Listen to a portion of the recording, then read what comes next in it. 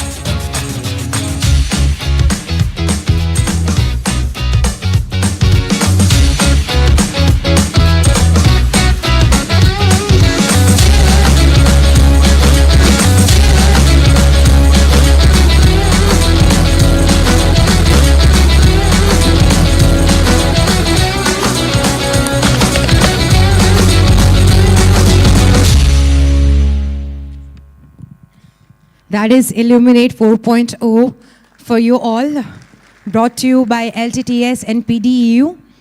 And now it's time that we give our respect to our Janmabhoomi, our Karma Bhoomi. So I would request everybody to please stand up, please rise for national anthem before we start the event officially.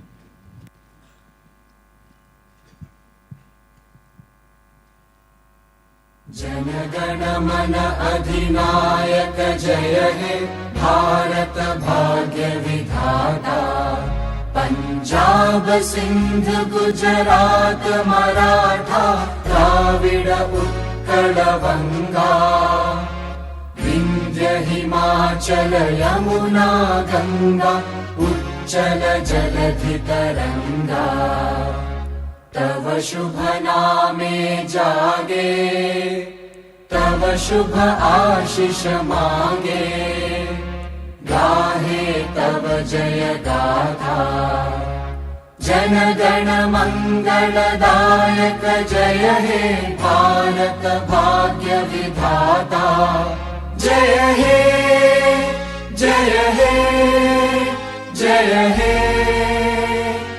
जय जय जय जय हे. Can we all say it together? Bharat Mata ki! Thank you so much. Please all settle down.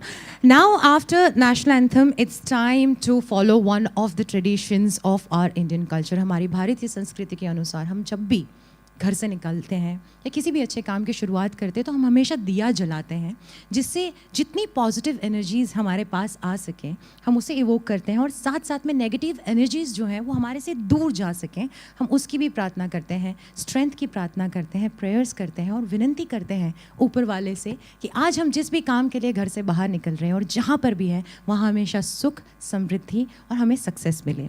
तो मैं अब हमारे dignitaries और हमारे स्पेशल गेस्ट से इन रिक्वेस्ट करूंगी कि अब स्टेज पे आए for the lamp lighting ceremony. I would request mister Subrata Tripathi to please come on stage. Along with him I would request doctor Anirbit Sarkar to come on stage, doctor Madhukar Garg, doctor Chetan Solanki, Mr. Kartike Haryani, Mr. Shani Pandya, and Mr. Aditya Shukla, and Mr. Kamlesh Khangani. I would request all of you to please come on stage and join me for the lamp lighting ceremony. We all are college students, right? I was expecting the claps to be a little louder because this is the first time. This is the first time we are going to see all our dignitaries, our speakers, renowned speakers on stage in the process of lamp lighting for the very first time. So we can all welcome them with a big, big, big round of applause here. I also want each one of you to be a part of this lamp lighting ceremony. So I would request all of you to please take out your phones and switch on the flashlights of your phones. क्योंकि प्रकाश वो दिए का हो या phone के flashlights का हो, काम उतना ही करता है. So I want everybody to please switch on their phones, flashlights of the phones. Come on, everybody. So many amazing students here who are very keen on learning. Let's begin the learning session with lights and love and prayers and blessings. Thank you so much. Can we all keep moving the phones? Thank you. Thank you.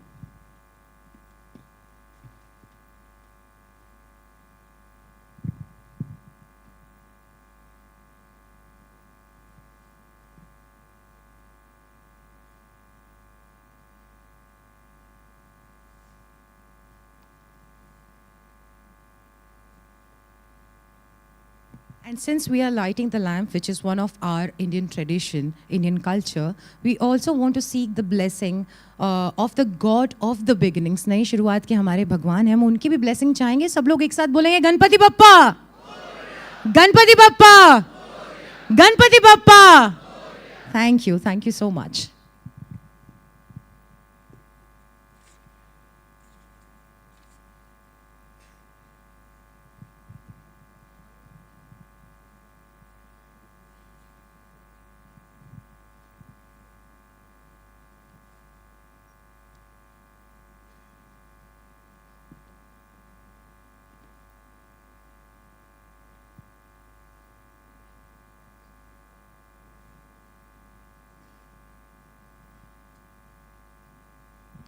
Thank you so much, gentlemen. And now, for the inaugural welcome speech, I would request Mr. Subrat Tripathi, Chief Segment Officer, Process Industries, L&T Technology Services Limited, to please come on stage. Subrat serves as the Chief Segment Officer of Process Industries at L&T Technology Services. In his current role, he leads major markets and global delivery for process industries, including oil and gas, chemicals, and CPG industries. Subrat is a member of LTTS Leadership Council and provides business leadership, market direction, and strategic vision to the company's business. Can we all welcome Subrat with a big round of applause? Check.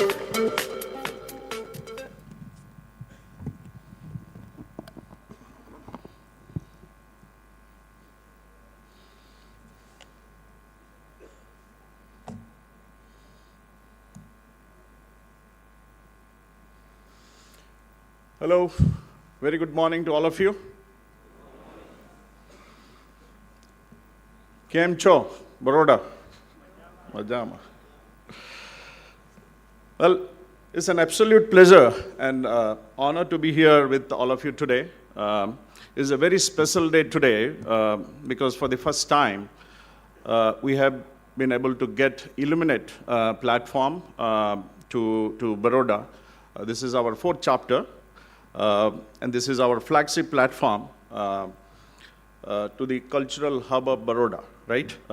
So it's certainly a great opportunity and a privilege to be here to celebrate engineers and their achievements.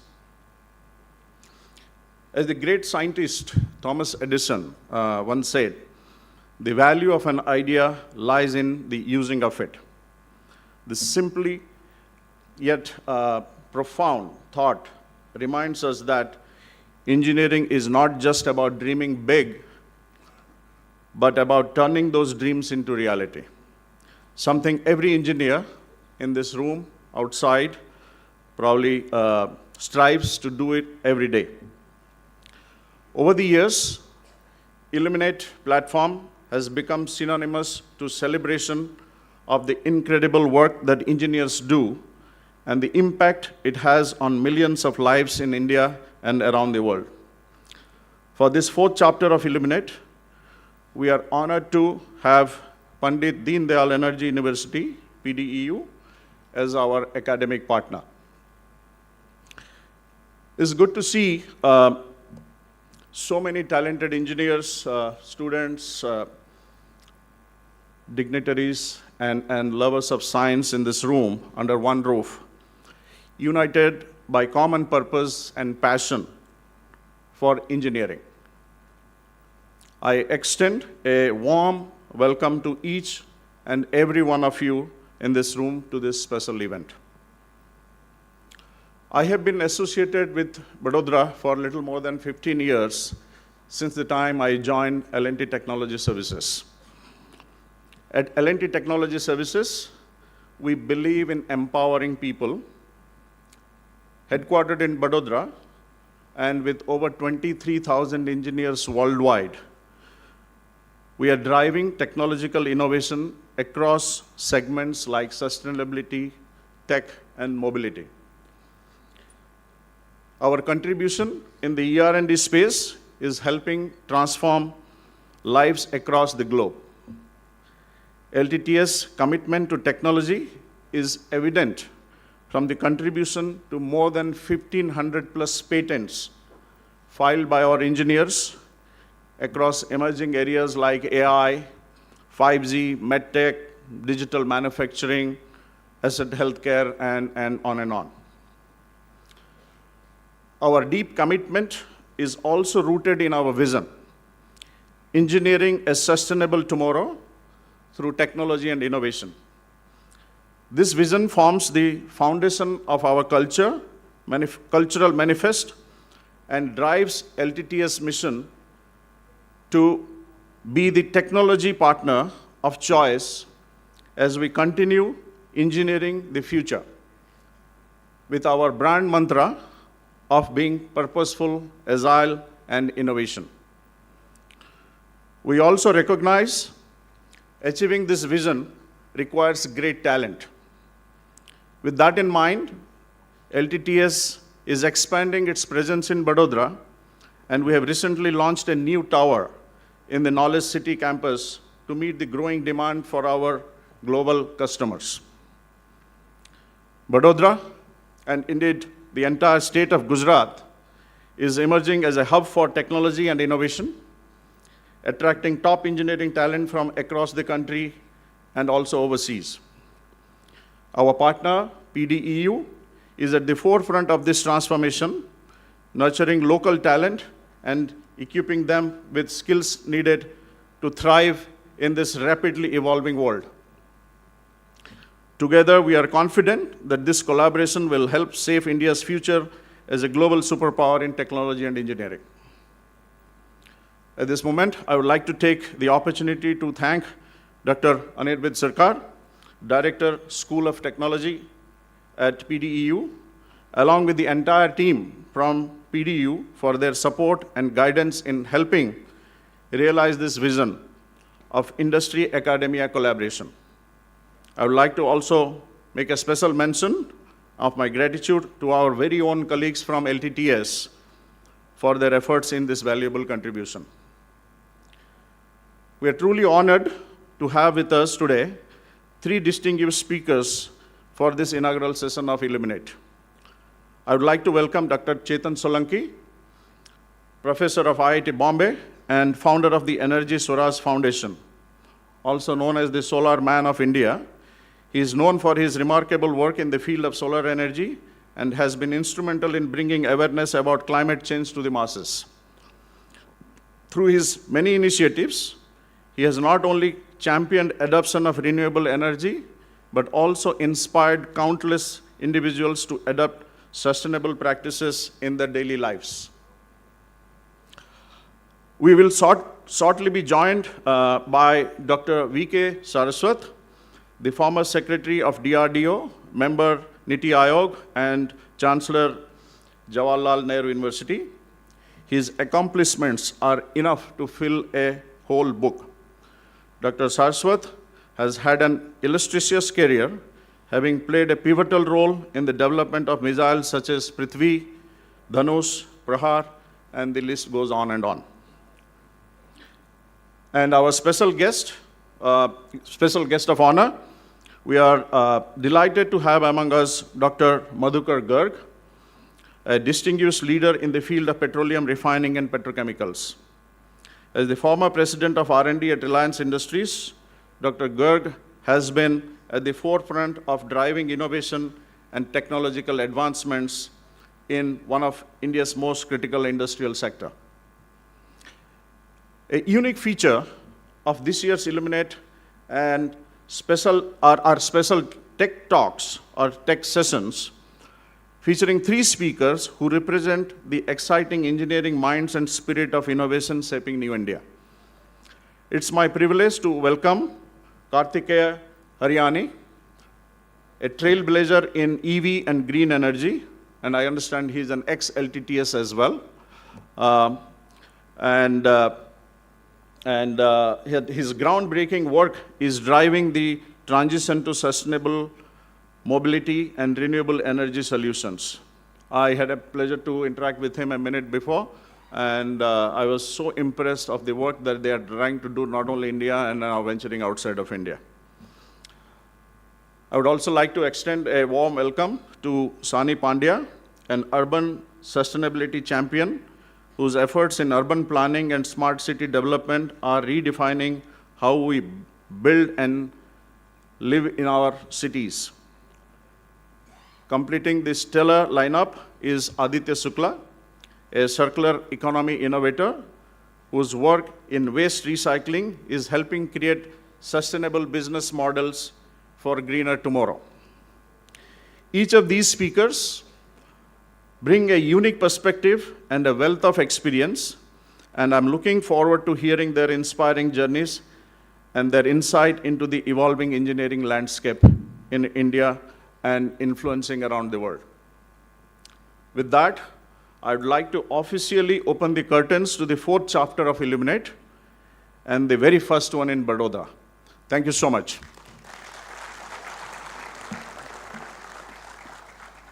Check.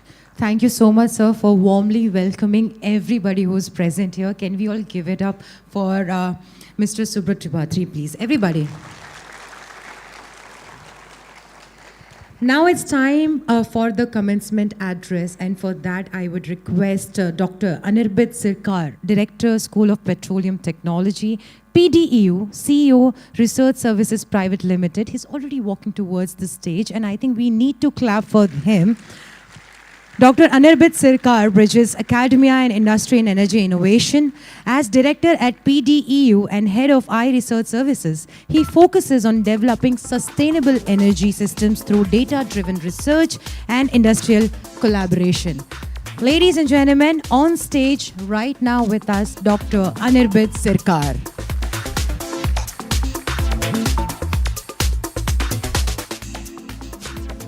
Check.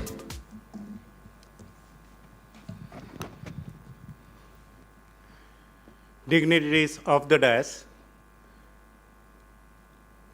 the personals from LTTS, PDEU, the faculties of PDEU, and the students and audience present here. Very good morning to all of you. I am privileged to stand here on behalf of PDEU to say a few words about our collaboration with LTTS and how we have nurtured this initiative to have a one-day workshop on a very innovative topic, which is how to leapfrog in the industry. And as we see in the round table which we'll have after the lunch, there will be a lot of dwelling upon the concept of industry-academia collaboration. As we all subscribe to the SDG goals, I thought that the SDG climate, which is SDG 13, is a very important aspect which should be brought out here.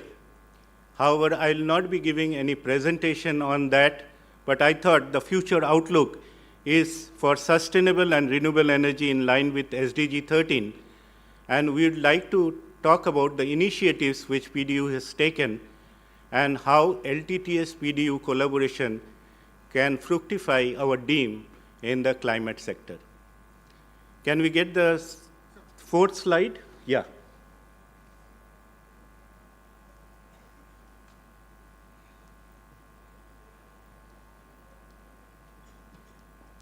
It's not moving.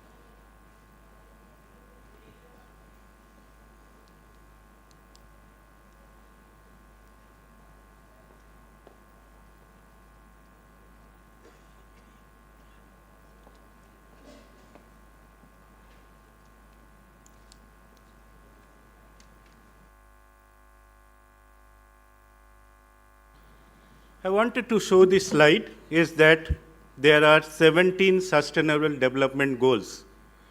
And as industry academia collaboration in PDEU, we are working on the technologies which are actually on the sustainable development goals.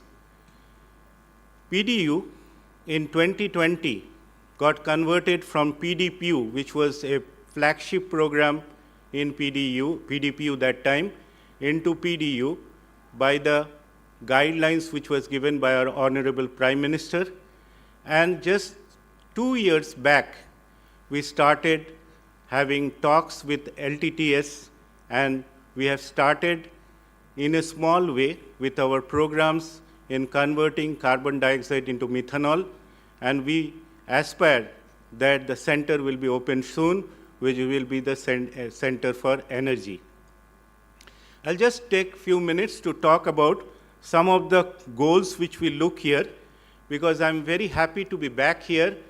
My journey started with Larsen & Toubro. My first job was in Larsen & Toubro, and I worked here for 3 years. So it's just like a homecoming, and I would like to say that this collaboration will be very, very strong. The first initiative which was there was a 1 megawatt solar plant, which was having both polycrystalline and monocrystalline cells, and we are today producing about 1.6776 megawatt, which is going into the grid. The second initiative which I would like to bring upon is a 45 megawatt solar plant, which is producing solar cells which are getting exported to Detroit and to the African countries. And we believe in a triple helix model, because we believe that for any venture, industry and academia should be close and should be closely supported by the government, and that's what we are doing. We are very happy to say that we are ready to train the students and also do production in this 45 megawatt solar plant. We are also into the automobile sector, where we are training students in 64 modules on dissecting and bisecting of cars. We are also into welding and spraying, and also we are into the robotics.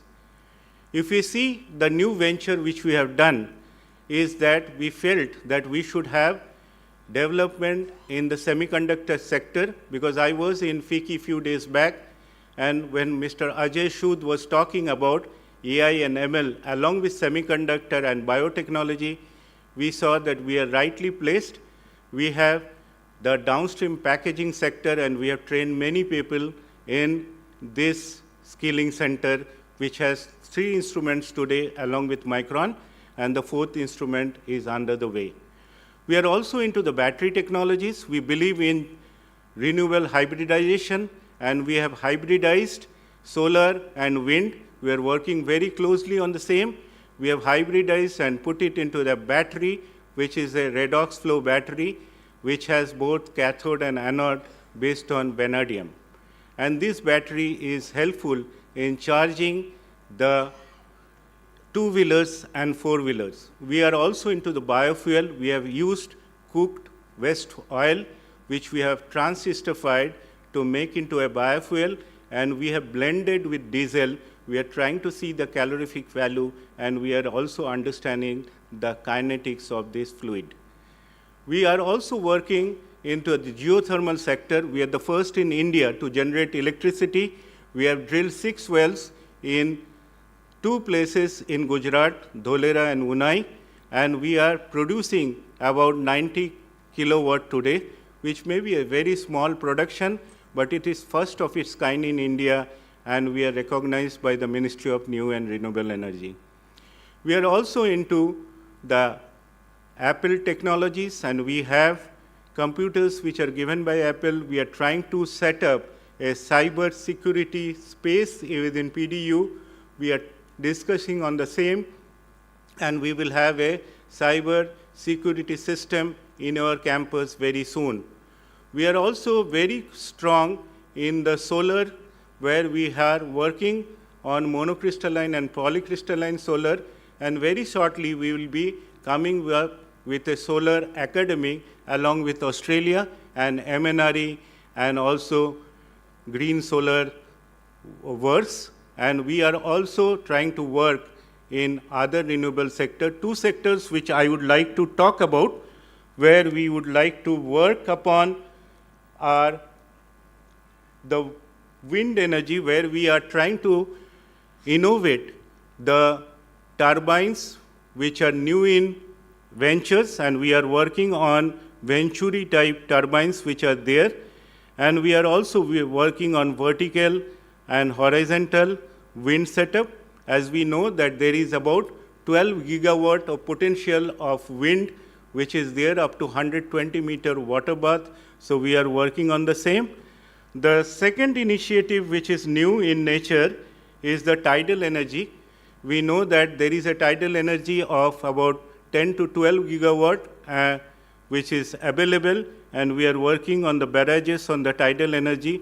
We are also simultaneously working on the floating solar. We have experts on the floating solars, so we are working on the same. These are some of our initiatives. That we have also produced green hydrogen, first time, which is from the geothermal energy, and we have tried to see how the intermediate current which is produced from the geothermal energy can actually dissociate water, and we have produced hydrogen which can be stored in cylinder which is type 1 cylinder. The last initiative which I would like to talk about is the hydro energy, where we have put up proposals. As we know that there are two reservoirs, one in the top reservoir, one another is the lower reservoirs. Whenever the water is not required, it goes to the upper reservoir, and then we send the water at a very high force to the lower reservoir, and through the turbine the energy is produced. We are working towards the same. So in nutshell, we are very concerned about the climate, and we are working not only in fossil fuel but also in the renewable energy. We believe that the fossil fuel and renewable energy will go side by side and the transition will be slow. But we are towards the Viksit Bharat 2047. We have 20 Atmanirbhar prototypes, and I also mentor a organization which is called the Technology Enabling Center on behalf of DST. We are also enabling 22 states in India, where we are trying to see where the TRL levels are 4 to 5. We are trying to improve the TRL level to 7 to 9. So that is a great mandate which has been given by DST to PDU, and we would like to connect with LTTS on prototypes which are scalable, and we can together scale up prototypes for commercialization. Thank you very much for inviting us and making us a partner of Illuminate. And I think many more questions will be answered by the esteemed panel during the panel discussion. And I feel that it should not be just a one-day workshop where we debate. We are getting connected to many, and we hope that these many ventures will fructify in future into meaningful prototype scaling up and commercialization. Thank you very much. Thank you so much, sir. Thank you. Now it's time for our very first keynote address by the founder of Energy Swaraj movement. Ladies and gentlemen, it's an honor for me to call up on stage none other than the solar man of India, or Solar Gandhi, Dr. Chetan Solanki, professor at IIT Bombay. And while I tell you all about him, can we all welcome him on stage with a big round of applause?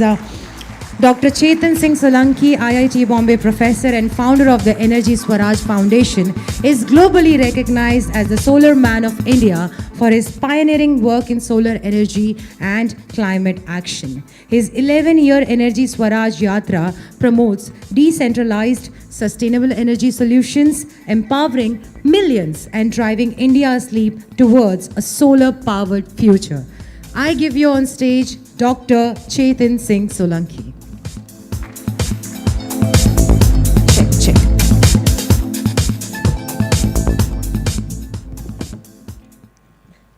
All right, a very happy morning to all of you. Happy morning.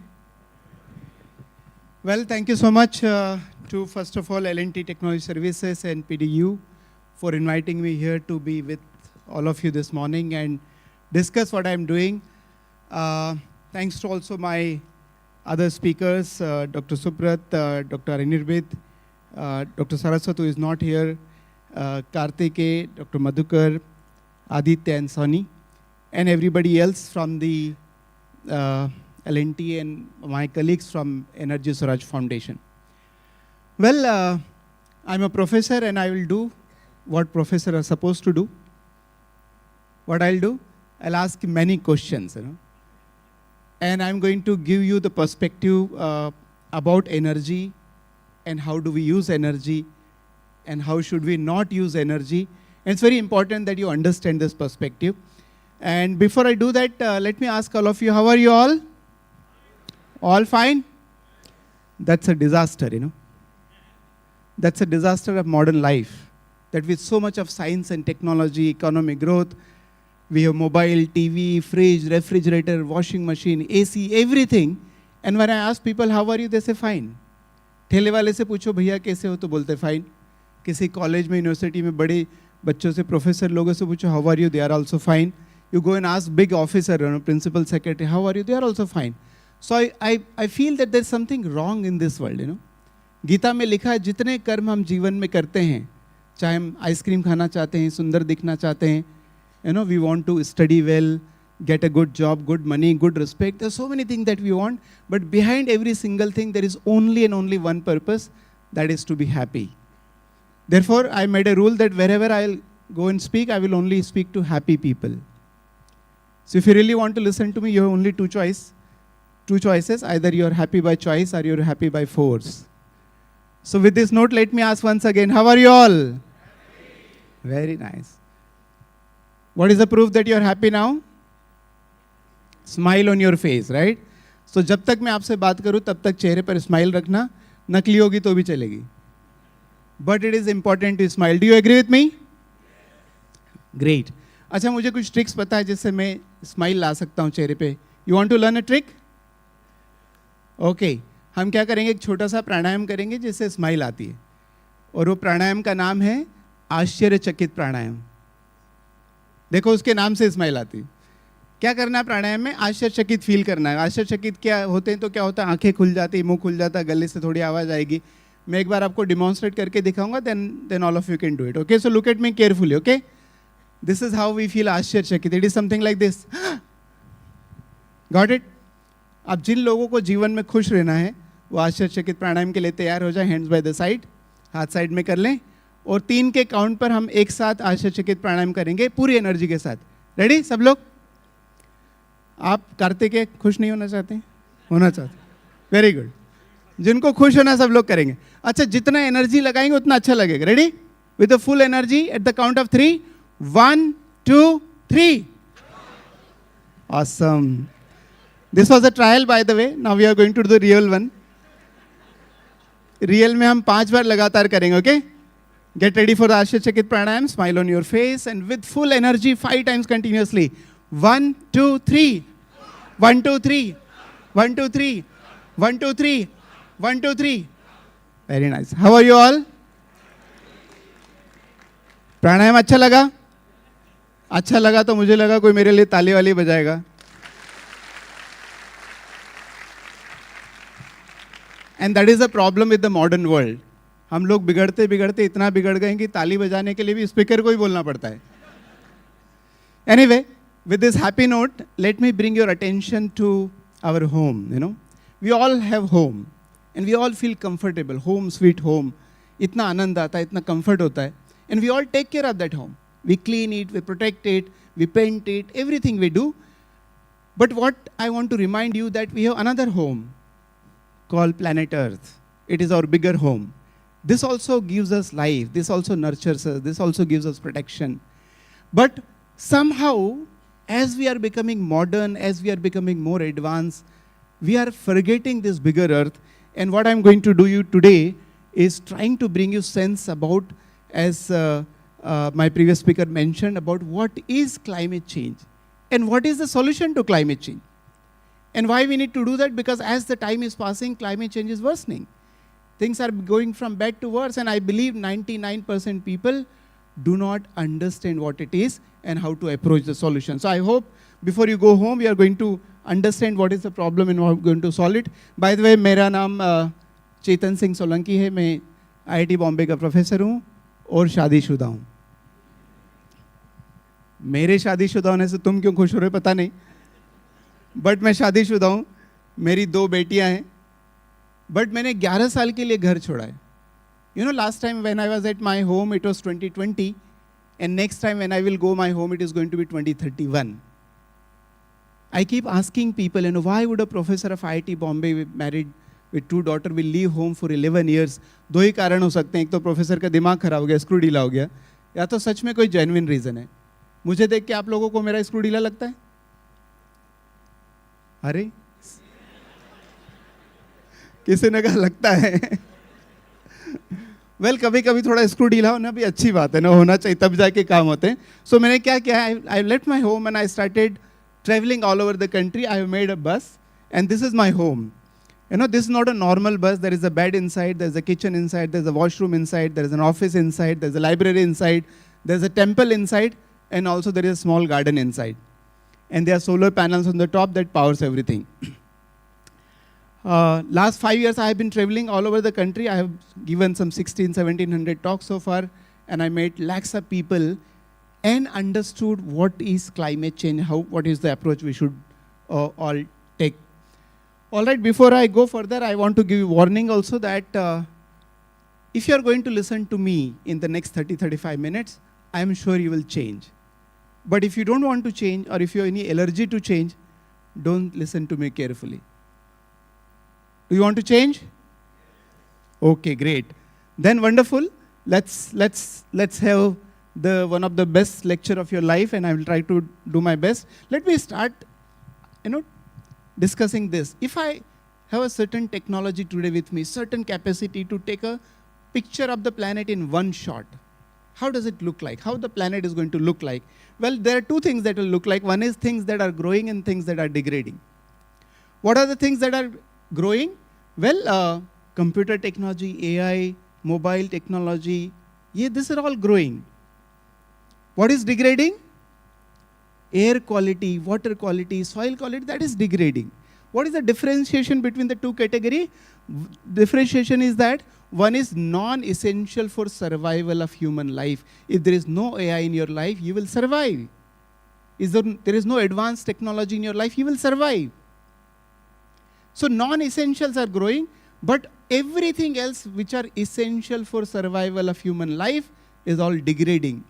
And you can tell me, with air quality is decreasing or increasing? Degrading or increasing or degrading? Water quality, improving or degrading? Soil quality, improving or degrading? It's degrading. 2 minutes सांस नहीं लेंगे तो मर जाएंगे, पता है?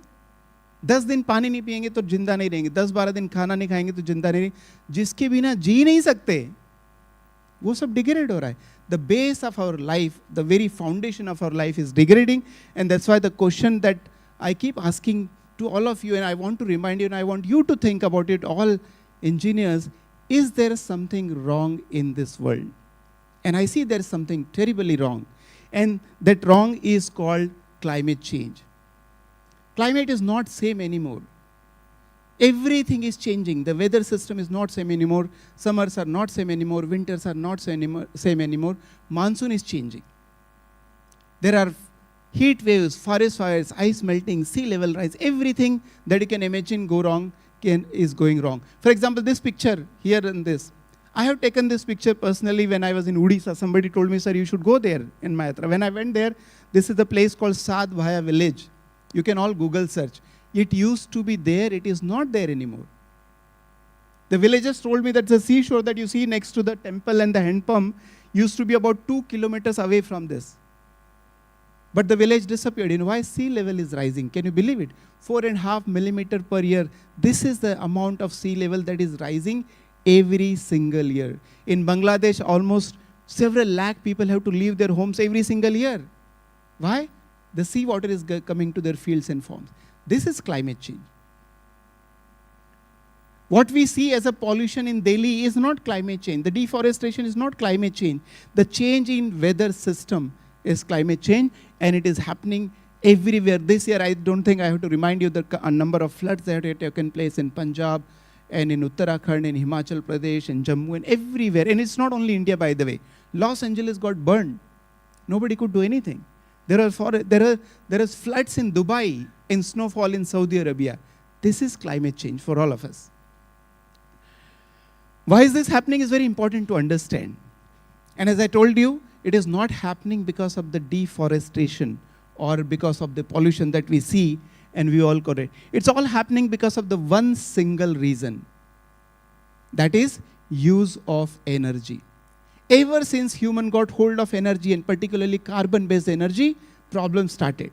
When we got hold of carbon-based energy, when we started to industrialize. When we started to industrialize? 1850. We started using coal, and then in 1900 we started using crude oil. In 1950 we started using natural gas. But look at beyond that, how our energy consumption is increased. And today in 2025, as I'm talking to you, we are using solar, wind, biomass, hydro, nuclear, coal, oil, gas, air, all kind of energy that we're using. But you'll be surprised to know that almost 80 to 85% energy that we use today comes from only 3 sources: coal, oil, and gas. Carbon. 80 to 85%. You know what does it mean? It means 80 to 85% activities of your day is powered with the carbon energy, and coal, oil, and gas is all made out of carbon, and whenever you burn carbon, there is only one chemical reaction. What is that chemical reaction? When we burn carbon, carbon plus oxygen equal to carbon dioxide plus energy. And we all use energy. Are you all using energy? When? Every time. When we use light, when the projector is running, when AC is running, that is use of energy. When you're cooking food and eating food, that is use of energy. When you're traveling, that is use of energy. But most people's understanding of using energy is so small. Only this. We do not even realize that when you brush your teeth, you are using energy. How many of you brushing teeth every day? Rose use करते हैं. How many of you know that brushing teeth is a dangerous activity? You know that? It's a very dangerous activity, you know. When we brush our teeth, you know, what does it take? To brush your teeth, you need toothpaste. Toothpaste is actually going inside the mouth, so it has to be very, you know, produced in a hygienic condition. So a lot of machines are running. That takes energy. 85% comes from carbon, so which means carbon emission just for making a toothpaste. But we Mahan people, we don't buy toothpaste in the tube. It has to be beautifully packaged in the package, cardboard and color. That is use of energy, right? Carbon emission. But any one of you know where your toothpaste is manufactured, how many kilometers away from your home? 100, 500,000, nobody knows it. So which means it has to be transported. That is use of energy, carbon emission. Then shopkeepers keeps the toothpaste in the shop, runs lights, fan. Abhi Mahan log, we have started to keep toothpaste in the malls, air conditioning. That is use of energy. Then you go and buy toothpaste. You go walking? No, you go with the car. That is use of energy. This is the story of toothpaste coming to your home. What else is required to brush your teeth? Toothbrush. Again, manufacturing, packaging, transportation, storage, that is all energy. Is toothpaste and toothbrushes good enough to brush your teeth? No, what you need? Water. For water you need pipe. For pipe you need iron. For iron you need mining. And then you have to refine it, energy. You need motor. For motor you need magnet and copper wire, energy. You need overhead tank to store water, cement, concrete, iron, energy. Is that good enough to brush your teeth? No, you need wash basin. Wash basin is made out of ceramic. What is the melting temperature of ceramic? 1800 degrees centigrade. That's a lot of energy. Is that good enough to brush your teeth? No. सुबह सुबह सुंदर सा चेहरा देखने के लिए क्या लगता है? Mirror is made out of quartz, silicon oxide, 850 degree centigrade melting temperature, that's energy. Is that good enough to brush your teeth? No. Bathroom को चारों तरफ से बंद करके रखा होगा तो हमें बल्ब चाहिए, बल्ब को चलाने के लिए बिजली चाहिए, मोटर को चलाने के लिए बिजली चाहिए जो कोयले से बनती है. इतना सारा तामझाम करते हैं तब जाके जीवन का छोटा सा काम संपन्न होता है जिसको हम क्या बोलते हैं? ब्रश करना. अच्छा, it does not mean you stop brushing from tomorrow. Huh? My only point is to make you realize that simple task of brushing teeth can take so much resources, so much energy, we do not even realize. That the chair on which you are sitting is also use of energy. The shirt that you are wearing is also use of energy. Enormous amount of efforts have gone in making your shirt. The plowing and tractors and fertilizers and water and irrigation and getting the cotton out and running the zinning machine and then the thread and the cloth and the dyeing and the stitching and so many processes. We don't even realize. It is very important that you realize that brushing teeth takes a lot of energy. Eating food. By the way, eating food is a very, again, it's 25% of global carbon emissions because of food alone. So food, the way we produce food itself has become, very disaster for the planet. So in a way, I want you to realize that every action is a carbon emission. Every consumption is a carbon emission. This is one line I want, Subrat ji, please make sure that in every L&T office it is written down. This understanding is very important. What you have to do? Every action and consumption is a carbon emission. Can you all repeat together? Every and consumption is carbon emission. Even if it means sending WhatsApp message, 4 gram of carbon emission. Even if it means using paper napkin, 10 gram of carbon emission. The problem is, once carbon is emitted, it remains in the atmosphere for an average of 300 years. 300 years. We know what does it mean? It means that the AC that we are enjoying in this hall, it will have impact in the atmosphere for how many years? 300 years. आज जो बढ़िया tasty खाना खाने वाले LPG पे पका हुआ उसका असर दुनिया में कब तक रहेगा? 300 साल. My God. That's what it means. And we don't even account for all this thing. So this is what creating the problem. Now, we use energy, so it results in carbon dioxide. For example, your mother is cooking food at home on LPG, it is resulting in a carbon dioxide. What do you do with the carbon dioxide coming out of your kitchen? What do you do with the carbon dioxide coming out of your vehicle? You release in the atmosphere, We all release carbon dioxide in the atmosphere as if it is your father's property. Atmosphere तुम्हारे पिताजी का है.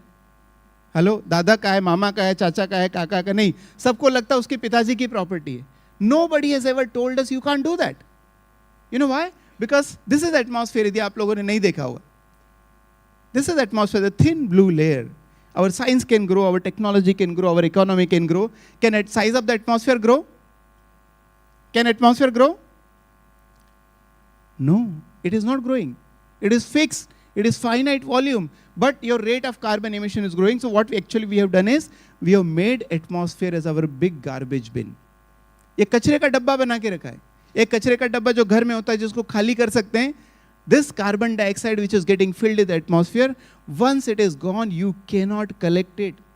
It's gone forever. It is gone for 300 years. And unfortunately, carbon dioxide is what gas? What do you call carbon dioxide as? Greenhouse gas. The job of greenhouse gas is greenhouse effect. What is greenhouse effect? Trapping the heat. By the way, look at how amount of carbon dioxide in the atmosphere has been increasing in the past. So we started, last 1,000 years, 1200, the carbon dioxide concentration was constant. And ever since we got hold of carbon-based energy, look where carbon dioxide concentration is growing. As I'm talking to you today, there is 53% extra carbon dioxide in the atmosphere. 53%. Which means there is 53% extra capacity of the planet to trap the heat. As a result of that 53% extra heat that is getting trapped, the temperature of the planet is rising and rising and rising. Look where it is going. This line is not a linear line, by the way. If I look from here, this line from here is not a linear line. It is exponential line. Can you see the shape? It's getting exponential, which means not only the climate is changing, the change is accelerating. It's accelerating. You know what does it mean? That every single year is a distinct year from the previous year. हम क्या बोलते हैं हर बार?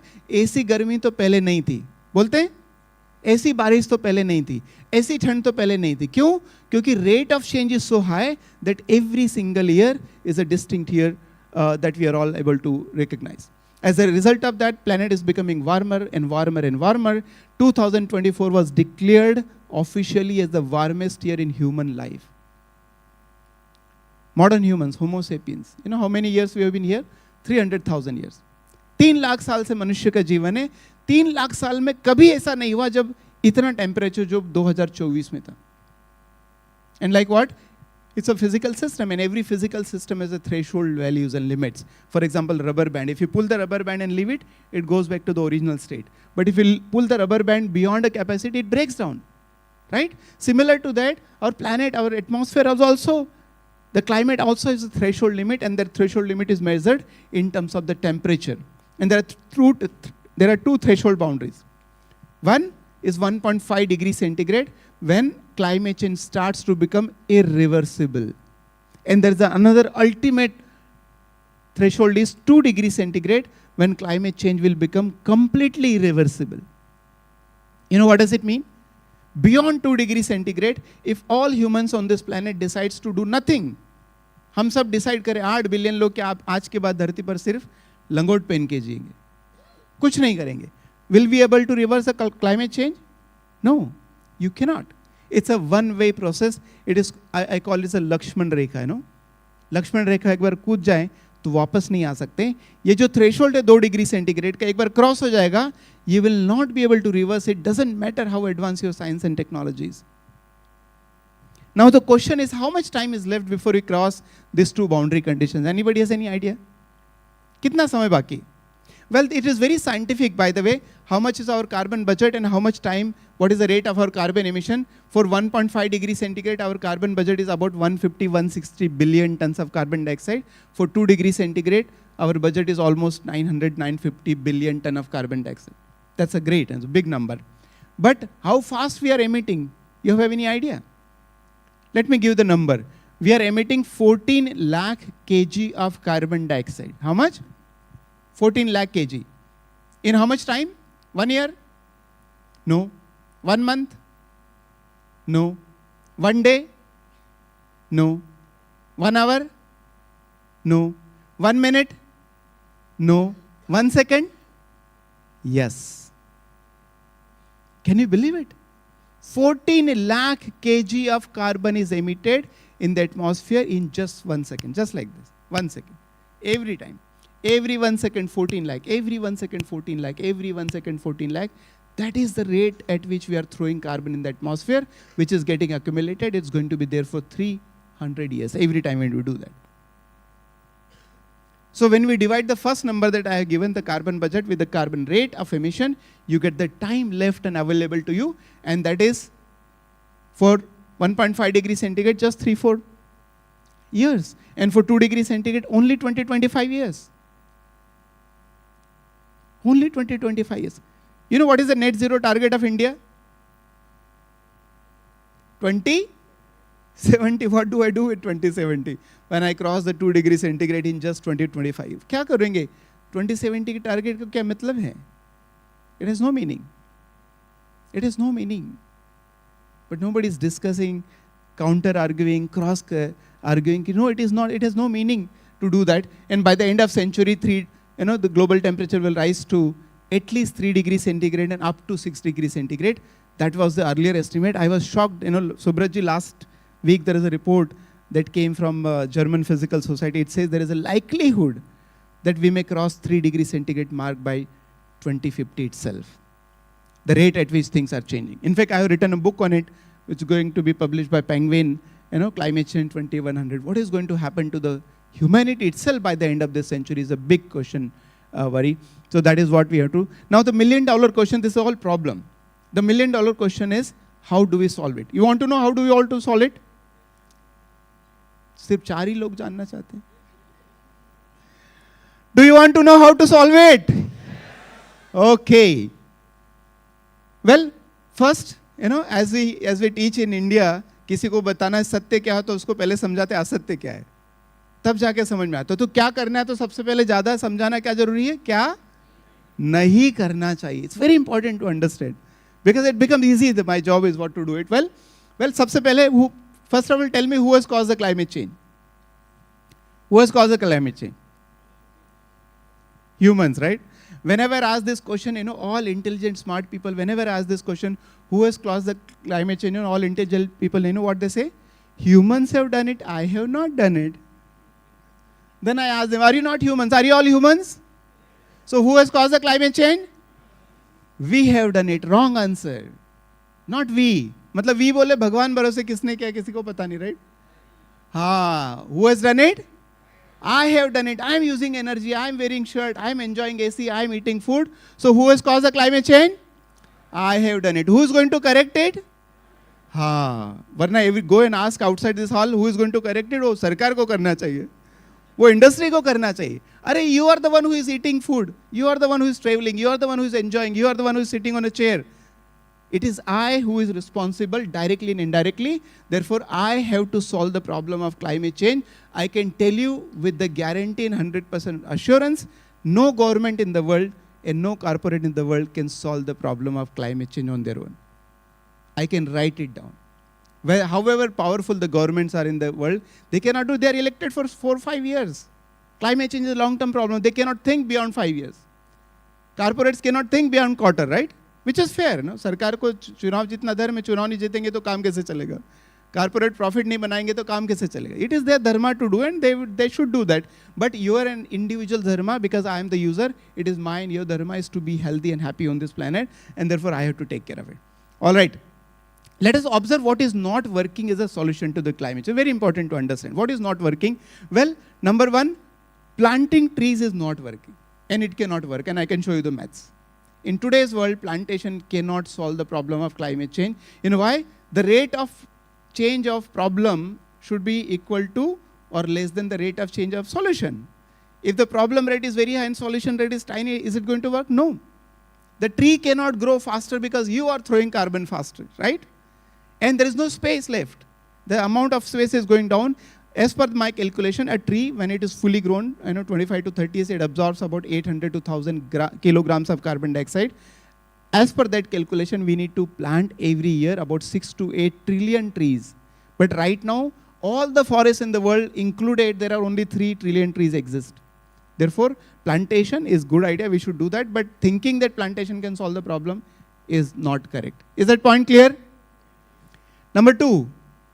Plastic. Collecting plastic and recycling plastic is a favorite job of all the NGOs in the country. हर जगह जाओ ये plastic, plastic. Plastics are only 3-4% of the problem. Even if Lord Shiva comes to you and say, Bholenath आके प्रसन्न हो जाए कि दुनिया को plastic free कर दो, क्या problem climate के solve हो जाएगी? नहीं होगी. Because it's a tiny bit of a problem. Why we are all worried about the plastic? Because it is all visible. What we don't care is invisible. The greenhouse gases are invisible. You can't see this. It's colorless and smellless. Visible part of the problem is a very small problem. The real problem is invisible. Because it is invisible, nobody pays attention to it. You are getting my point? So plastic को clean करना जरूरी है, important है. But वो clean करने से पर्यावरण नहीं बचने वाला, ये समझना important. Is that clear? Third, policy making. We have been making policies last 30-40 years. Kyoto Protocol, Paris Agreement, COP meetings, Energy Conservation Act of India, what not. Problem is increasing or decreasing? Increasing. And the technology, a lot of people have great faith in technology. I myself as a scientist and technologist, I have many US patents, I have developed technologies in solar. But let me tell you that solar is very advanced. It has already become very advanced. We are able to go to the moon and Mars. We have developed AI, we have electric vehicles and green hydrogen and whatnot. As the technology is improving, is the problem improving or degrading? Problem is increasing or decreasing? Increasing. So it is very clear from the last 30-40 years historical data that only problem cannot solve, technology cannot solve the problem. Of course, economy. You know why? Because for a simple statement you can note down that cancer cannot be treated by taking paracetamol. These are all paracetamols. Good for you and it feels good. अच्छा लगता है, पेड़ पौधे लगाना अच्छा लगता है, plastic recycle की कहानी सुनाना अच्छा लगता है, ये सब अच्छी बात है, बढ़िया लगता है. इससे प्रॉब्लम नहीं होना. You know why? Cancer cannot be treated by taking paracetamol. If you want to treat cancer, what you have to do? You have to remove the root cause of the problem. You have to do chemotherapy. And until unless you do chemotherapy, you cannot treat the cancer until unless what? They want me to stop or? Sorry? Saving energy.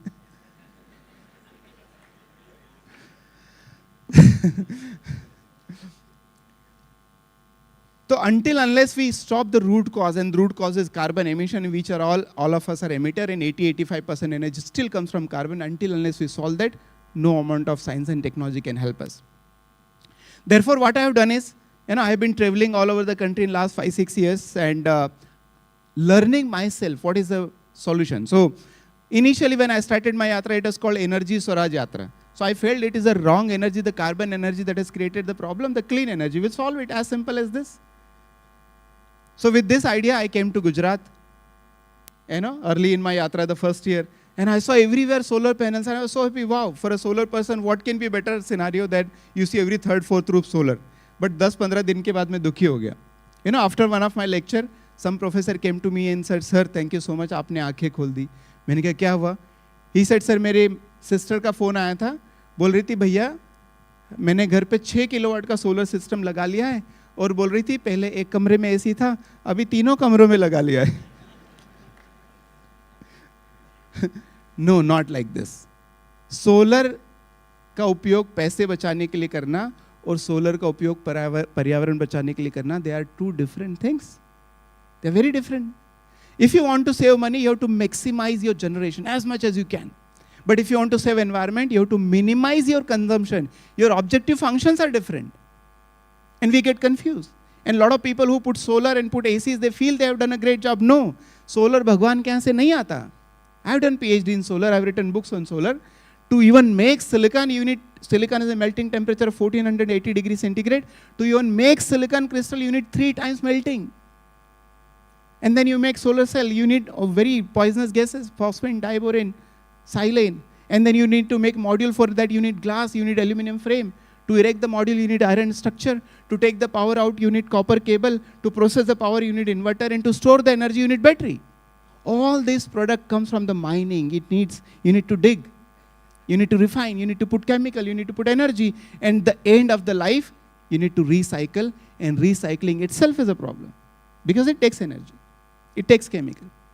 Therefore, solar technology itself is not a solution. And people know me as a solar man of India, but I keep saying everyone, the rule number 1 of using solar energy is, do not use solar energy.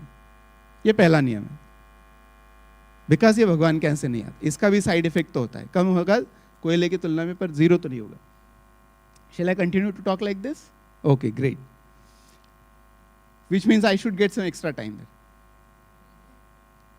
All right. So solar, so basically, solar भी solution नहीं हो सकता. In fact, कोई भी technology solution नहीं होगा जब तक कि हम पहला काम नहीं करेंगे. Circular economy, is that a solution? Answer is no. Circular economy is not a solution until you fix the circle. Because circular economy itself means recycling and all that is energy, material, resources, water, chemicals, everything.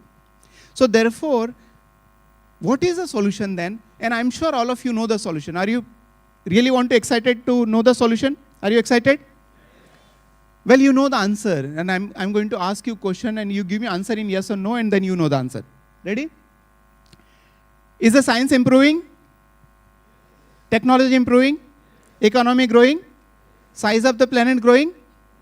Minerals are growing? Soil is growing? Nothing in the world is growing. कुछ बढ़ नहीं रहा है. धरती बढ़ नहीं रही है. मिनरल्स बढ़ नहीं रहे, सॉइल बढ़ नहीं रहा है. अच्छा, जो लेते हैं हमारे जीवन में धरती से आता है. Is that correct?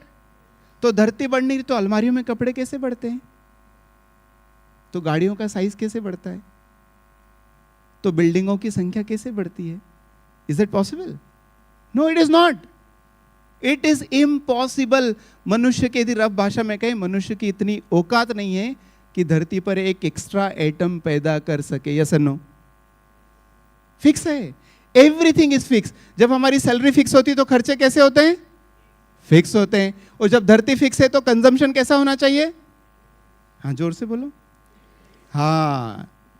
जब तक आपने कंजम्पशन को फिक्स नहीं किया, दुनिया की कोई ताकत, राइट इट डाउन, दुनिया की कोई ताकत तुम्हें सस्टेनेबल जीवन जीने नहीं दे सकती. तुम कुछ भी कर लो, कितना भी साइंस कर लो, चांद पे चले जाओ, you will never be able to sustain human life on this planet until unless you fix your first condition, that is, on a finite earth we should have finite consumption. Is that point clear? Whose consumption should be finite? हाँ, वरना शाम को जाके सबको पड़ोसियों को ज्ञान देना कि देखो आज हमारे यहाँ प्रोफेसर सोलंकी आए थे, उन्होंने कितनी बढ़िया बात बताई, कंजम्पशन कम करना चाहिए क्योंकि धरती सीमित है. तो एक काम करना, तुम अपना कंजम्पशन कम कर लेना. किसका कंजम्पशन कम करने की जरूरत है? मेरा कम करने की जरूरत है. And as a professor, last 7-8 years मेरे घर में फ्रिज नहीं है, गीजर नहीं है, माइक्रोवेव नहीं है, हमने घर में कभी एसी नहीं लगाया, मैं अपने कपड़ों पे आयरन नहीं करता, मैं बिना सोप के नहाता हूँ. इसलिए नहीं क्योंकि मैं अफोर्ड नहीं कर सकता. We forget that when my income increases, when my business increases, my capacity to buy increases, right. जब मेरी सैलरी बढ़ी तो मेरे खरीदने की क्षमता बढ़ती है, धरती के सप्लाई करने की क्षमता बढ़ती है. Nature's capacity to supply is always finite, it cannot increase. Is that all clear? So therefore I think rule number 1 is that on a finite earth with finite resources, there has to be finite consumption. It doesn't matter what is your income. It doesn't matter how much you can earn. What is required for life, we should definitely have it. But overconsumption itself is the greatest violence. Mahatma, here in the land of Mahatma Gandhi, he said, possessing more than what you need itself is a violence to the environment. And we are all become violent. Unfortunately, we are all running very close to the ultimate threshold of 2 degrees centigrade, which is 20-25 years from now. I feel really bad that I don't see the restlessness in the society.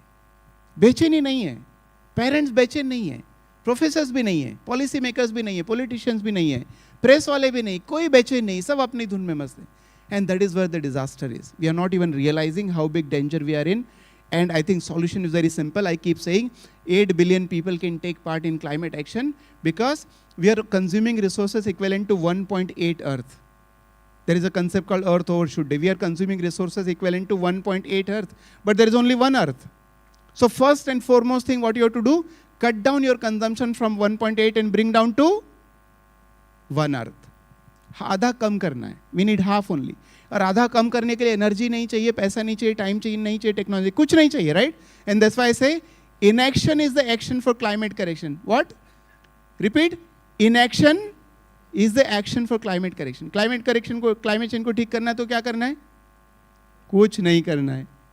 तो इस बार दिवाली आने वाली, अलमारी में 40 जोड़ी कपड़े हैं, इस साल 1 जोड़ी कपड़े नहीं खरीदे तो कुछ फर्क पड़ेगा? नहीं फर्क पड़ेगा. ऑलरेडी 40 जोड़ी हैं. पर ये रियलाइज करके 1 जोड़ी कपड़े मतलब 10,000 लीटर पानी, मतलब 20 किलोग्राम कार्बन डाइऑक्साइड, मतलब 2 किलोग्राम फर्टिलाइजर एंड पेस्टिसाइड. आपने 1 जोड़ी नहीं कपड़े खरीदे तो आपने ऑलरेडी 20 किलोग्राम कार्बन एमिशन बचा लिया और 10,000 लीटर पानी बचा लिया. तो कुछ ना करके भी बहुत कुछ किया जा सकता है. यस और no? So let us create a new fashion. जो कम कंज्यूम करता है वो ज़्यादा अच्छा आदमी है ना? जो बड़ा ज़्यादा कंज्यूम करता है वो कम अच्छा आदमी है, राइट? तो आगे से कोई बड़ी गाड़ी से उतरेगा तो हम क्या बोलते हैं सोसाइटी में, बहुत बड़ा आदमी, राइट? अभी आइंदा से कोई बड़ी गाड़ी से उतरते हुए दिखे तो क्या सोचना है? ये गड़बड़ आदमी है ना. इसके कारण इतना कार्बन एमिशन होता है जिसका भुगतान तुम्हें और मुझे भी करना है. तो उसको बड़ा नहीं कहेंगे, उल्टा रिवर्स करेंगे, right? If you can create a fashion जो कम कंज्यूम करता है वो बड़ा आदमी, I think we can change the world in much faster way, without technology, without policy, without money, without time, in a very, very effective manner. I believe in the land of India, in the land of Mahatma Gandhi, where we all believe in aparigraha, it is very much possible that we can all come down together. And the name of our movement is, I'm just to tell you the name of the movement without going to the slides. ये काम नहीं कर रहे. The name of this movement is called Finite Earth Movement. And what we have to realize, एक ही सत्य को पालन करना है. धरती सीमित है इसलिए ज़रूरतें सीमित होना चाहिए. And I believe all of you can join me in the Finite Earth Movement. Will you join me? और काम सिंपल है, क्या करना है? कुछ कुछ चीज़ें कम करते जाना लाइफ में. And that's all going to work together. Subrat ji, I think in the entire L&T employees can do same thing at home also.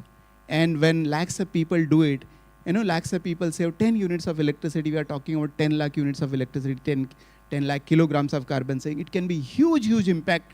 We can do it. And I have charted a program for the corporates. We just signed a MOU with the Schindler just a couple of days back. We'll be very happy to also guide L&T. And as I said, for all this, we don't need any money. We don't need anything. We just need a participation from everyone.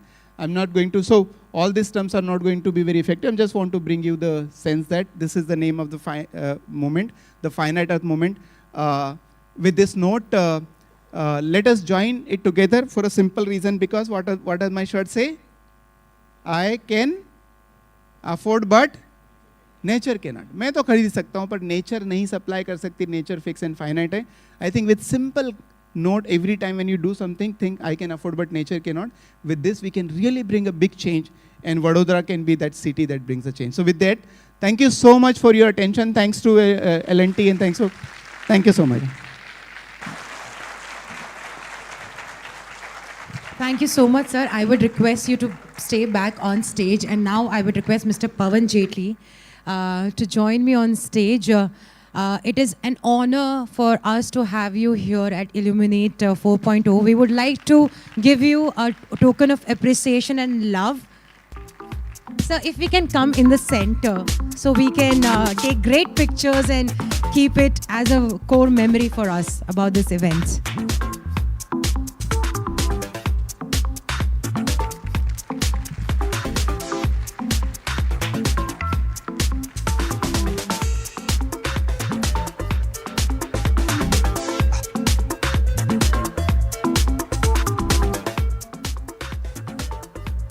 Thank you so much. And once again, let's give it up for the solar man of India.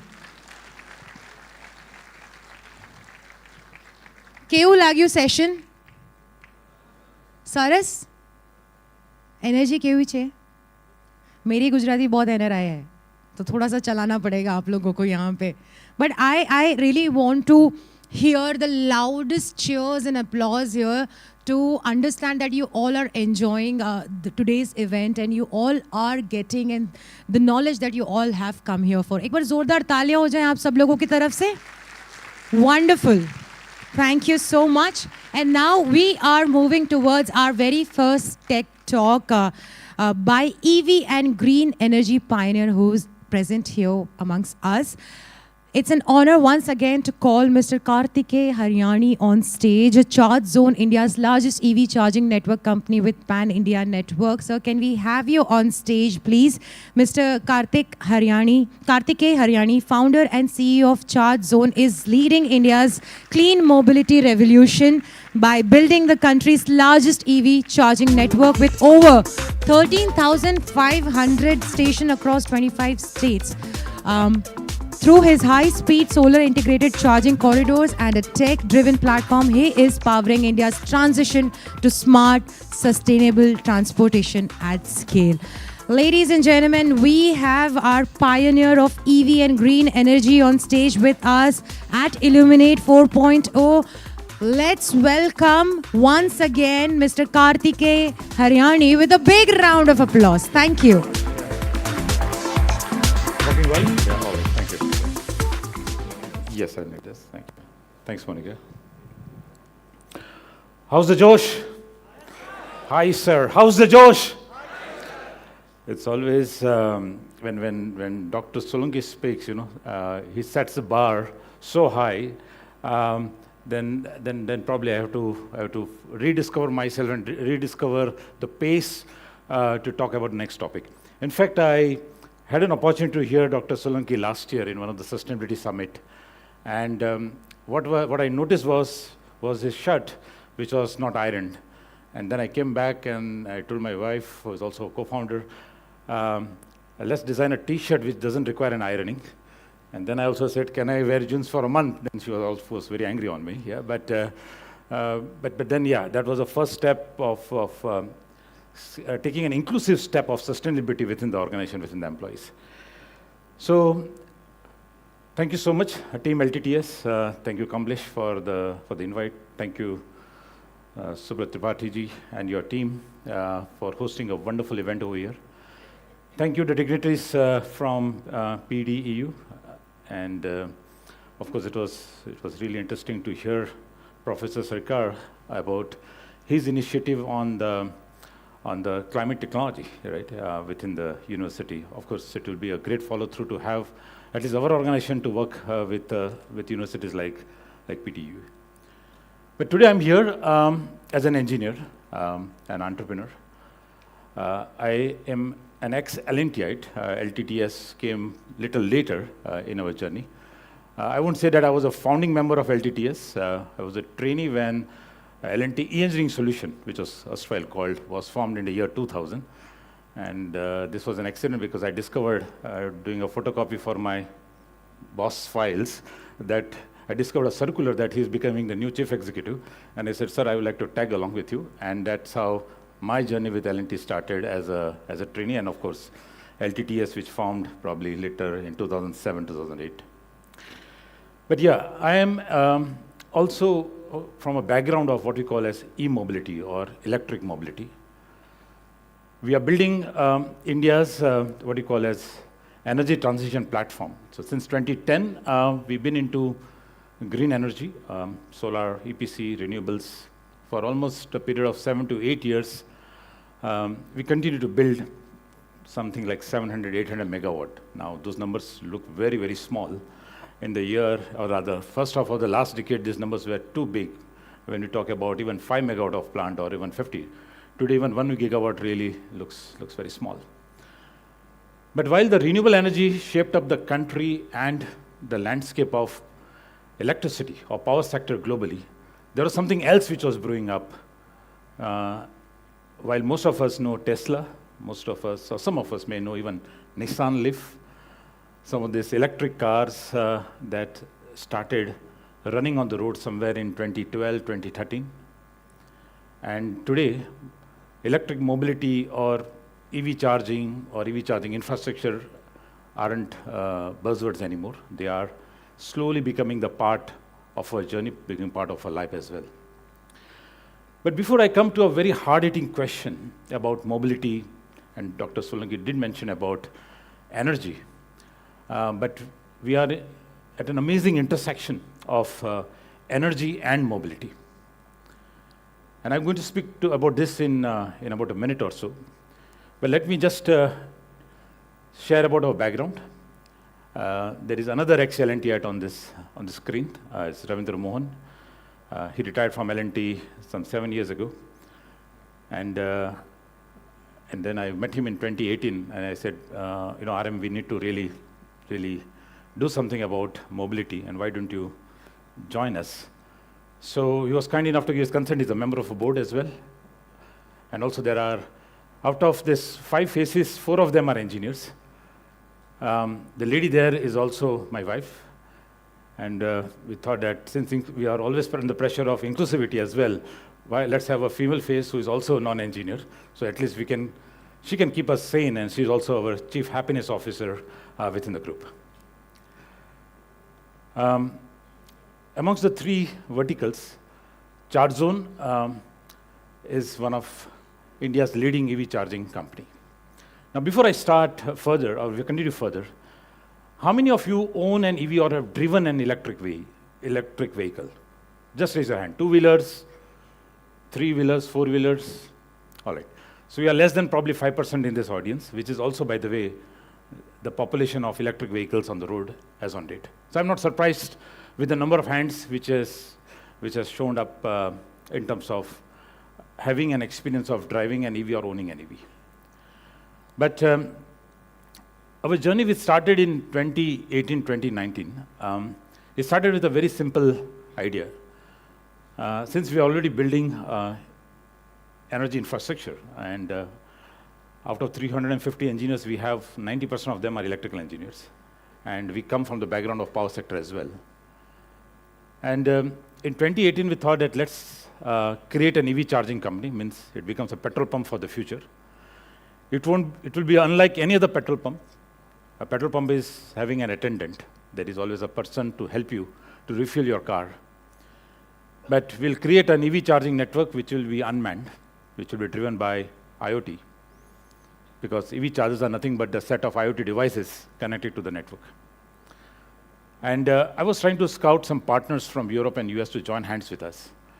And I think there was a very large demand of royalty, down payment and all. And I said, well, we don't have that kind of money. So I recall in April 2018, I called a friend of mine during my travel to Europe after finishing those meetings with some of the prospective partners. I said, let's develop this tech ourselves. And in 2018, we started writing the first line of code to connect the charger to the cloud. In other words, let us create an automated network. A network which runs on a digital platform, which transmits or monitors energy, that is electricity, from the grid to the vehicle. Now in 2018, there were hardly any cars. I told our folks that, look, we got to develop this tech all by ourselves, because I don't have that kind of money to pay these folks. And if we do not do, there is something called Swaraj, right? There is something called or Atmanirbharta, as Modi ji says. But in 2018, we said, let's do it ourselves, because if we do not do this, we'll be perennially dependent on somebody else. And I told our folks of engineering, I'll get you a charger, I'll get you an electric car. And since I'm predominantly a Burundian now for the last 25 years, I said, आप एक काम करो, charger को connect कर दो cloud को, बाकी सब मैं देख लूँगा. That was a confidence, rather overconfidence to some extent, but I'm glad we started with that. And today, we have had our journey pre-COVID and post-COVID, and we have emerged to be India's largest EV charging network as on date. We compete with GOBP and Tata Power, just for your reference purpose. Here. Now, continuing on to the building of e-mobility, probably you might have realized already by now that there are electric buses, electric trucks, electric cars, also three-wheelers and two-wheelers on the road. And these charging stations are one of the key enablers of e-mobility in the country, as much as electric vehicles as well. And if we talk about what's in store for the future, and as we saw in a few sessions, there's a lot of realization that is going on about energy consumption, about climate change, about policymakers, about universities, corporates getting involved into this making of or undoing of what has already happened. But if we speak about e-mobility, generally we recall or we talk about carbon footprints, we talk about emissions, but there is something else beyond adoption or mere adoption of electric mobility for the country. And the reason I'm saying that it is much larger or is much bigger than you and me are thinking today. And the answer lies in some of the hard-hitting questions as well as the opportunities which will unfold in front of us. Let me take you back 100 years ago, 120 years ago. This is Park Avenue, also very close to Wall Street, or so-called Wall Street of New York, or Wall Street of America. And the photograph on the left indicates horse carts, and there were literally horse carts, and there was a huge business of horses and carts, by the way, including the cleaning of the streets due to the horse dung problem and so on. The car was somewhere invented in those times, and on the both sides of Atlantic, by the way. Germans were working on one set of car, guys called Daimler, Benzes of the world. On the other side was Ford and other people who were working on it. And finally, it took less than 20 years to replace those horse carts by 99% of petrol or gasoline cars in that street. So sometimes the change is so massive and it simply hits us from nowhere, from nothing. Another example that you saw was Nokia versus iPhone versus BlackBerry versus Android. And this, I think, most of us have seen or been part of that event that unfolded in the late 2000s. Now, the question is, will electric change us in a similar way? Well, there is a lot of excitement around this topic. But let me share one data point for you. Discussion about electric mobility is not about electric vehicles or charging infrastructure or a software or a technology, but it's also about overall energy consumption from the manufacturing of these vehicles to the end of life cycle of these electric vehicles or ICE vehicles. Electric vehicles consumes 80% less energy over the entire lifetime of the vehicle. Yes, there are discussions that we are dependent upon lithium, that's true. Lithium is imported, that's also true by the way. But the difference between importing crude oil and importing lithium is lithium stays. You can recycle lithium, but once you smoke out petrol and diesel, you can't do anything about it. And this is the reason why, and one of the reasons I would say, that the excitement about or around electric mobility. One of the data point is, in the first half of this year, China sold more than 50% cars as electric. India is about 5%. China sold more than 25% of trucks and buses as electric. We are probably around 1%. And there is another reason for this. The other reason is, apart from the making of or the drivers of such electric mobility, there is something else. In 2018, what prompted me and our team, we came across one data point. Top 51 cities in India have more than 100 million vehicles. That is two-wheeler, three-wheeler, four-wheeler, all put together. And less than 5% are buses and trucks. And they contribute more than 40-45% as in terms of diesel consumption as well as in terms of pollution. And this was a data point that prompted us that why don't we start working something? It could be battery development, it could be vehicle development or charging infra and so on. And more critically, 1/3 of our forex balance, right? You all have bank balance, right? And you have a budget for the month. Our country also has a bank balance. And to import something, you need foreign dollars or US dollar as bank balance. And every now and then you must be reading that we have forex reserves around $600 million or $700 million and so on. But 1/3 of that forex balance, bank balance, is being spent to import crude oil. Talking about energy, 80% of our energy needs are imported, are depending upon the foreign sources of oil and gases. And if you talk about electric, what is the raw material of electric is electricity. We are blessed with sun gods and wind gods, Surya Devta and Varun Devta. So the question is, what stops us? Well, a lot been spoken about, and most of you might be having solar rooftops at your homes and buildings. But just guess that if only 30% of the audience here, in other words, 30% of Indians, if we have electric, or if we go electric, it will save enough dollars for us to spend behind healthcare and education budget of this country. And not only one time, but recurring year on year for a lifetime, in perpetuity.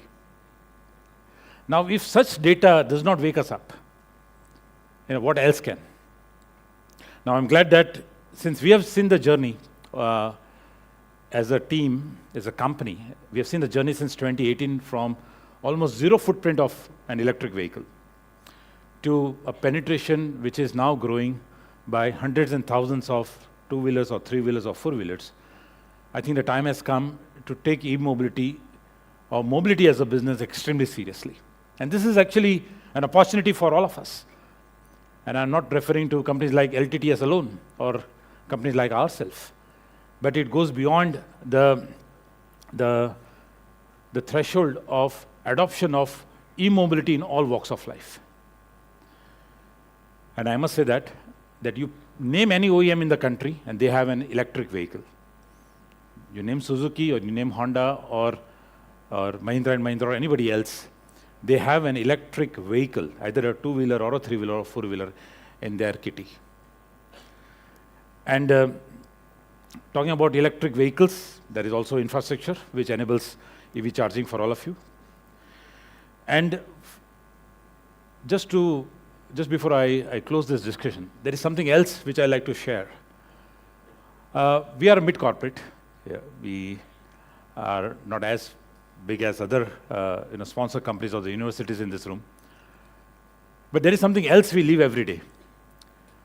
And since I've been told that there are a lot of students from PDEU as well, some of this terminology or the phrases are very familiar. I'm sure you've heard this or read this very, very often.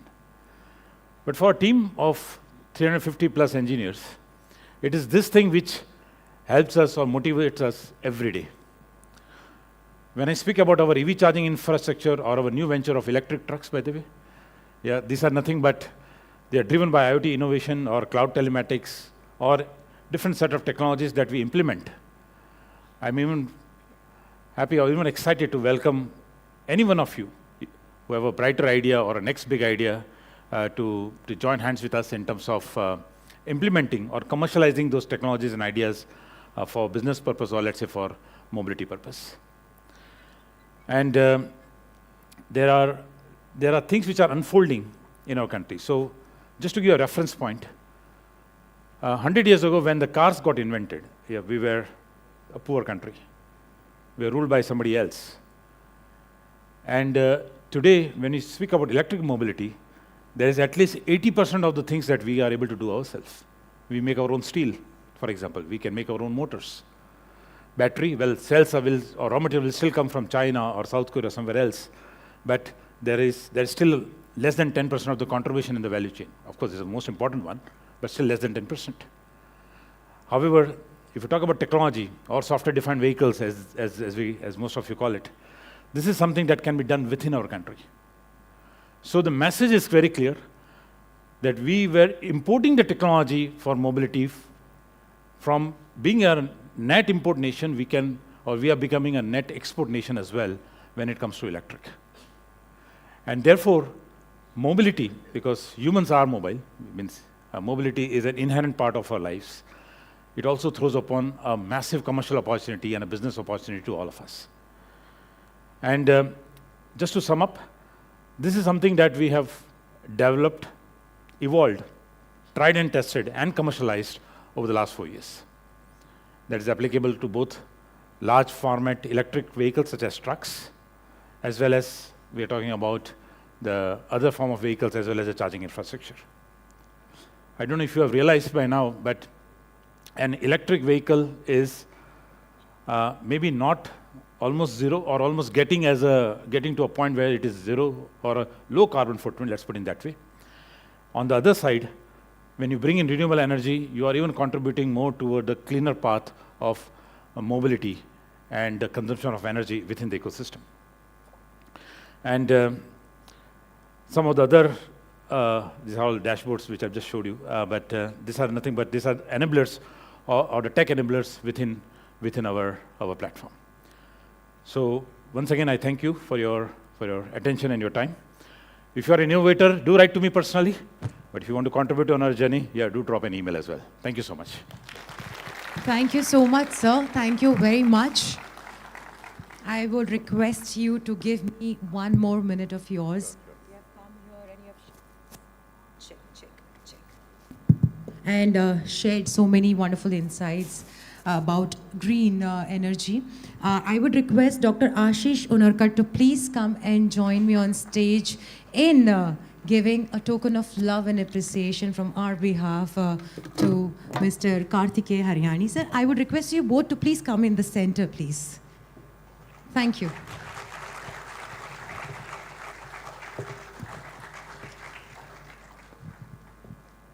Sir ने आते ही पूछा house the जोश. अब मैं जाते हुए पूछना चाहती हूँ हाउस द जोश. एक ही है यहाँ पर जो हाई बोल रहे हैं, कोई बात नहीं. I have got a very interesting game for you all. So I am coming to you. तो ये थोड़ा जोश यहाँ पर बढ़ना चाहिए. दूसरी चीज़, हमारे इतने अमेजिंग स्पीकर्स तो यहाँ पर आए हैं, लेकिन हमारे यूनिवर्सिटी से भी इतने बच्चे आए हुए हैं, स्टूडेंट्स, कॉलेज स्टूडेंट्स आए हुए हैं. आपके लिए भी हमारे पास कुछ सरप्राइजेज़ हैं, तो प्लीज़ एंड तक यहाँ पर बने रहिएगा. हमारे पास स्पीकर्स तो हैं ही हैं जो अपना नॉलेज हम सब लोगों के साथ बांटने वाले हैं, लेकिन आपके लिए भी गुडीज़ हैं यहाँ पर, आपके लिए भी सरप्राइजेज़ हैं, आपके लिए भी कुछ गिफ्ट्स हमने रखे हुए हैं जो अंत में मिलेंगे. ठीक है. So now I think I need to come down for one small activity over here. so that थोड़ा सा यहाँ पर हम fun element भी लेके आ सकें.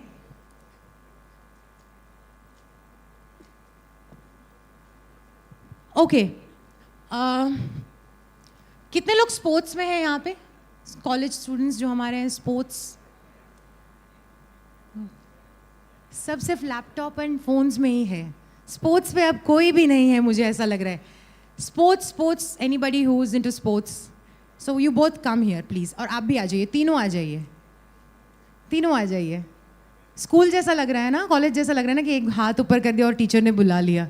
वो फील देना ही चाहते हैं हम यहाँ पर भी. आ जाइए, फटाफट आ जाइए. We don't have a lot of time. छोटा सा एक यहाँ पर फन एक्टिविटी करवाना चाहेंगे. फोन साथ में लेके आना, ठीक है? ओके, क्विकली छोटा सा activity here.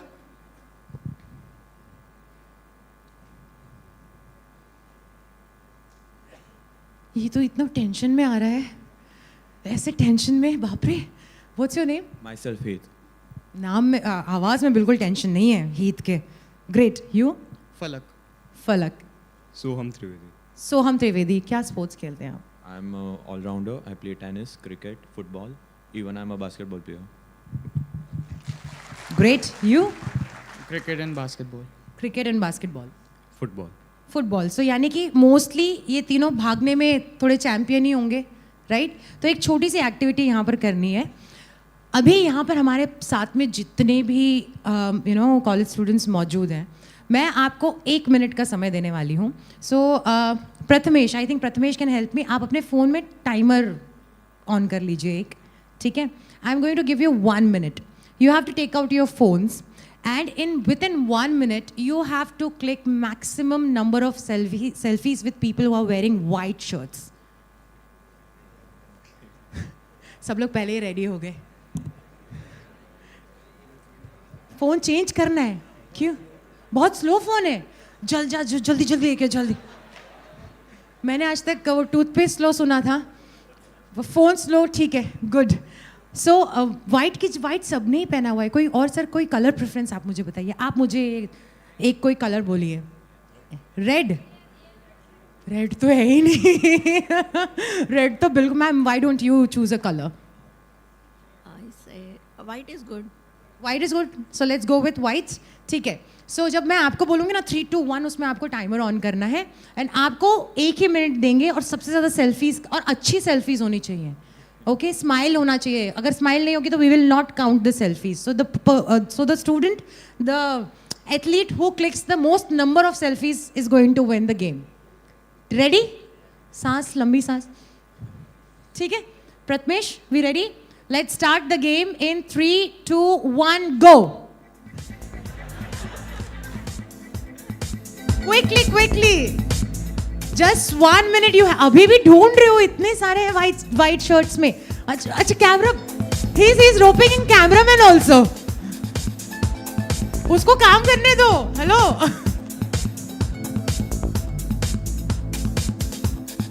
You all can stand also if you want to help your friends. Smiling selfies only will count, huh? Smiling selfies. Oh wow, he has got the whole pool of people wearing white. How many seconds? Okay, only 20 seconds, huh? Everybody. All 3 of you. Jaldi. 10, 9, 8, 7, 6, 5, 4, 3, 2, 1. चलो come back. वो last वाली count नहीं करूंगी हाँ मैं. That is after 1.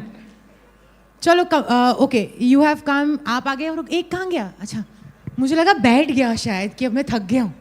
Okay, come. So will check your selfies. Okay, ये तो मैं काउंट नहीं करूँगी. 1, 2, 3.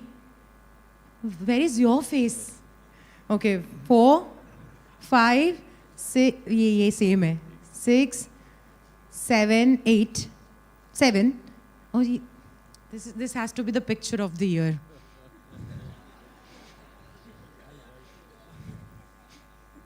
सही निशाना मारे हैं. Now I'm thinking how to count this, but we were at 7, right? 8, 9, 10, 11, 12, 13. Good. No, you were at 8. Okay, so 8, 9, 10, 11, 12, 13, 14. ठीक है, 14. वो एक ही के साथ 3 बार सेल्फी करोगे तो नहीं होगा. Okay, 18. ऐसा सर अपने प्रोफेसर से भी फोटोज खिंचवा ली आपने. Very nice. So 20, 24. Great, 24 selfies. Wonderful. इसको बोलते हैं proper selfie. The smile he has. Great. Okay. 1, 2. ये white थोड़ी ना है. चलो ठीक है. 2, 3, 4, 5, 6, 7, 8, 9, 10, 11. सब लड़कियों के ग्रुप में गया है ये. Very nice. 10, 11. Okay. Okay, 11. So I think we cannot surpass 24 here, but 1, 2, 3, 4, 5, 6, 7, 8, 9, 8. So we have got the winner, the all-rounder. So please अपने all-rounder वाली list में taking selfies भी आप एक sports में add कर लीजिए. Thank you so much. तीनों के लिए जोरदार तालियां हो जाए. Wonderful. Thank you. Goodies है last में. नहीं तो you can click a selfie with me also as a gift later. तीनों के लिए एक बार जोरदार तालियां हो जाए. Wonderful. I have to go quickly on stage because now it's time that we are going to call our guest of honor on stage for his session. So everybody please be excited क्योंकि हमारे बीच में हमारे guest of honor आज के event के आज के इस theme के अब आ रहे हैं आप सब लोगों के साथ बातचीत करने के लिए और अपनी knowledge आप सब लोगों के साथ बांटने के लिए. Ladies and gentlemen, can we all put our hands up in the air and give a very big and roaring round of applause for Dr. Madhukar Garg, President Research and Development, Reliance Industries Limited, former Director General, CSIR. Dr. Madhukar Garg's career traces India's modern industrial RCD story from pioneering process innovation in petrochemicals to leading national scientific institutions. As President of RCD at Reliance Industries, he integrates deep chemical engineering expertise with a vision for sustainable manufacturing and circular value chains. I give you on stage our guest of honor with a big round of applause, Dr. Madhukar Garg.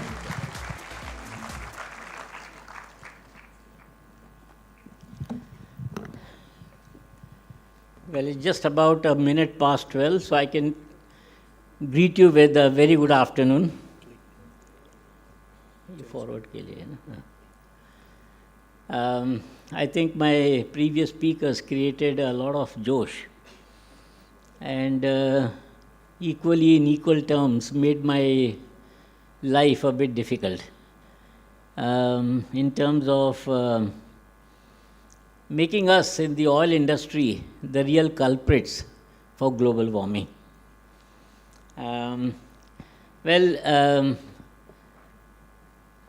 Fellow engineers from LTTS, faculty from PDEU, my dear students, invited ladies and gentlemen. I come from an industry which actually is one of the pillars for the power sector, for the energy sector. As you know, we have two pillars, two major pillars. One is the power, that is electricity, and the second is the transportation sector. My previous speaker talked about electric mobility and how they would aspire to replace the products that we produce in the refining industry with electricity. Well, we'll see how easy it is. While I was flying down from Vadodara, first of all, I'd like to put on record, My deep appreciation to Professor Swapnil Dharaskar from PDEU and Umesh from LTTS for inviting me over. I'm really honored and privileged to address a great audience like you. And while I was flying from Pune, I thought, I just crossed my mind about my own journey of close to 5 decades that I have been with the oil industry. I think none of you would need the introduction that the oil industry is actually divided into 3 segments, the upstream, midstream, and downstream. And I belong to the downstream sector, joining Engineers India Limited way back in 1976. So I literally grew up with the oil industry. And I think most of you may not even know, perhaps, that our downstream oil industry was actually governed and controlled by the 7 sisters, very famously called like Shell, Exxon, Mobil, Caltex, Phillips, etc. And in mid-70s, this multinationals were nationalized. Shell became Bharat Petroleum, SO became Hindustan Petroleum, and the rest combined together became Indian Refineries Limited, which then now became Indian Oil Corporation. And that's how the oil industry started in our country, the downstream oil sector. And I was very fortunate to join this industry at that time. And just after the nationalization took place, the emphasis to develop this sector took place. And then we had, with collaboration with Russia, Romania, refinery setup. And the first major changes happened when we put 3 million ton units in BPCL Cochin and CPCL and Vizag. Those were the days where refineries were still controlled by pneumatic control system. I've been to many plants in my career where the system was still pneumatic control. There was absolutely no specification whatsoever on gasoline and diesel. We were still totally leaded petrol. In fact, not very long ago, mid-90s, we were still using leaded petrol. No specification on diesel, almost 1.2% sulfur. And from then onwards, just about 25 years ago, roughly 30 years ago, that transformation happened. Most of you would have seen that. We went from completely leaded to completely unleaded gasoline in 5 years, and then started implementing reduction in sulfur to clean up the atmosphere. And then came what is called as an auto fuel policy, which actually set the roadmap to go from where we are to ultimate aim of actually achieving Euro 6 equivalent, what we call as Bharat Stage 6. And that journey happened till about middle of last decade. Simultaneously, in addition to the public sector, joint ventures started to happen. SR in near Jamnagar is a great example where Hindustan Petroleum joined hands. Similarly, MRPL in Mangalore. In Bina, along with Bharat, the BPCL Oman. And then the next big move was in terms of a very large private player like Reliance entering this market. And that changed the whole game of oil refining. It changed from the country from an importer of diesel and gasoline to a net exporter. Till 1998, we were importing diesel in this country. And from then onwards, we started exporting. My previous speaker talked about the large amount of foreign exchange outflow that the country spends in buying crude oil. Not many people know how much we earn in selling refined products. I may be wrong, but I read somewhere that the total revenue earned by the country in exporting finished refined products is more than the export of diamonds. I'm not saying that the oil industry has to be the way it is. Okay. But right from the time we get up in the morning till we go back to bed, we use crude oil or petroleum or a petroleum product in one way or the other. Dr. Solanki mentioned about brushing teeth. I'll give you the other side of the story.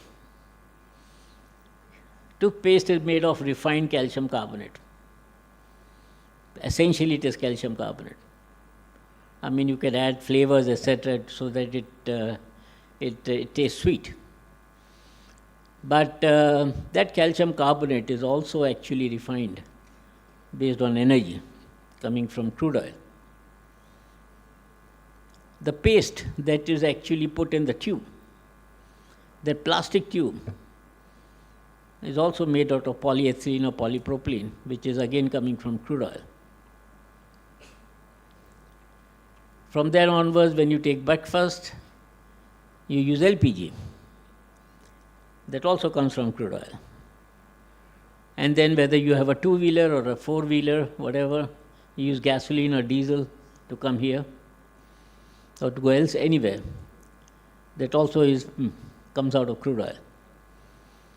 In fact, the world consumes close to 103 million barrels per day.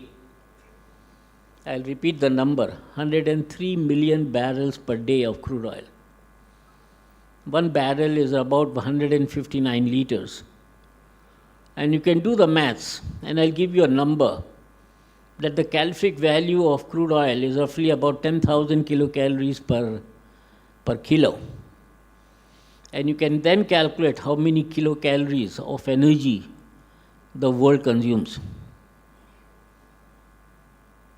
We in the oil industry and as a humanity still have to figure out how we replace this huge amount of energy that we consume by something else, if we have to actually reduce the carbon emission into the atmosphere. But nonetheless, the oil industry is also quite aware of the fact that we not only actually emit carbon dioxide in refining crude oil to petroleum products, but also when we sell the petroleum products, be it LPG, gasoline, diesel or jet fuel, that product also emits carbon dioxide. So most of you know that basically all the emissions to the atmosphere is actually categorized in scope 1, scope 2 and scope 3 emissions. Scope 1 is basically the emissions that you produce while refining crude oil to petroleum products. Scope 2 is in terms of carbon dioxide that your suppliers produce in selling you catalysts, chemicals and power. And scope 3 is the CO2 being emitted by your own products, by your clients. So that actually, with that background, I thought I'll let you know that we in the oil industry also are quite concerned about climate change, not that we are not concerned. We do know that producing fuels is a very essential fact. You go to any city in the country or in the world, and more importantly any city, in our own country. I come from Pune, and any time I come on the road in Pune, the kind of traffic that you see there, I sometimes wonder if suppose there wouldn't have been crude oil, perhaps the roads would have been much better to go on. So with that, actually, like to actually share what exactly petroleum refining would look like. Just to give you an idea, we have 23 refineries in our country. We are the 4th largest refiner in the world. You should be very proud to know that a small place like Jamnagar, where we have two major refineries, Reliance as well as Niara, put together, refine crude oil more than Singapore. And it has become a major export hub of petroleum products. And we actually consume close to 250 million tons of crude oil. Of course, 80% of that is imported. But as we actually stand at the end of the first quarter of the 21st century, and if you look back, we have actually made a very significant roadmap in terms of how we believe that this industry should shape up to keep in line with the expectations of our stakeholders. I'd like to actually talk through these points rather than walk through the slides in order to save time, because I think the organizers told me that we need to be brief. But I'd like to spend more time, because I see a lot of students here, in terms of what we can do for our own nation. Believe me, I've been in this industry for 50 years, and every time we look at a particular refinery, you will find that almost every technology is imported from abroad. We have a very large system of IITs here. We have a very large system of educational institutions, national laboratories, and so on and so forth. But if you look at the industry, they just believe in importing every piece of technology. And I think as we have such a young, young population sitting here, and the future of the country, it's very important for us to introspect. And that's why I have a few examples at the back end of this presentation to share with you. I think my previous speaker talked about electric mobility. I very strongly believe that that is something which is going to happen. If you look at Indian Railways, nobody talks about Indian Railways. The second largest railway network in the world, 95% electric. I hope everybody knows that. I might be even wrong in saying 95, it could be even more than that. The whole railway system of our country is electric.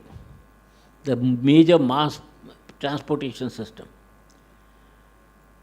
So I think even, and actually the 100 million population that Mr. Hirani talked about, 80% of that population is two-wheelers.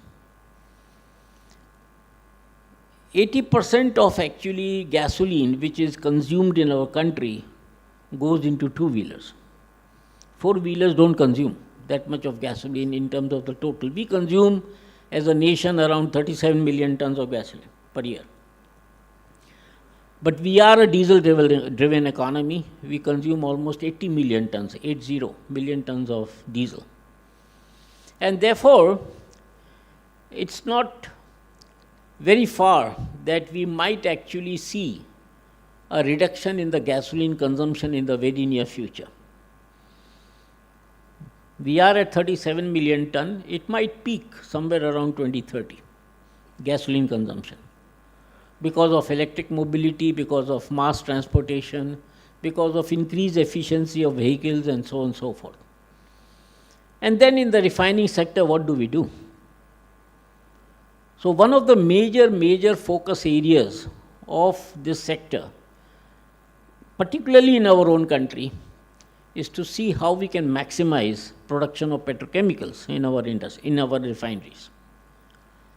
If you look at China, there are many refineries there. Hengli is, of course, the first one, followed by 3 more, where actually the total crude oil that is processed in that refinery, 60 to 70% of that is converted to petrochemical. To give you an idea, a comparison of our own country, at an average, we convert 9% of our crude oil to petrochemicals at an average. Reliance could be something like 17 to 18%. If you take total, it could be 25%, including the naphtha that is sent to Hazira. But overall, I think there is a great focus on actually converting each and every molecule of crude oil, if possible, to a petrochemical. And it's not only the bulk petrochemicals like olefins and aromatics, but even the derivatives out of it, like, for example, cumene or phenol, and even beyond that. So that is one area that our industry is looking at very seriously. Of course, it costs money, it costs technology, and that's where the second item comes. Actually, our industry is a huge consumer of catalyst.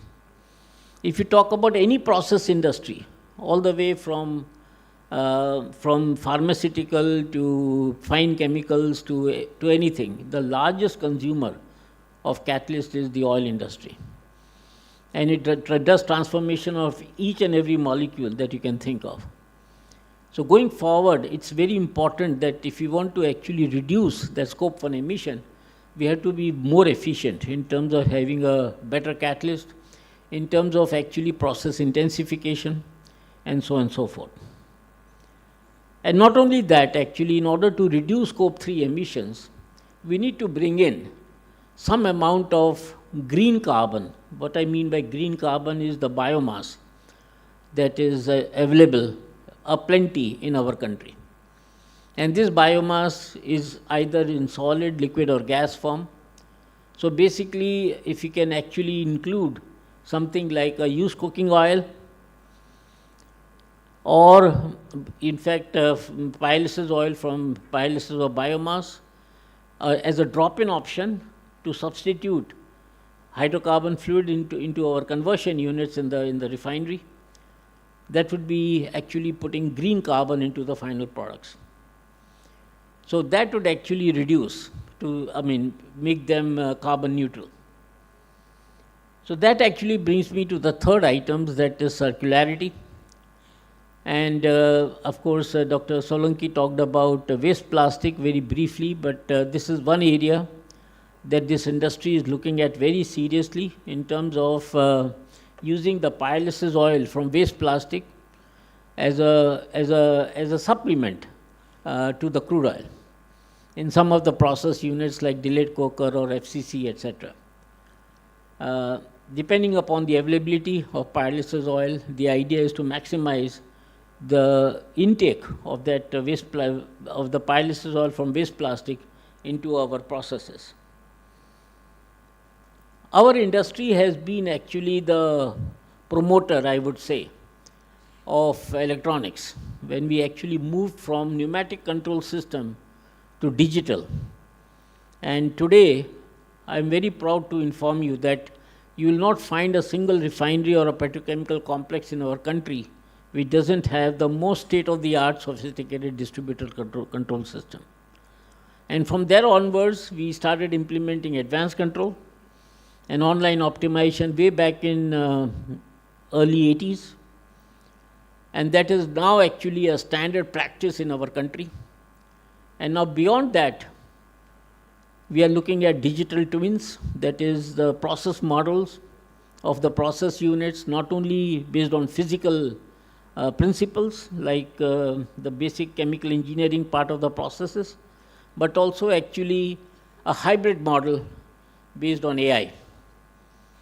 AI is also making a big difference in our industry in terms of preventive maintenance and in terms of actually looking at the safety aspects.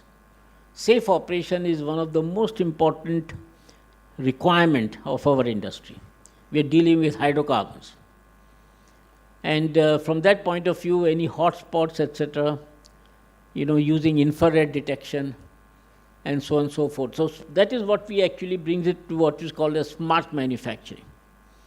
A smart manufacturing is where you would like to actually have the unit operating at its peak 24/7. That means the best operator operating the refinery 24/7 is sweating the assets in terms of maximizing the value out of the investment. And in addition to that, of course, the idea, of course, the biggest idea here, or a dream, I would say, is to actually see if we can convert that to autonomous operation. Many a times you may not have felt, but when you fly on a plane, most of the time the plane flies by itself. It's called fly-by-wire. That is the dream for our industry too. If we can actually manage to operate the refinery on its own. It will not happen immediately, but that is the goal ultimately where you have to go to. And it's very important because in the future, when we are going to distributed manufacturing, like for example in compressed biogas production, which is actually coming in a big way, and substituting CNG, not only in terms of city gas distribution, but also pipe gas, it might actually happen sometime. And ultimately, talent management. Actually, our industry is actually considered and perceived, unfortunately, as a sunset industry. I think some of our young people who have actually joined PDEU, actually it was called PDPU earlier.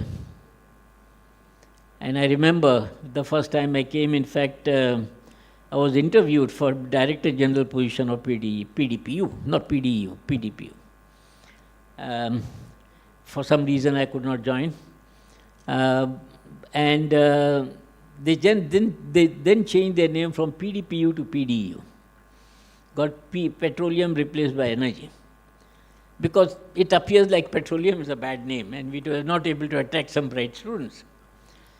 Let me tell you, I still feel that I should have started my career around this time.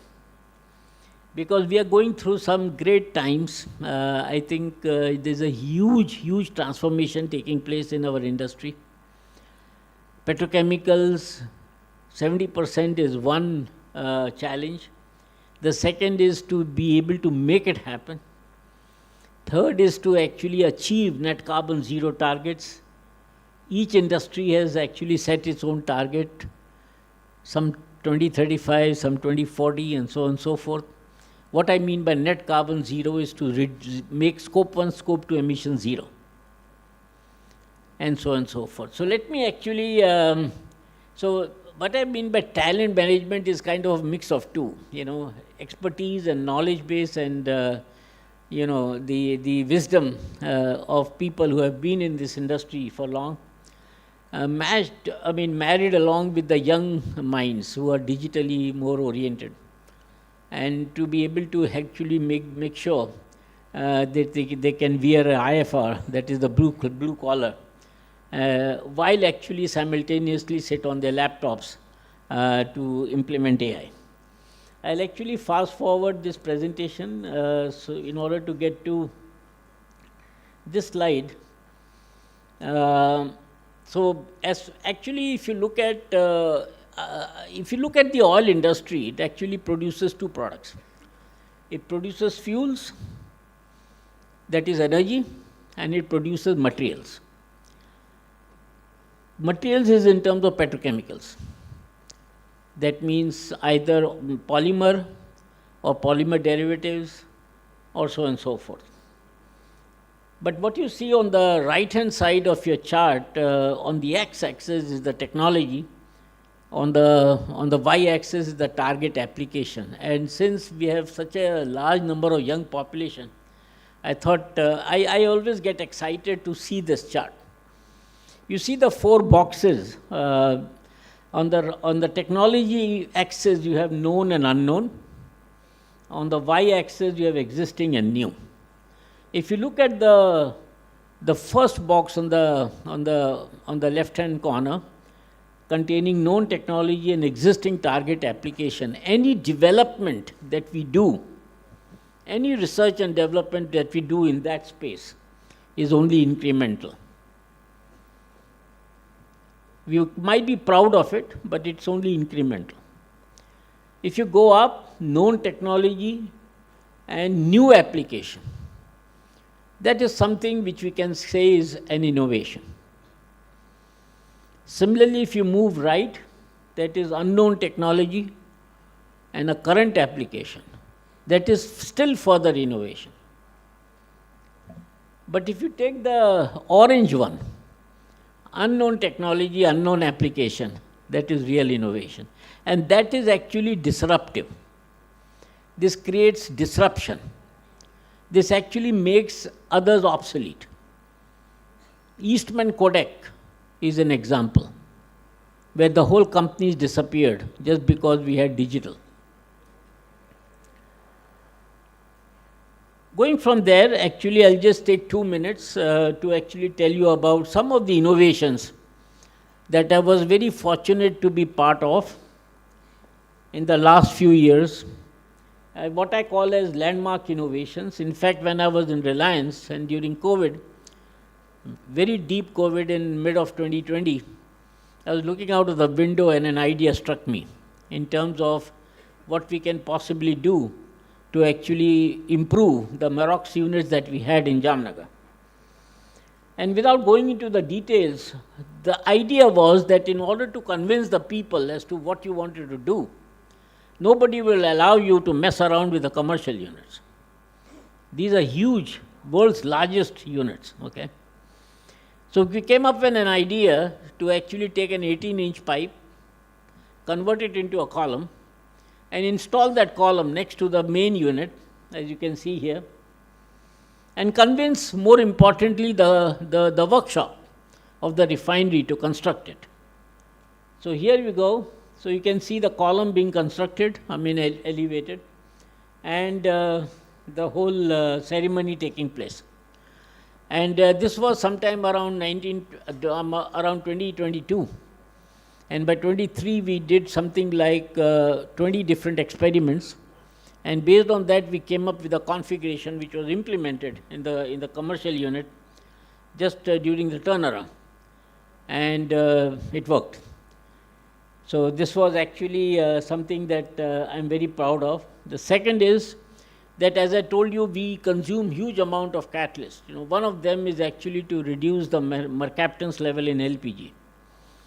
And that is what we call sweetening process in our industry. Now, this catalyst was imported into our country from a foreign licensor. When I was at the Indian Institute of Petroleum, when I joined there in 1998, the scientists previously had developed this catalyst. But it was sitting on the shelf. Nobody knew how to actually sell it or market it. And through various efforts, persuasion, perseverance, patience, and so on and so forth, we finally managed to actually commercialize it in Reliance. And once you are able to convince folks in Reliance, you have a brand image. And then did not stop. We actually exported it, and we commercialized it in Oman and elsewhere. And this is something that is made in India, but is being used as replacing the foreign catalyst. Today, people are very proud about talking about sustainable aviation fuel. I think there's not a single day where you would not see a news item on Corsia, on ICAO, and the need to actually replace fossil fuel with sustainable aviation fuel. Way back in 2007, when I was director of IAP, this idea came up that can we actually convert Jatropha carcass oil, which was being touted at that time as something that we can make biodiesel out of. I said, rather than making biodiesel, can we convert that to jet fuel? And we got a partner in Pratt & Whitney, Canada, which are the major producers of jet engines. And fortunately, we also got some grant from Indo-Canadian Cooperation Program, and we developed this technology. I think some of you might have heard about a flight which took place from Dehradun to Delhi, a Kingfisher flight, that was based on this fuel. And since then, Indian Institute of Petroleum has supplied more than 15 1,000 liters to Indian Air Force, where they have actually tried it out on almost all of their flying machines. And I'm very happy to inform you that it is being now actually commercialized at MRPL. So we might have actually almost 20 KTA of sustainable aviation fuel from used cooking oil or from other sources of oils. This is something that I feel has been one of my major contributions in my life. That is the benzene recovery unit at Jamnagar. This unit that you see, the picture, was built at a cost of 400 crores. It is still the only grassroots unit based on indigenous technology in Jamnagar, the only one. And the data was generated on a 1-inch distillation column. We took 100 runs. It is to recover benzene from FCC gasoline. This unit was actually commissioned. I personally went there to commission it in 2016 May. And 9 years down the road, this is still the only of its kind in the world which can actually recover benzene from FCC gasoline. 84,000 tons of benzene per annum is being recovered in order to meet the benzene spec on the gasoline, which is less than 1%. And I mean, it's something that I think as a country, as an Indian, we should be proud of. I think some of you might have realized that the wax quality that you buy today during Diwali for the last 10 years, 12 years has improved. This particular plant in Numaligarh, which actually produces almost 50,000 to 60,000 tons per annum of very high quality wax from Assam crude. For those of you, for the young minds who are sitting here, innovation can happen anytime, at anywhere. This happened on a glass of beer, way back in 2001. I had invited the MD of Numaligarh, and we were talking about how they actually built that refinery. And he shared the configuration of the refinery. And I said, look, why are you actually hydrocracking the vacuum gas oil? You should recover wax and then hydrocrack the rest. He didn't understand, because he was a mechanical engineer and he didn't understand this chemistry. But he was like the same name as me, he was also Bania, Garg.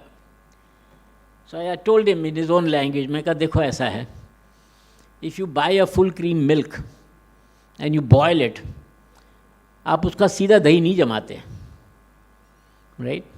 You cool it, take out the malai, make ghee out of that malai, and make curd out of the rest. That he learned, that he understood. I said, vacuum gas oil from Assam crude has 25% wax. You should first recover that wax and hydrocrack the rest. Friends, it took 9 years, nine long years, to continuously pursue them. We did lot of experiments, lot of testing, and ultimately they got it approved by their board.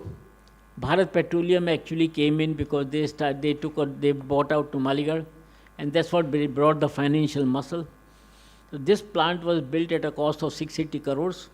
It was built completely on indigenous technology by IAP and EIL, and this has transformed the complete economics of that northeastern region.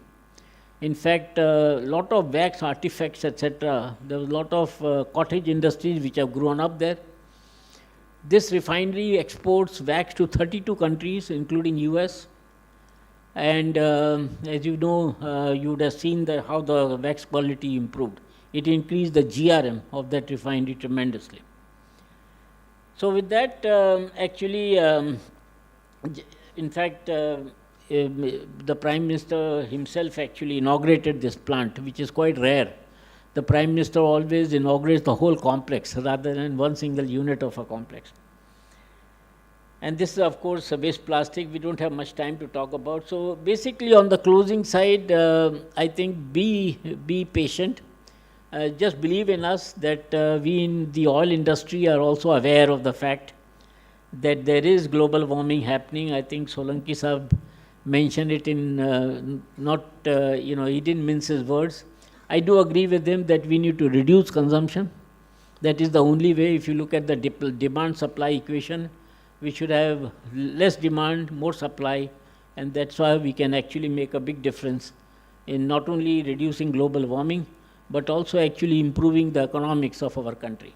With that, I thank you all, and if you have any questions, I'll be more than happy to answer them. Check. By the way, this is the night image of the same plant, that benzene recovery unit. In fact, this was the first plant which came up with LED lights on it.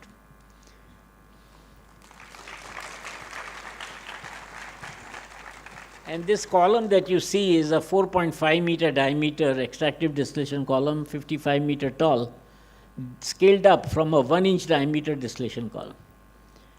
So I think that is something that at least in our community we should be capable of, to be able to scale up from 1 inch to 4.5 meter diameter.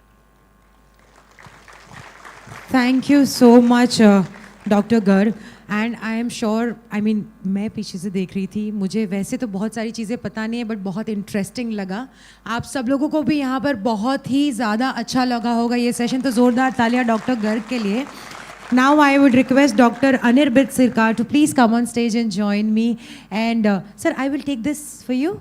Yes. So we would love to show our appreciation for you for giving such a wonderful session. This was our guest of honor session speech. Can we all warmly once again thank Dr. Garg, who's present here for Illuminate 4.0.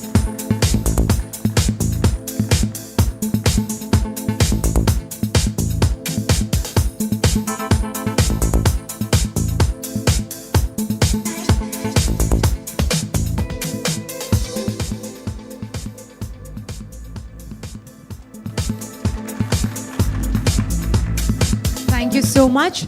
So one very important announcement is मैंने काफ़ी movements यहाँ पर होते देख रही हूँ मैं, काफ़ी बच्चे बाहर जा रहे हैं, अंदर आ रहे हैं. मैं आपको एक बात बताना चाहूँगी, आपके लिए कुछ सरप्राइजेज़ हैं, गुडीज़ हैं, तो आपको यहाँ पर अंत तक बने रहना है. दूसरी चीज़ ये, प्रोफेसर सोलंकी ने यहाँ पर इतना अच्छा सेशन दिया हमें, इतनी अच्छी बात कही हमारे, इतनी अच्छी चीज़ें शेयर की हमारे साथ में. तो बाहर एक बूथ है जहाँ पर मैं आप सबसे रिक्वेस्ट करूँगी कि जब भी लंच टाइम हो या जब हमारा ये इवेंट ख़त्म हो जाए, तो वहाँ पर आपने क्या समझा, आपकी क्या अंडरस्टैंडिंग्स थी, आप कुछ ऐड ऑन करना चाहते हो, आपको क्या समझ में आया, आप सब लोग प्लीज़ वहाँ पर बूथ में जाके लिखिएगा ज़रूर. अच्छा, अब यहाँ पर हम लोग, this whole event is about like it's a ocean of knowledge, ज्ञान का सागर है आज का ये इवेंट हमारा. लेकिन काफ़ी लोगों को यहाँ पर अगर मैं बोलूँ कि इवेंट में नॉलेज ही नहीं, साथ में मैजिक भी आपको दिखेगा, तो कैसा लगेगा ये सुन के? कैसा लग रहा है ये सुन के? मैजिक भी होने वाला है यहाँ पे. आप लोगों के दिमाग में क्या चल रहा है हम वो भी बाहर लेके आएंगे, लेकिन उसके लिए थोड़ा इंतज़ार करना पड़ेगा. हमारे बीच में एक बहुत ही स्पेशल गेस्ट एक और आए हैं, लेकिन उनका सेशन बाद में होगा, तो बने रहिए यहाँ पर. और अब हम लोग यहाँ पर आगे बढ़ने वाले हैं हमारे टेक टॉक सेशन 2 में, जहाँ पर हमारे बीच आ रहे हैं mister Shani Pandya, leading energy incubator of India. Can we all welcome him on stage with a big round of applause. Shani Pandya, founder of Imagine Power Tree, is driving India's clean energy revolution with smart solar innovations that seamlessly blend technology, sustainability, and urban design.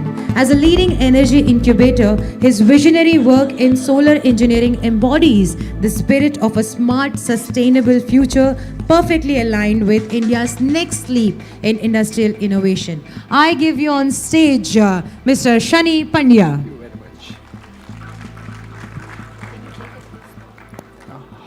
Hello. Yeah, perfect. What a morning it was. Its voice is clear. Perfect. What a morning it was. Started from Chetan sir's wonderful reduction of the consumption and doing impact for the society and making our planet a great planet again. Right. It was really good. Everyone's sessions kind of really insightful, and it was kind of eye-opening for me as well. So thank you for the opportunity, PDEU and LTTS, both of you. What I will do today is I will take you through my journey as an entrepreneur. I am an alumni of Pandit Deendayal Energy University. I am a chemical engineer from PDEU, at that time PDPU. And I will take through a journey that why I have started and what we are doing, right? Why I have started my journey, it was very simple reason. In 2013, we wanted to start something in a biodiesel, in our core field. So we reached out to our college saying that we want to commercialize our idea. Are you able to support us? They said we have a research options available, research funding available, we don't have anything for a commercialization. We reached out to the bank that are you able to finance our biodiesel project? We want to commercialize it. Bank said 3 saal ka balance sheet lao. And we are not knowing what the balance sheet is all about. Then we reach out to kind of a moment that Papa mare dhando chalu karvo chhe. Papa said, beta, you are in a college, a reputed college, focus on the placements. So everyone said no. That's where we have decided that there are people, millions of students like us who want to start something in their young age, right? They are not getting in a platform and the support to start the venture. And this was before the Startup India movement announced by the Prime Minister of India. I think 2012, 2013. So that's how one of my first venture was starting an incubator in my own college, PDPU, PDEU, that is being called as Innovation and Incubation Center, IIC. It's a Section 8 company, non-profit entity, in a mission to help young entrepreneurs like us to commercialize the venture. So that was my first venture, which was started. I was not knowing how to support entrepreneurs, but I can say that we were having a courage to learn about entrepreneurship, about business, and commercialize it. So we learned the concept of the entrepreneurship by experiencing the entrepreneurship, that is what I can say. Observing a lot of entrepreneurs getting failed, a lot of entrepreneurs getting successful, helping them to grow as part of my first phase of my life, kind of really insightful. But in 2018, after seeing a lot of success and fail of lot of startups and entrepreneurs, I have decided to jump into a segment which was totally different from my own segment. I'm a chemical engineer from the background, right? So I decided to start something into the solar. Why?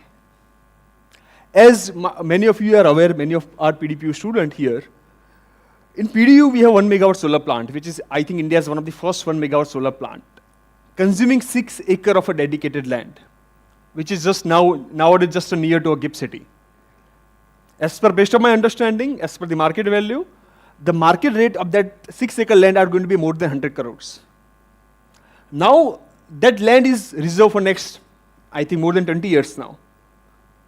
So we thought of why not to make something which consume very less space in the ground, vertically expanded, and we can install in any of the other locations around, right?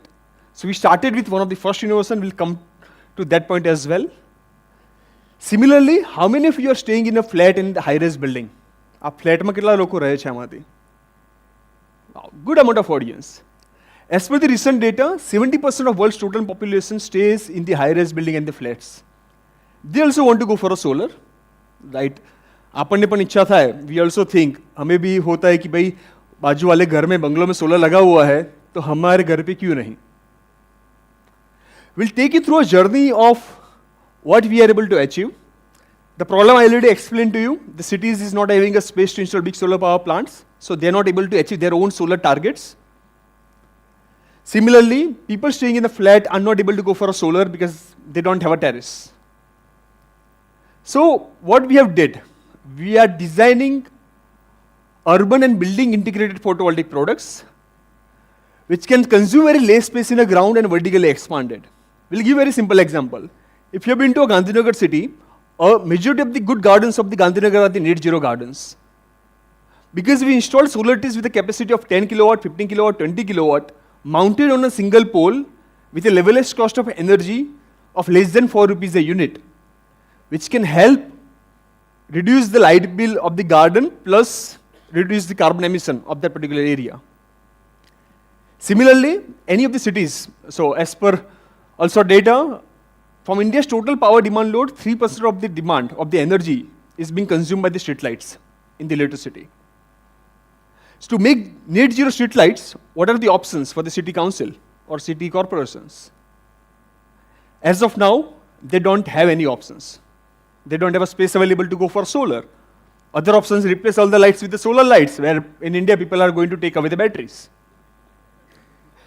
Right. So we have suggested why not to put up a solar trees like this in the footpaths of the road, medians of the roads, powering 150 to 200 street lights from a single solar structure, like a mini grids. This is possible with batteries and without batteries both.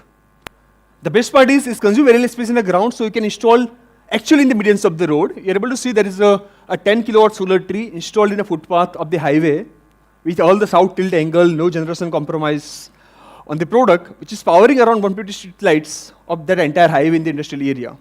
And the best part about the technology, all the vehicles, everything can move from the bottom area, because in India, allowed limit of a tall tax is 4.5 meters. And the minimum clearance we are providing is 5 to 6 meters for the highways and the roads. Very simple innovation, very simple design idea. The best part is it's 180 kilometer per hour wind stability. All the engineering certifications are being done. Because of the unipole structures, you can install in the places where you never thought of to install solar power plants. So sometimes your solutions are not to be required to be complex solutions. And as per my understanding, the simple solutions scale faster than the complex solutions. Very simple innovation, which is being now installed at a lot of places, at a lot of areas. This is a recent proposal we have submitted to the central government. Our highways and the roads can generate megawatt of a power without requiring a dedicated land as a resource. Vadodara city is an ideal example of the same. Vadodara has canal top project, which was one of the first being demonstrated here. Why canal top? Why floating solar? Because we need to find a ways for a dual savings of the space in the ground. That is what we are doing. So for an example, in a 1 kilometer highway, we can generate good amount of power. So 1 megawatt in a highway, very simple. Multiple urban photovoltaic solutions like carports, walkways, so you can cover your spaces with a solar generating spaces. The next solution, so solar trees which are doing really good. We are one of the biggest player in India. We are scaling it up to the various cities. We already installed in more than 20 cities. Now we're scaling across. We recently launched a range of products called as solar tiles, solar facades, solar balconies for enabling house owners to go for a solar, specifically flat owners. काफी बार होता है कि kite festival आ रहा है तो lot of people in the bungalow as well, they don't install the solar system because we want to use our own terrace for next 25 to 30 years. Imagine a solar tile where you're able to walk on that tile, it's going to generate energy. Right. Imagine your balcony or your facade or your cladding or your building material or in the industrial roof sheet. You don't need to put up a dead building material which is not generating energy. We can give you a building material which is generating energy and paying for itself compared to using a dead material. So, we are also launching soon a zero-cost solar. So as a client or industrial client or as government corporation, they don't have to spend upfront. So, for an example, coal-based power, you're purchasing with a rate of 10 rupees a unit, I can supply a solar power with a 5 or 6 rupees a unit without charging a single rupees to you or without using a dedicated land in your own campus. Right. And these are just not stories. We have 500 plus client installed at various places with 5 years, 10 years of maintenance contract. And this solution are scaling up across. And everything is possible just not because of me. I am just the driver. My team, my co-founders are the people who are running this venture to a next level. So we are a team of around 45 people. Mayank is my batchmate from PDEU. I called him back from USA, and the very rare Patel, normally after going to the USA, they never came back. And he's the rare one to come back and join the team.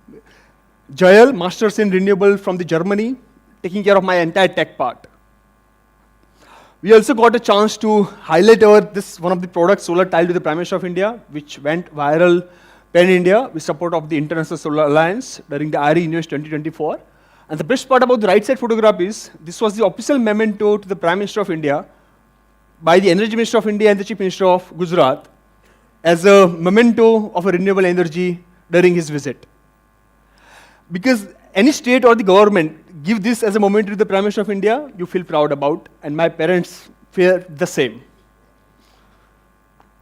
The best part, if you make energy generating buildings, right, one building of around 100,000 square feet, which can generate approximately 9,60,000 kilowatt of energy, is equal to planting 100 acre of dense forests.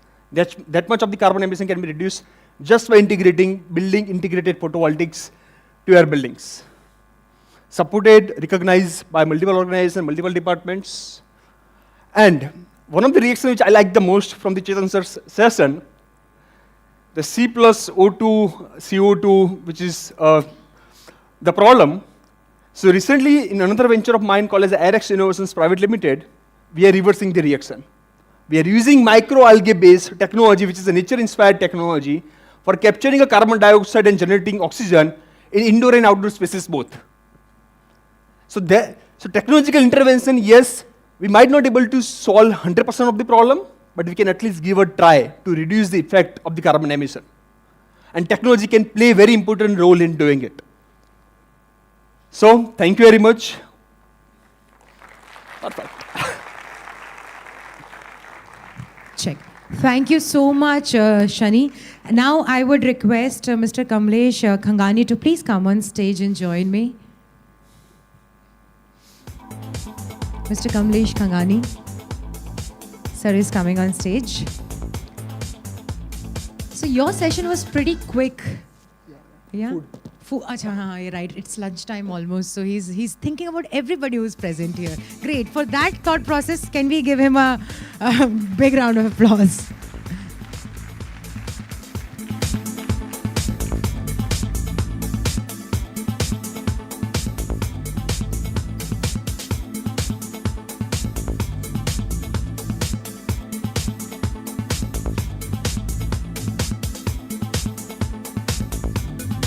So this is our token of love and appreciation for you for being a part of Illuminate. Also, one more time I would like to tell you all, आप सब लोग यहाँ पर बहुत दूर से आज का इवेंट अटेंड करने आए हैं, तो आप सब लोगों के लिए हमारे पास कुछ गिफ्ट्स हैं. साथ ही साथ मैं एक और बार आपको बताना चाहूँगी कि अभी कुछ यहाँ पर ब्रेक आने वाला है.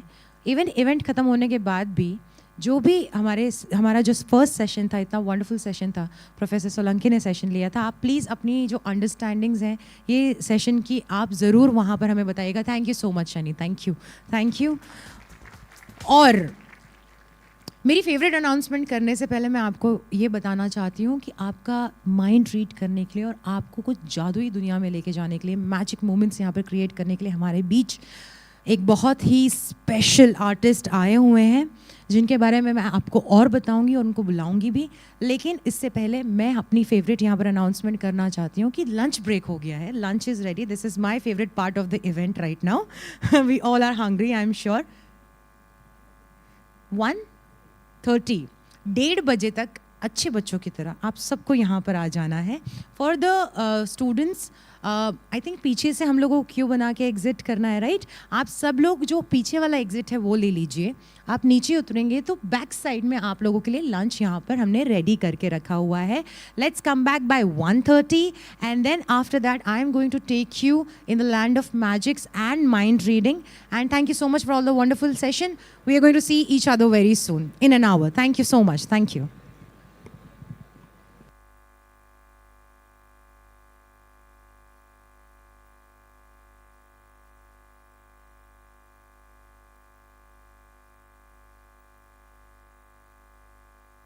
चेक. और अगर आपको कोई भी हेल्प चाहिए फॉर विथ लंच और anything else, we have volunteers from LTTS. They are wearing the green T-shirts, तो आप उनकी मदद ले सकते हैं. सब लोग आराम से क्यू बना के जाइए. बहुत ही स्वादिष्ट लंच है, एंजॉय कीजिए. लेकिन 1:30 बजे तक सब लोग वापस आ जाइए. यहाँ पर हमारे पास स्कूल की घंटी तो नहीं है, बट प्लीज़ समय का ध्यान रखिएगा और 1:30 बजे तक वापस आ जाइएगा. Thank you so much.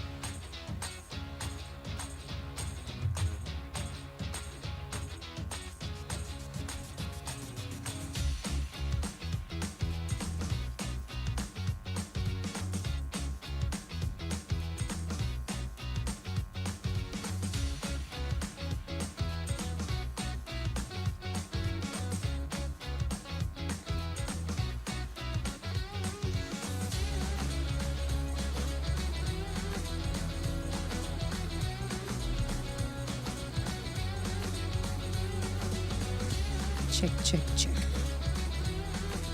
Welcome back, everyone. Those who were here inside the auditorium by 1:30, thank you so much for being the good kid of the class. Thank you very much about that. But now I think it is the right time कि आप अपने phones को इस्तेमाल करें, phones use करें. Please call all your friends who are still outside. We are about to begin the second phase of Illuminate 4.0 in the next 5 minutes. So you only have 5 minutes. It's the race with the time. आपके पास सिर्फ 5 minute का समय है.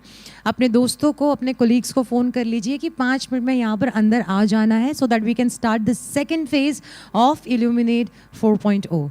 Thank you very much.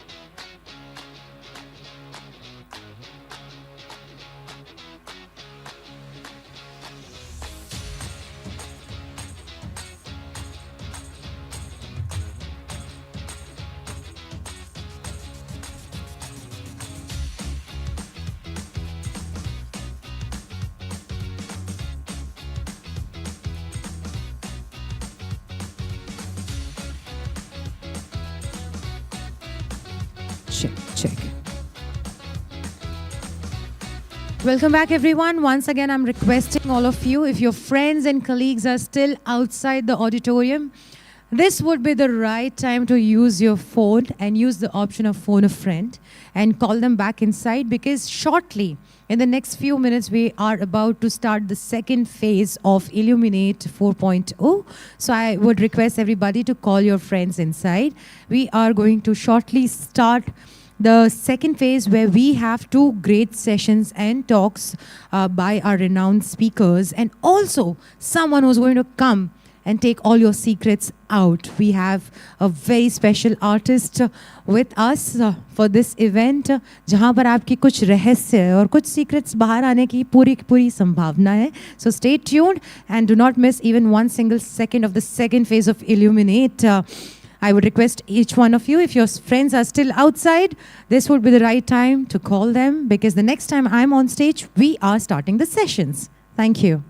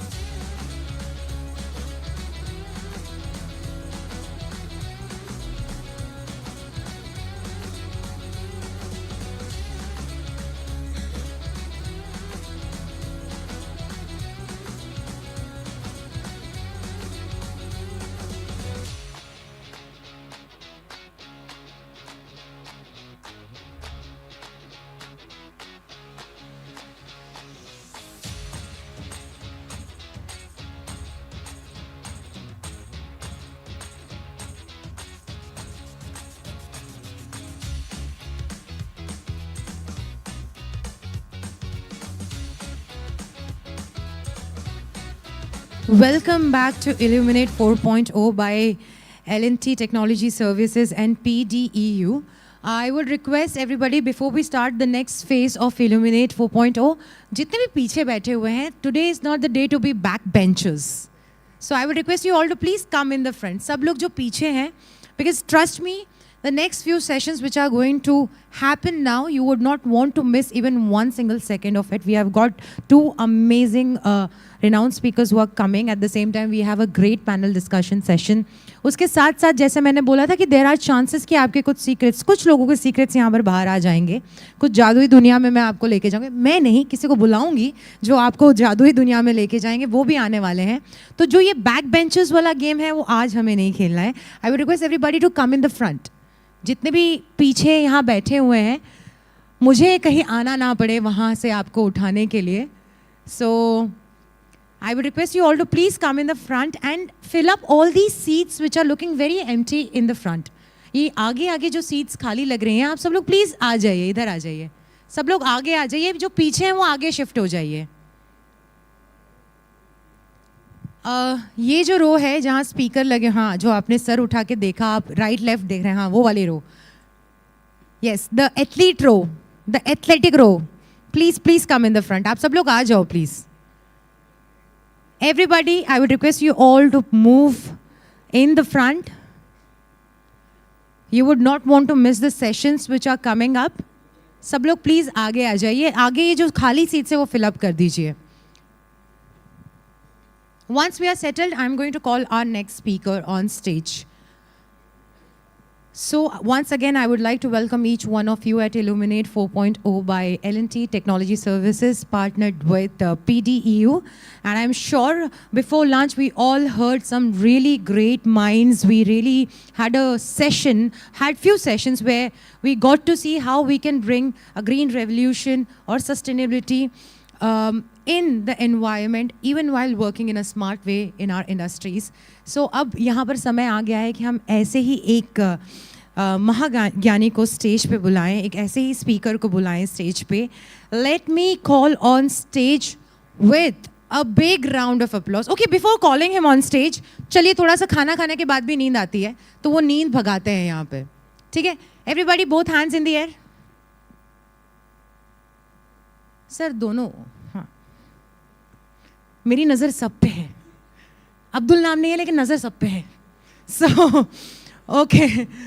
समझ आया ना गाना जो थोड़े 90s 80s वाले हैं ना उन्हीं को ये गाना याद आता है. Okay. सब लोग हाथ ऊपर कीजिए. When I say one, you have to clap once. Okay? When I say two, you have to clap twice. All right, 1, 2, 1, 2, 1, 2, 3. Wow, out of syllabus, but you all did well. Very nice. So we'll do it one more time, लेकिन थोड़ा fast करेंगे. 1, 2, 1, 2, 2. 1, 2, 2, 1. Wonderful. So मुझे लग रहा है कि वो lunch काम आया है. लंच के बाद बहुत एनर्जी दिखाई दे रही है सबके अंदर. So now it's time I call one more speaker on stage, Mr. Aditya Shukla, who's transforming waste into value and advanced circular economy practices. With a big round of applause, let's welcome Mr. Aditya Shukla on stage.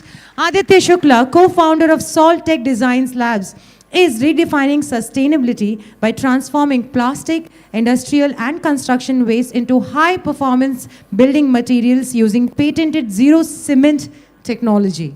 His innovations in circular economy practices like carbon negative solar tiles and recyclable composites are paving the way for scalable low carbon infrastructure solutions across India. So we have Aditya Shukla, who looks younger than me. But of course, knowledge way more than I have. No. Let's give it up for Mr. Aditya Shukla. Hello. Yeah, I think. So, hi everyone.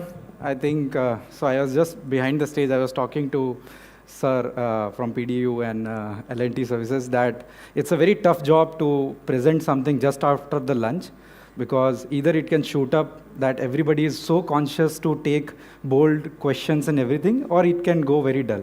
So being one of the youngest Tech Talk speaker, and I think this is the last Tech Talk, it's very big responsibility on me, and Sir said that it is a test of your presentation skill. So usually I don't take sugar directly right now for past 6 months, but I had my gulab jamun because since it's a test, I don't know how it's going to happen. So I just took that gulab jamun as a sweet and starting. So let's see how it goes. So hi everyone, my name is Aditya. I am founder and CEO of Salt Tech Design Labs. Salt Tech Design Labs is basically a company I founded just out of the university. And it all started in 2017. And I'm from a very small town known as Khambat, Cambay. Anybody has heard of this name? Cambay? Yeah, because Baroda, yes, yeah. That's like 90 kilometers from here. It's a very small town on the Gulf of Cambay. And I'm from that town. I studied there all my life and then moved to Anand for my higher education and then moved to university education. So first time I came to Ahmedabad in terms of open exposed environment was in 2017 during my internship. And during my internship, I used to work Oda, Vatwa and other places because I'm a mechanical engineer by profession. And so I was doing an internship in product development. So my work used to go and places for, let's say, vendor development, talking to vendors, machining work, component work, steel works and all. So I was living in Paladi, south of Paladi, Vasna.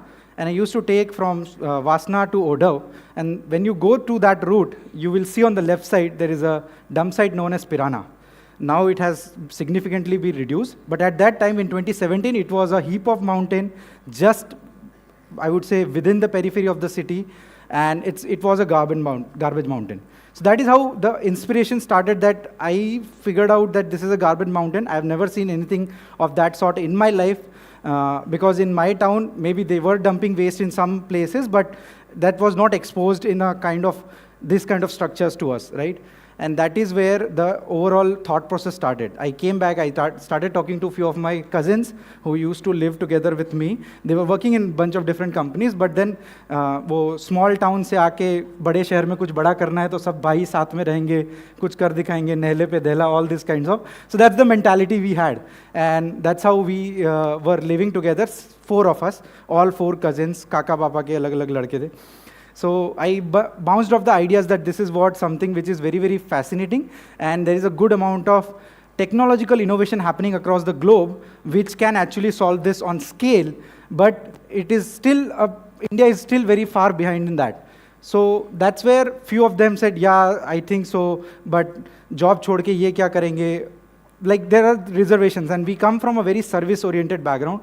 All my family has worked into Indian Railways, Bharat Dur, Sanchar Nigam, BSNL and all. So we are not from, I would say, business background. I was born in Maharashtra, brought up in Gujarat, originally from Uttar Pradesh, Ayodhya. So it's very difficult for us to even envision any business to be done. So the first thing I said to my home that I'm leaving the pre-placement offer and I want to do something of my own as a startup. And everybody was like, what is startup? Startup kya hai?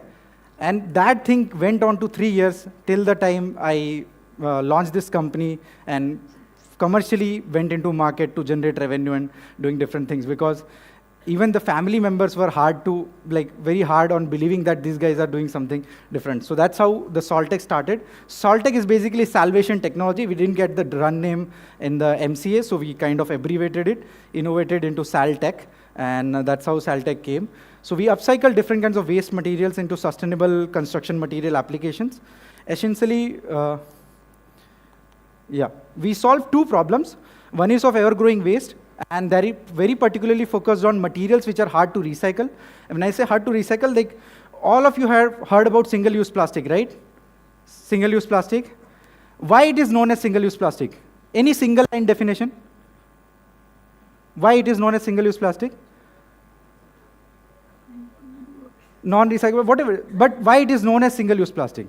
So the key simple reason is that single-use plastic is known single-use in the term itself because 95% of them have no afterlife use once you use it. So for example, if you have a kurkure, wafer packet, chips packet, any kind of packaging material, your bottle, all these kinds of material ends up in landfill or waste systems because these are hard to recycle in some sense.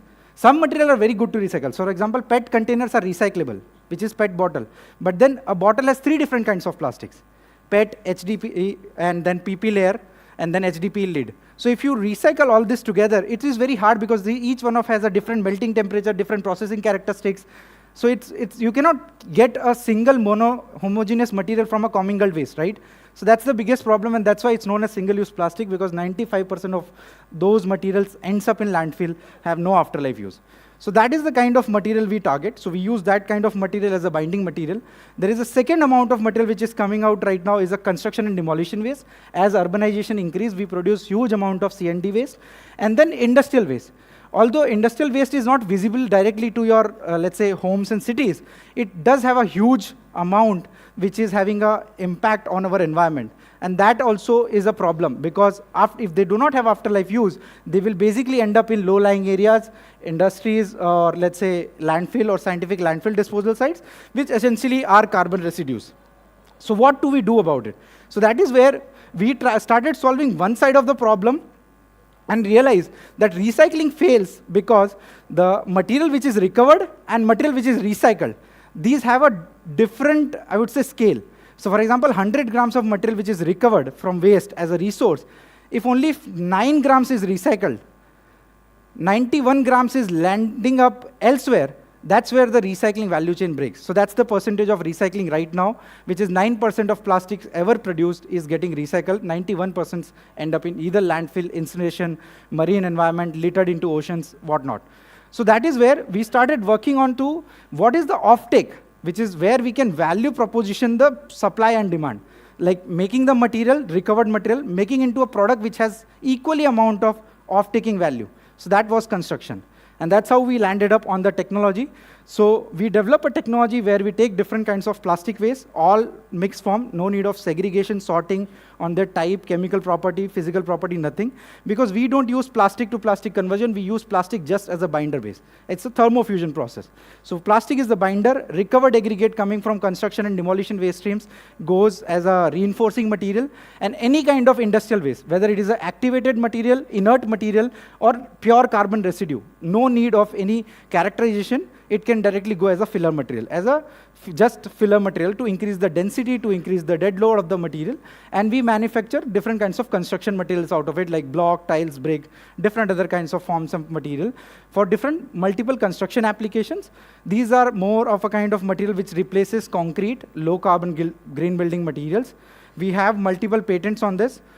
We have 2 granted patents in India. We have a US patent on material science and technology, multiple other recognitions and awards around green building materials, GRIHA by Terry, environmental impact assessment, life cycle assessment, which proves that whatever we are claiming, we are delivering into the market. This is the problem we are solving. We are bringing the plastic which are unrecyclable, which are not ending up in a landfill, which are not ending up in the value chain, ending up in a landfill, bringing them into the recycling value chain. And the other material which is we are offering is a low-cost alternative to green building precast materials. The USP is on the 2 sides. One is of technology, where we directly cut carbon emissions by 60 to 80% as compared to waste to energy, waste to incineration, and different other kinds of process. Cut water uses by 90%. We don't use water for any kind of washing, cleaning, sorting. We have the first facility in Gujarat, I would say in India, which is an orange category plastic recycling unit, which has 0 solid, 0 liquid discharge. And trust me, this is one of the feat which is not achievable by any organization till now. So this is something which we have done. We can process all kinds of plastics, co-process industrial ash, slag. We can manufacture 50+ type of product from the same system. No need of changing the systems or the machines for any other purpose, just changing the mold and delivering the product. On the product side, these are 3 times more in performance. So strength to weight ratio, if you consider, these are 3 times more strength and lower carbon footprint as compared to any traditional materials. 0 cement, 0 water. There is no curing required. So we manufacture it today. You utilize it in the evening. It's ready to use. It doesn't require a cement curing like आज आपने बनाया 7 दिन तक आप पानी दीजिए, 14 दिन तक आप पानी दीजिए, 28 दिन तक आप पानी दीजिए, तब वो अपनी strength लेके आएगा. This is not required. So these are the kinds of products we already manufacture and supply into the market. Our business model is to scale a local circular economy model. So what we want to do is, waste is everywhere. Wherever the human population is, waste is there.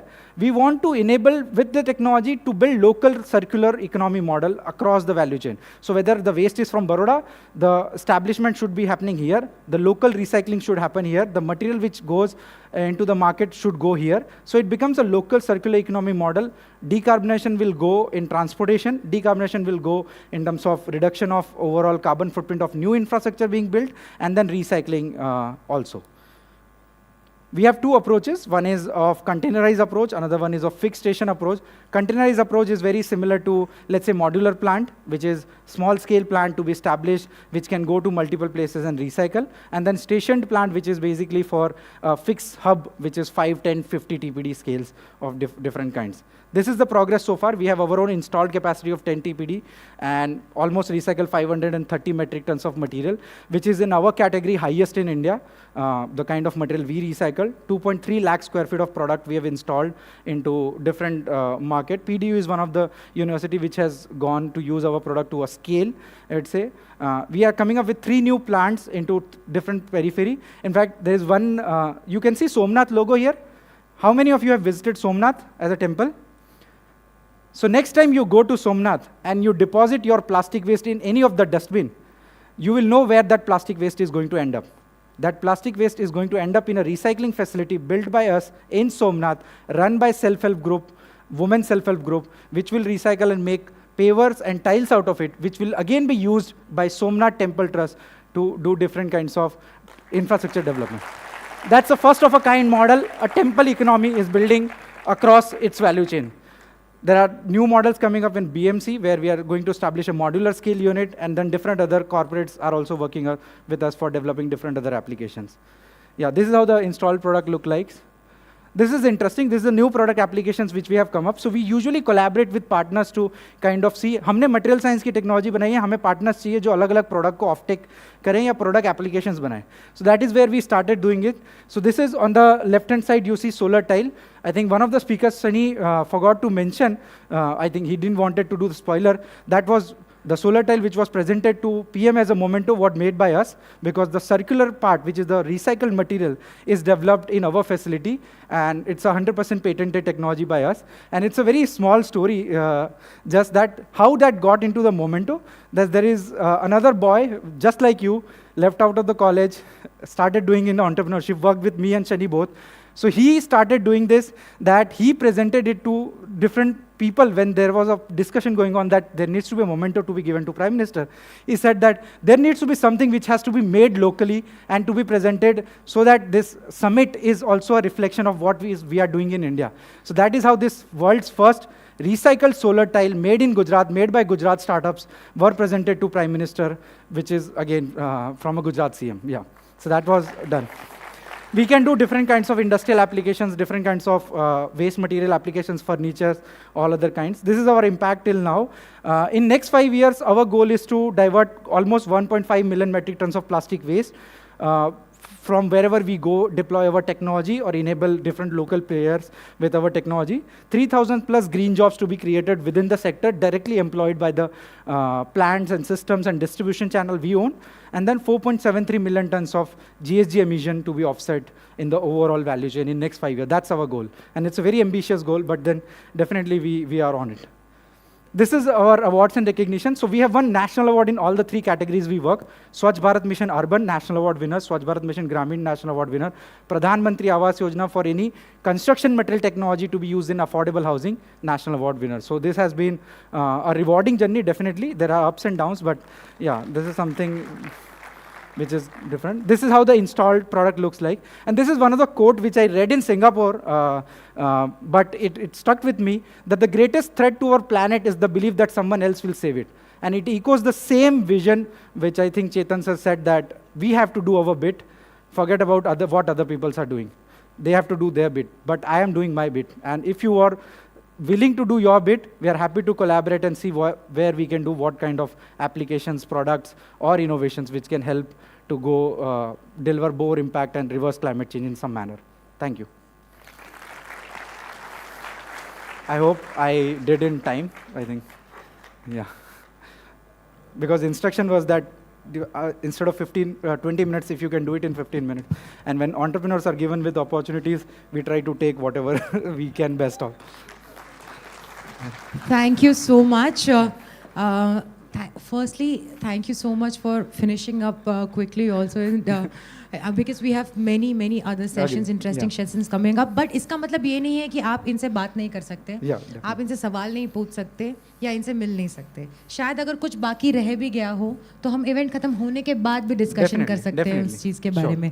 So now I would request Mr. Venkat Narasimhan to please come on stage and join me and give the token of love and appreciation to Aditya ji here, please.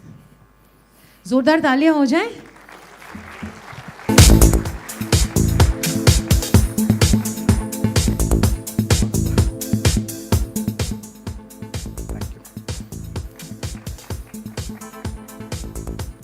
I think everybody just had lunch, right? I love how we have started understanding each other. हम सुबह ही मिले हैं, लेकिन हमारी tuning बहुत अच्छी बैठ गई है. मैं बोलती नहीं हूँ, लेकिन आप लोग वो सारे काम कर देते हैं. So thank you so much for that. Thank you. So now मैं कब से रिपीट पे बोल रही हूँ कि हमारे बीच में कोई ऐसा आने वाला है जो आप सबके दिमाग पढ़ सकता है, जो हमें कुछ जादुई दुनिया में लेके जाने वाले हैं. पहली बार नहीं है जिन्हें मैं स्टेज पे अब बुलाने वाली हूँ, उनको इंट्रोड्यूस कर रही हूँ. मेरे बहुत ही अजीज़ मित्र भी हैं और साथ में एक बहुत ही टैलेंटेड कलाकार भी हैं वो. He is a renowned magician and mentalist who believes in creating magic using psychological techniques and illusions of mind. He started performing at the age of 7.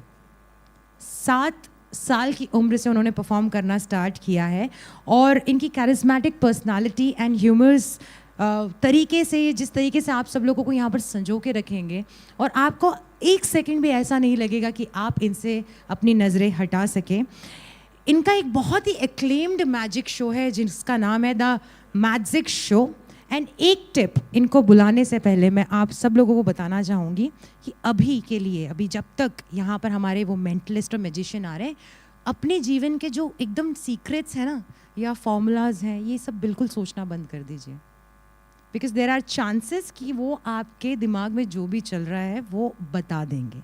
सो एक बार जोरदार तालियों के साथ let's welcome a very good friend of mine, a very talented mentalist and magician, none other than Chandrankit Sharma.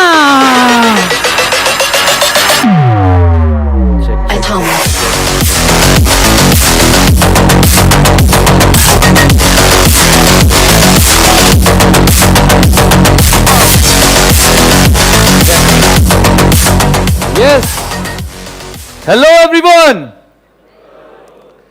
ओह अच्छा, very good, अच्छा lunch किया आप लोगों ने, एक बार और ट्राई करें। Hello everyone, perfect. मेरा नाम चंद्रांकित है, I am a professional magician and mentalist.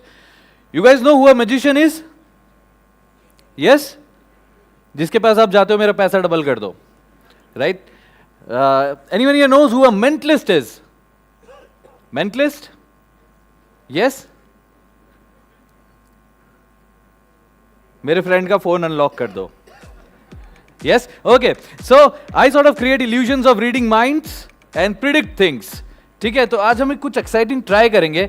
मैं आपका थोड़ा सा एंटरटेनमेंट हूँ, आज इतने सारे टेक्निकल टॉक्स चल रहे हैं, तो एक छोटा सा लंच के बाद आपके लिए ये ब्रेक है। So let's start with something, let's start with activity for all of you. जो भी पीछे बैठे हुए हैं वो भी पार्टिसिपेट कर सकते हैं। So all of you bring your hands in the front like this.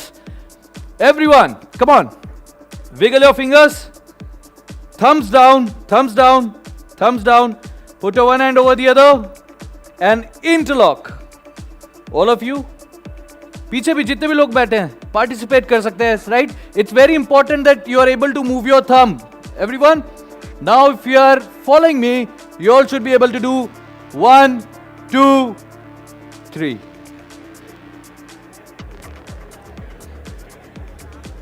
What I hear a buzz?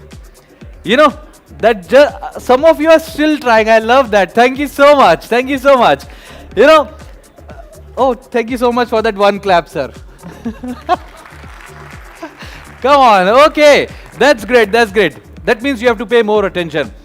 I'm going to influence you, and your job is not to get influenced. Okay. So we'll try something. We'll try something quickly from this side. Maybe someone. You in the blazer, can you please stand? Yes, you can be at your place. Your name is? Divya. Divya, I want you to think of a number between 1 and 5. Do you have one in your mind? Do you have one in your mind? No, one number. Okay. What is the number that you're thinking? Loudly. Sure, do you want to change it? No? You all will be amazed. He said 3 and I have predicted the number 3. Wow! Come on, I use an applause for Dev, everyone. No, that's just for fun. That's just for fun. Let's try something. From this side, I want someone to think of a number. Maybe the sir in the pink. Can you please stand? Yes, I want you to think of a number. I'm going to influence you to think of a number. Think of a 2-digit number. Okay, perfect. Did you just change your mind? No? You can take the mic. Your name is? Please take the mic. Amodhar. Okay. Do you think कि आपका mind read किया जा सकता है? Possible. You're married, right? Yeah, okay. Perfect. All right. So, I have written down a number here and I've sealed it only because लोग कहते हैं कि यार ये ना last में magicians change कर देते हैं. So, I cannot change it anymore. I'm going to hand it over to Someone here, someone here. Can you please come here? And I'll hand it over to you so that I cannot change it. Just hold it. Okay? For the first time, what is the number that you're thinking? 21. 21. Do not open it. Do not open it yet. Keep it hidden. Keep it hidden. आप ऊपर रखें नहीं तो लोग सोचेंगे कि आप मेरी टीम में और आप नीचे लिख रहे हो. So keep it up. Yeah. So 21. Yeah. Do you want to change it? No. Sure. It's inside. And इन्होंने कुछ भी नहीं किया, right? You're not in my team. Okay. He's very happy about that. Okay. So 21. You want to change it? But Yeah. okay. You, for the entire audience, tell me the number that is written here. It's 21. Great. Okay. We'll do better. This was just the starter. Just the starter for all of you. Just to know कि what kind of things you can expect. हम क्या करने वाले हैं. And मेरे को बहुत सारे लोग पूछते हैं कि यार ये जो भी आप कर रहे हो क्या ये difficult है? Is it difficult? Is it difficult? Mind reading is difficult? Yes? All right. Thank you so much, everyone. No. I'm just kidding. I'm just kidding. I'm going to teach you something. I promise that. But I have something for you. Here. So when we talk about all these things, हम लोग ये इतने सारे सुबह से technical talks सुन रहे हैं. We are talking about science. We are talking about a lot of things in Illuminate.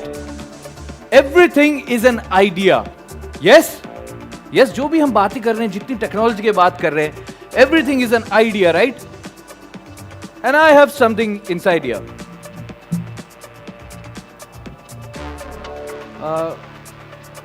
Do you fear snakes? Snakes. सांप से डर लगता है आपको? लगता है?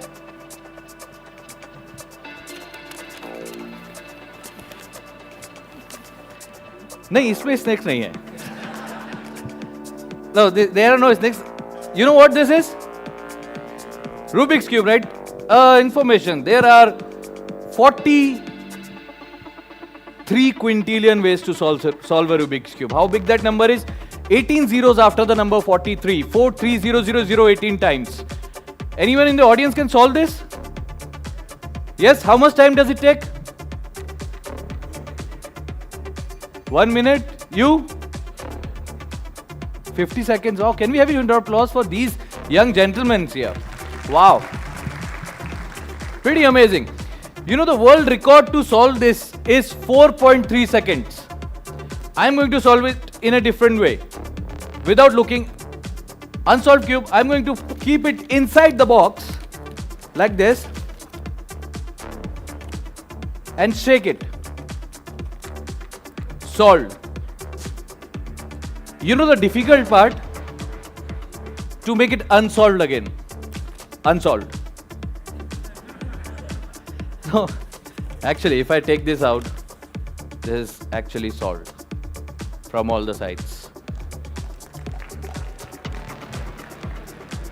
What? Some of you want to check it? Please take this. Please take this. Come. Take this. Catch. Good catch. You can keep this. Yeah, what? You can take the seat. In this? There is nothing. Thank you. You want me to drop the hand? Okay.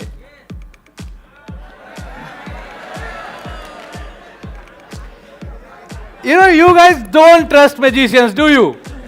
No. You know, if there was real magic, I would have actually solved it, right? Just like this. It is completely empty. Thank you so much. Interesting, right? Now, talking about mind reading and all, can I actually reach inside someone's head and take out some information? Let's try that. Who would like to volunteer? You can raise your hands, all the people. Someone in the center, can you please stand? Okay, both of you. Can we give them mics, please? Yes? All right. Your name is? Aryan. And your name is? Yash. Okay. Aryan and Yash, how long do you know each other? 4 years. 4 years? Yeah. Three. Okay. Do you want to take some time to No, decide? 3 years, 3 years. Okay, 3 years. Okay. So Aryan and Yash, आप एक दूसरे को कितने अच्छे से जानते हैं? Like, do you know each other's secrets? Yes. Yeah. Yeah. Do you know about each other's crushes, names, and all those things? Yeah, of course. Of course. Okay. We'll not do that. We'll not do that. Okay. I wanted to put different questions to you. Yash. Aryan and Yash. Yash. What is the first word that comes to your mind when you hear the word technology? Don't tell it, just think in your mind. Just in your mind, okay? You have a word in your mind, right? Yes. Perfect. Don't tell it, at no point say it. We'll do something different with you. Let's go into your memories. I want you to think of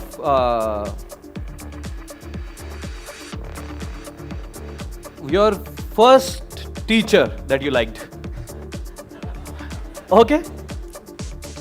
You have a smile on your face. You already have a name in your mind. Perfect. Now, when I took you to this memory lane, how old were you when you had this teacher? 12. 12 years old? Yeah. Okay, so you must be in second, third class. Yeah. Yes? Okay. Okay. Let's try it. Yours is difficult. I want you to sit for a moment. Yes. Aryan, wait. I want you to think of that word in your mind. Think of the number of alphabets. Don't say it. Just think. 4, 5, 6, 4, 5, 6. Okay, you're thinking of the name. Okay. Think of the first letter. Think of the first letter. Don't say it. A, B, C, D, E, F, G, H, I, J, M, N, O, P, Q, R, S, T, U, V. Oh, there is a smile. P, Q, R, S. Okay, he's biting his lips. Perfect. Just for the audience. And by the way, this is not a setup, right? You have not told this information to anyone. Is it? Can you confirm on the mic? Yeah. Yes, okay. What is the first letter of that name? Just the first letter. S. Okay, S. Okay. Think of the second one, the third, fourth. Oh, very different name. Think of the last one. You're quick. It's a vowel. It's a A. Yes. Yes, okay. I have a name here. In your loudest, clearest voice, what is the name of the teacher that you're thinking? Sangya. It says Sangya. Everyone. All right, you can have a seat. Thank you so much. I hope that brought down memory. And you're thinking of a word, right? You're thinking of a word. Okay, think of that word. Don't tell me. Technology, right? Yeah. Yeah. Okay, something related to technology. Are you fascinated with this word? Yeah. Yeah. What do you study in college?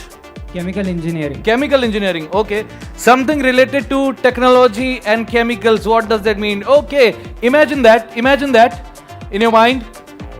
In fact, some people here are thinking the same. I want all of you to think of the word that comes to your mind when you hear the word technology. Okay? All right. I think there is an image that is coming to my mind when you are thinking of this word. Is it? Yeah. Yes? If you want to describe the color of that word, what would that be? Like two colors, one grey and one yellow, red. Yellow, red. Something related to fire, I believe. Yeah. What is the word that you are thinking? Rocket. It says R-O-C-K-E-T, rocket. Everyone. You can take your seat. Thank you so much. I hope that makes your dream to meet a mentalist come true today. Yes. Thank you so much. All right. Now, isn't this fascinating? Isn't this fascinating? We talk about so many things. We talk about this crazy stuff that is happening all around us. And it's all just an idea. But one thing that differentiates us from the technology, the machine and everything, that is the human relations, the bonds that we have. Yes? Are there two people who know each other for a long, long time, like 10 years or something like that? In the audience? Maybe here? Somewhere. There is one gentleman. You guys know each other for more than 10 years? Wow, can we have a huge round of applause for the two gentlemen over there? Wow, that's amazing. And also talking about that, sir in the blazer, do you think I can tell about your account number? Maybe. Okay, your ATM pin? Can we try the ATM pin? Okay, let's try that. Are you all excited? Okay, we'll not do that. Before I move forward, because we have a little bit of time restriction. When I was thinking about this event, there was something coming in my mind, and I actually wrote that down in this piece of paper. I want to give this piece of paper to someone, maybe from. Can you hand it over to Subrat sir here? Can you hand it over to him? You can just keep it. This is a sort of prediction that came to my mind. Please keep it safe. Make sure I do not steal it or change it as we go along. Okay. So I need to go down in the audience for this. I'll come down in the audience. Let's create some chaos and use as many people as we can here. All right. Okay. So anybody has mobile phone with you? Calculators in your mobile phone? Can you open? Here, from here? People this side? Yes. Do you have one? Okay. Can you please stand? Okay. I'll give you the calculator. Okay. Hold this. Listen to the instructions carefully. I'll go down. I don't want to see it. Have we met before? No, right? Okay. Think of someone. Anyone, do you remember their date of birth? The complete date of birth? Yes? Okay. I want you to enter first the day, like if you're born on 12th, 1 to 12. So enter 12 or whatever it is. Press on multiply. Now enter the month. If it's like January 1, Feb 2, yes? Press equals. There is a result, right? Is that correct? Yes? Okay. Again, press multiply and enter the year. Press equals. There is a number. Yeah, is it random? Yes, it's a big number. Are you happy with that? No? Okay, your smile says you're not happy. Can you pass it on to the person next to you? Yes? Can you press multiply? Please stand and enter random 4 digits. Random 4 digits. Press equals. Okay, do you have a number? Is it a big number? Yes. Is it random? Yes, I wanted to take out. Can you remember that? Can you remember that number? It's big. Take a picture from your phone, from your mobile. Okay. Quickly. Perfect. So that I don't want to. And clear that. Click on the clear in the that. Clear. Yes. Okay. Give it to me. Right. So the reason it's in your phone, I cannot change it. And you did the calculations right. Yes. I wanted to take the mic. Okay. And even before this began, I tried to create a chaos. Right. I tried to create a chaos. कि randomness में कितना order है. Sometimes we have to find order in chaos. Yes. All like I heard someone saying that ideas. One of the greatest ideas was discussed over a glass of beer when they were discussing. Right.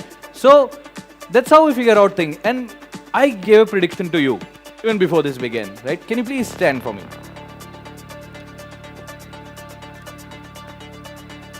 Yes. I'll just hold it like this. Please open this.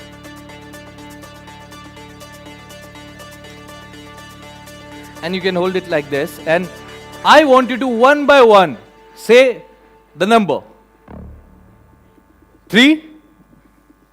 Okay. 1. On the mic, please. 8. Okay, 8. 4. 4. 1. 1. 4. 4.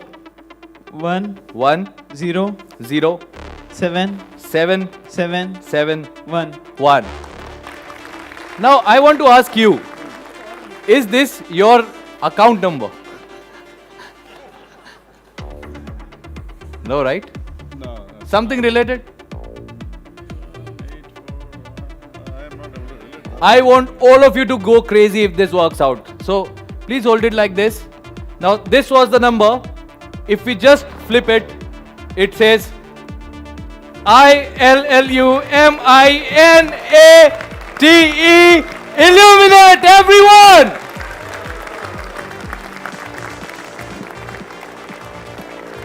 Thank you so much for joining. Please take the seat. Thank you so much for you to joining. Can we have a huge round of applause for the entire team? And let's welcome again our wonderful, the beautiful host, Monica. Thank you so much. Check. I am so glad throughout the day there was at least one person who called me beautiful. So I'm very happy about it. Can we all give it up for Chandrankit Sharma here? Did you all had fun in his session? Yes? बहुत कम आवाज आ रही है. लगता है जादू अभी तक चल रहा है दिमाग में सबके. Did we all enjoy his session? Wonderful. Thank you so much. And now we are coming towards one more very interesting session because our guest of honor is here. And this is the session that we all were waiting for. Ladies and gentlemen, once again, it's my honor to call on stage and welcome Dr. V.K. Saraswat, NITI Aayog policy maker, DRDO board. एक बार जोरदार तालियों के साथ let's welcome our guest of honor, Dr. V.K. Saraswat, Chief Designer of missiles like Prithvi, Dhanush, and interceptors of ballistic missile defense, member of NITI Aayog, and architect of India's missile defense systems, blends deep scientific expertise with strategic policy leadership. His pioneering work in indigenous technology and innovation-driven governance perfectly embodies India's leap towards a smart, secure, and sustainable future. And the very humble man is just standing beside me. I think we need to welcome him with a roaring round of applause on stage in front of you, Dr. V.K. Saraswat.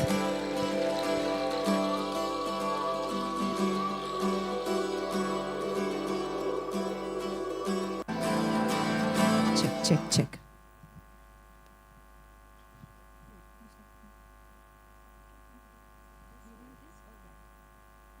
I'm okay with this.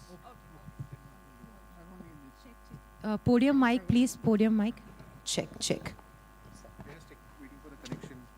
Yeah.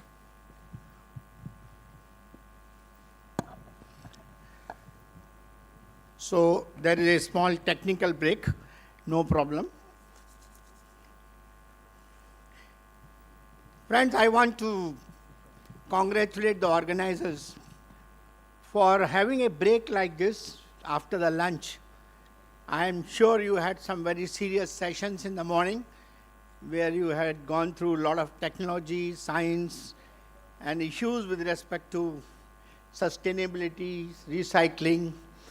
What I was impressed by was a startup talk which was given on recycling. Mr. Shukla did a wonderful job. I must congratulate him for that. And the just concluded session on mind reading, it was completely, I was flabbergasted. Can somebody do such things? I cannot even imagine.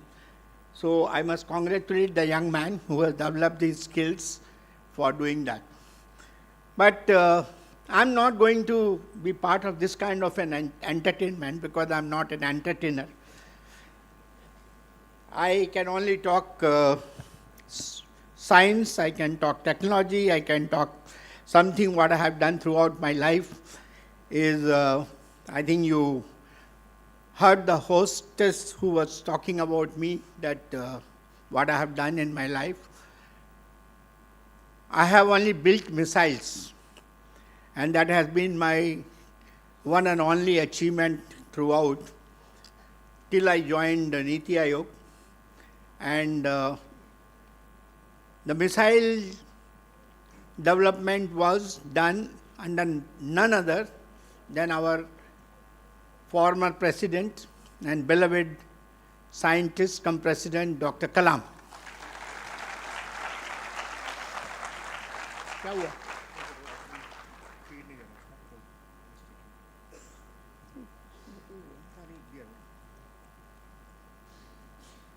ये देखो ना कौन सा है.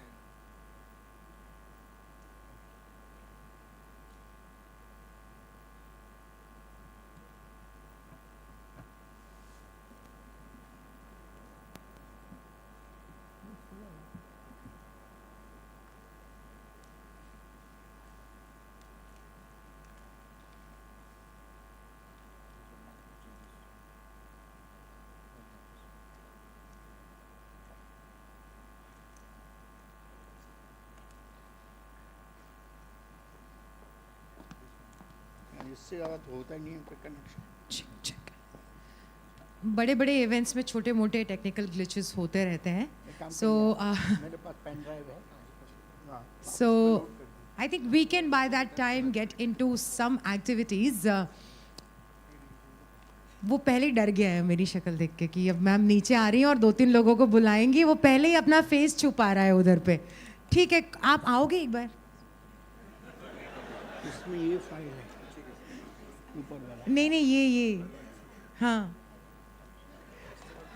इसको यही ना. जल्दी आ जाओ. फिर लैपटॉप चालू हो जाएगा तो फिर आपके आने का यहाँ कोई मतलब नहीं होगा. जल्दी आ जाओ और अपने एक फ्रेंड को भी साथ में लेके आओ. कम क्विकली. इसको निकाल दीजिए. इसमें क्या जरूरत है? पेन ड्राइव वहाँ लगा हुआ है यार अपने कंप्यूटर में. And do you want to, अगर आप चाहते हो तो आप किसी और को भी बुला सकते हो. सो किसको? सदैव भैया. सदैव कम क्विकली. जल्दी आ जाइए आप. My presentation is there in the pen drive. So before this technical glitch is solved, I want to share with me something about my association with Dr. Kalam. Dr. Kalam has been my guru, mentor, and he came in my life after I had spent 10 years from 1970 to 1982 in developing liquid rocket engines. A great man who came from Department of Space after launching SLV-3, the India's first launch vehicle, which carried about 40 kg of payload in the low Earth orbit. So he had that fame, and he was, I think, Padma Shri awardee. So we were in complete awe of him, because we were in DRDL, which was engaged in building missiles for the Indian Armed Forces. And he was coming from the launch vehicle area. Many of you will think that missiles and launch vehicles have a lot of commonality. It is right. But when the missiles are built, they are to be used in the field. And hence you have to use technologies which are suitable for the field application. Whereas launch vehicles can be launched in a very controlled environment. We can fill liquid oxygen, liquid hydrogen on the launch pad, ensure that all the blow-off losses are taken care of and things like that. It's not being handled in desert, it's not being handled in snowbound areas, it's not being handled in very, very cross-country locations. So there's a difference. Our systems, missiles have to be very rugged. I was making a liquid rocket engine, so when I said that I would use only liquid rocket engine, Dr. Kalam came from a background that he has used for SLV-3 a solid rocket motor. So he told me, Saraswat, you should not use liquid. I have built this solid rocket motor. Why can't we convert that for your Prithvi missile?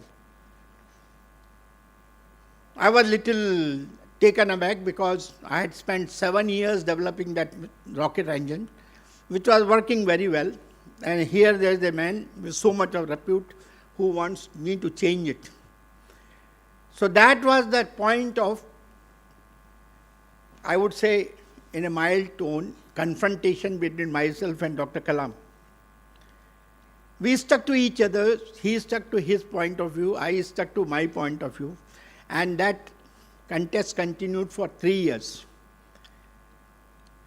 Finally, he said, okay, I go by you, but you have to demonstrate this to the nation, that technology what you have developed is the right technology.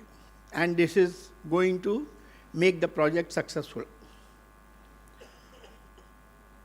And you have to undergo a review, a national review, by experts from different departments, that your engine will meet the specifications. So first time in the country, in those days, DRDL never used to have review culture. We used to design things ourselves, use ourselves, and build ourselves.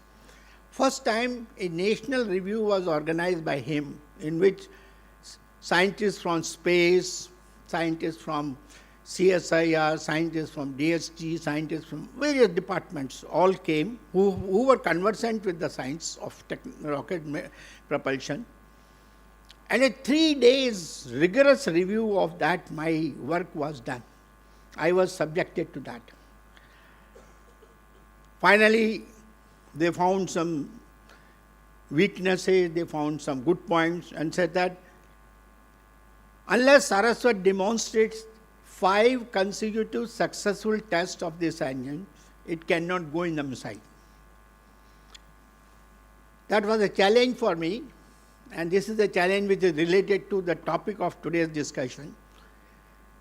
How to manufacture in a short time a very complicated liquid rocket engine having more than 1,000 components in just about 2 years, 5 numbers, for which there was no industry utilized earlier. It was all being manufactured within DRDL, and DRDL had a small workshop which certainly cannot do that.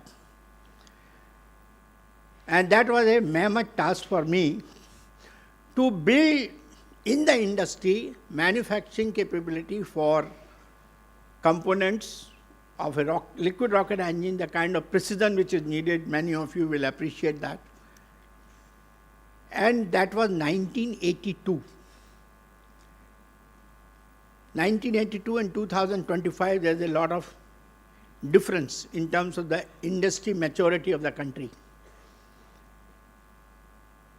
But fortunately, there were some good MSMEs in Bombay, in Pune, in Hyderabad, and we could get them to do my work. One thing I learned at that time, the moral of the story is we could get those components from within and well as from industry by working with them, hand-holding, trying to transfer technologies, how we built it, telling them how to scale it up so that numbers can be produced, and ultimately that engine, 5 numbers were produced, tested, and demonstrated. The point is scalability. The point is transfer of technology. The point is how you can actually upgrade the skills in the industry where nothing existed at that point in time. And we are talking of today's manufacturing scenario of the nation. And even today, the same point holds good. The point is scalability. All of us say that we are not competitive because at the scale at which we are manufacturing things in our country is not the same as that in China. Whether it is the solar panels or the electrolyzers or the batteries or whatever, electronics or chemicals, in any area which you say, the scale of manufacturing in our country is not the same. That is the message I wanted to give you from this story. From that time onward, Dr. Kalam never mentioned to me to change that engine to a solid engine, and Prithvi became a missile with a liquid rocket engine, was delivered, produced in 200 to 300 numbers by the country and given to the armed forces. That is how it happened. So that was my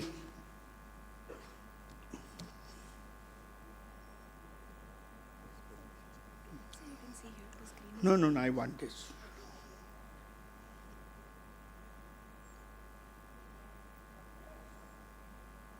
I need a...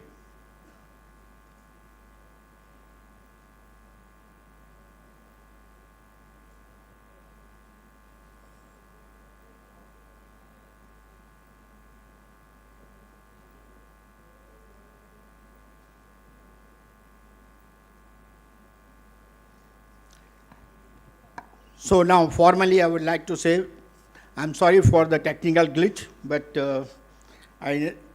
I thought that it would be very easy to connect, but thanks to the organizers that they could make it happen now. I'm going to talk to you about the future of manufacturing in the event of AI-powered solutions for Viksit Bharat. That is the topic. And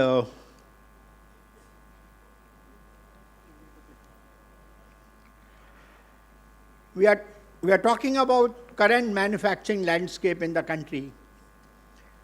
We are at the cusp of a manufacturing revolution. It is driven by a lot of government support, and today we have a robust labor force and improved infrastructure. In 2023, we were about 13% contribution to GDP, and if I remember when our present government came in power in late 2014 and 15, one of the words was Make in India, and also improving the manufacturing from 15% to 25%. That was the thing, which is even today an ambition, increased to 25% by 2030, only the date has changed. Our MVA 2024 is $717 billion, and our ambition is that it should become 1.45 trillion by 2030. We have a fastest growing economy, projected to become the third largest by 2027, and we are supposed to contribute almost about 16% as far as our global growth is concerned.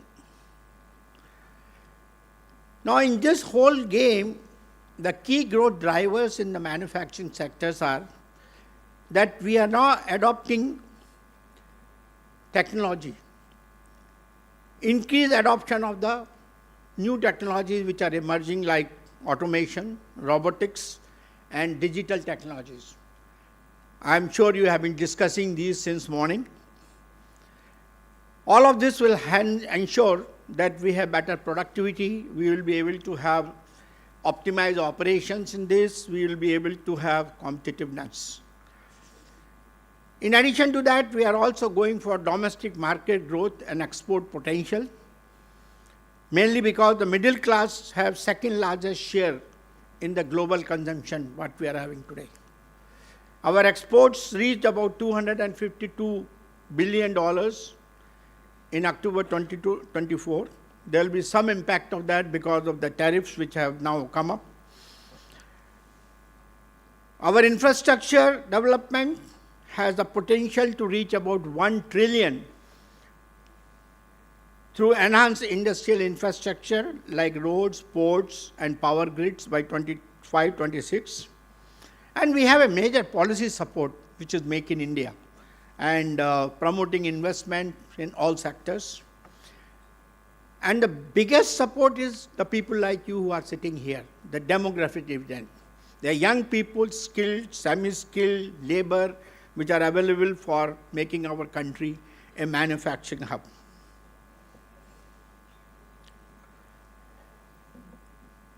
So we have our ecosystem in different sectors. We are a major global producer of automobiles, with companies like Tata's, Mahindra's, and Maruti's leading the game. We were discussing during the lunchtime about the generic drug production, significant global supply for medicines and the vaccines. We have traditional strength, both handloom and modern textile manufacturing. We are growing rapidly with focus on mobile phones, production and electronic components. producing a wide range of industrial and consumer chemicals, world's largest steel producers with companies like Tata's, Jindal's, and so on. And we are also into the indigenous manufacturing of the aircraft and defense equipment and components. And all these sectors which are indicated here, we are trying to make headway. But we can't continue the way we have done so far. We cannot be incremental. We have to leapfrog. From a service-led nation, which has been the main economic driver for the last about 25-30 years, we have to become a product-led growth. We have to become a product nation. And for that, we need to go for improving our job intensity, supply chain resilience that manufacturing provides.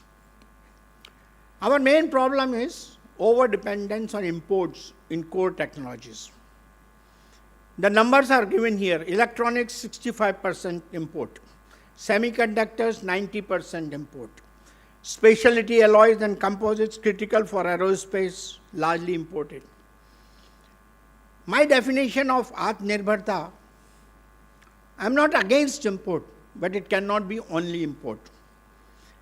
But basically, I should have independence from controls. Being from defense, we have suffered heavily due to controls. The missile I talked to you just few minutes before, as soon as that missile was launched, we were subjected to missile technology control regime. And I'll give you a very simple story at that time.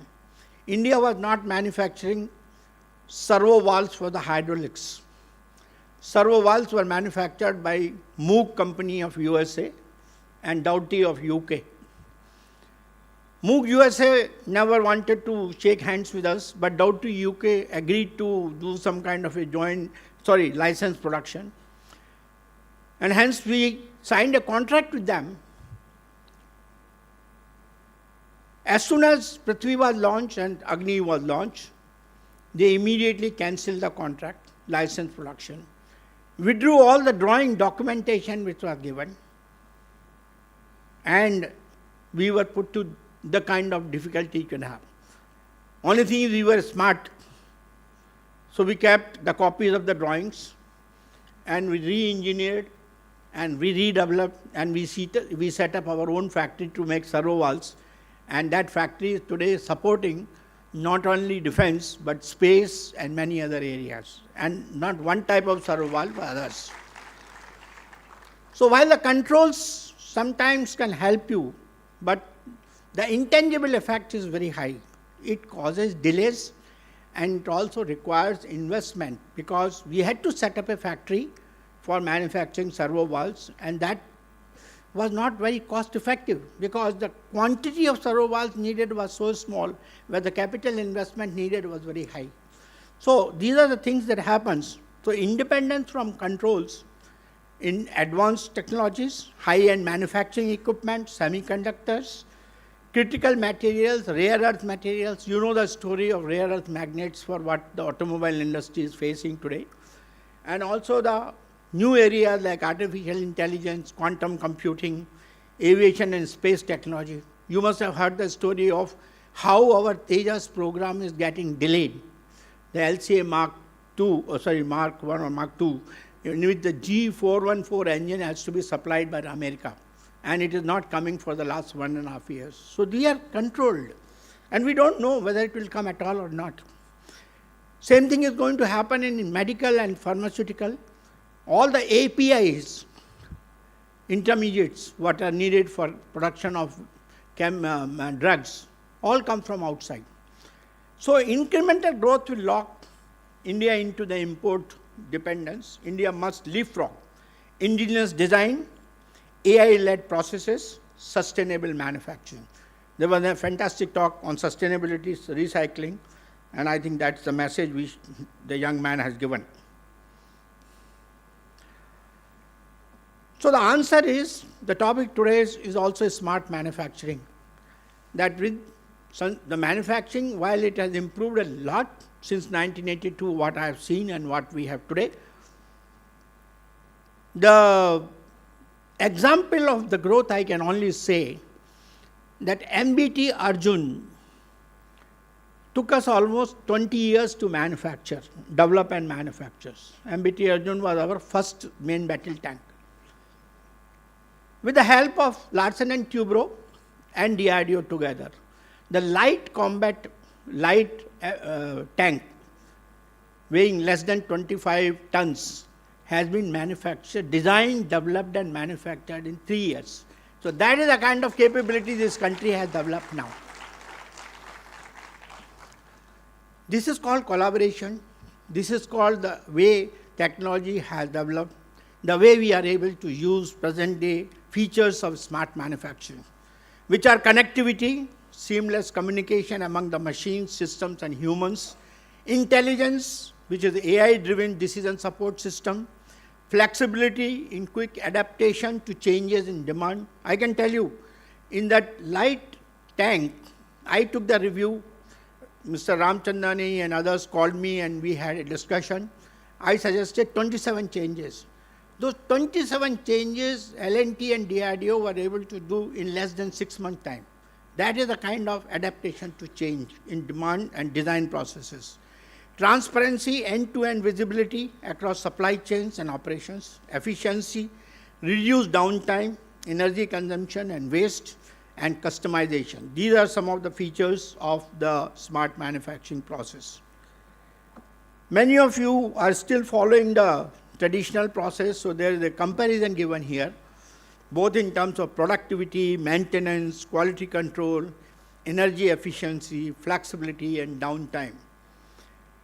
The changes are very clearly visible that automation brings with respect to the manual processes, a reactive maintenance with respect to the predictive maintenance, a manual inspection with respect to real-time defect. So you see the kind of change that smart manufacturing brings in terms of productivity, efficiency, quality, and so on. And now all of you are talking about Industry 4.0. The Industry 4.0 is a collaboration of various technologies. And those collaborations technologies are robotics, drones, artificial intelligence, collaborative machines, Internet of Things, cyber physical systems, mobile computing, cloud, big data, and so on.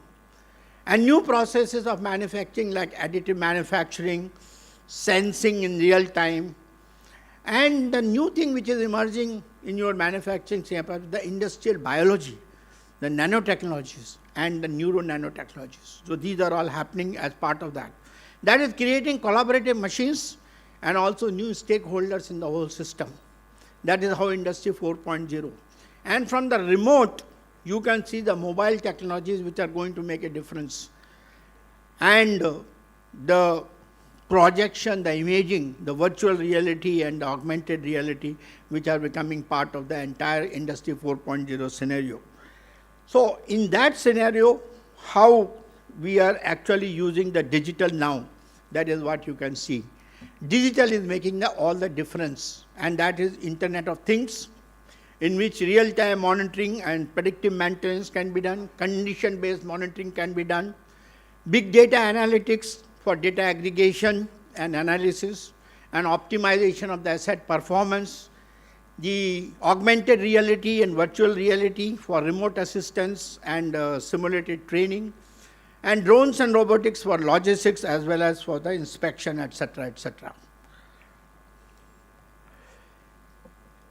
I don't know how many of you are using the digital twin technology. I'm sure some of the L&T teams are already using that.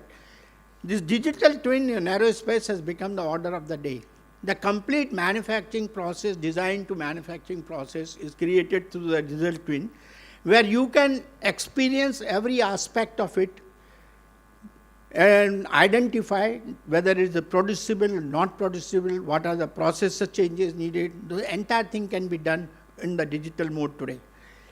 And that is very important. Then, of course, you have predictive analytics using the artificial intelligence and automation of decision making that is becoming part of your system today. Computerized management, maintenance management, it is for part of the process automation.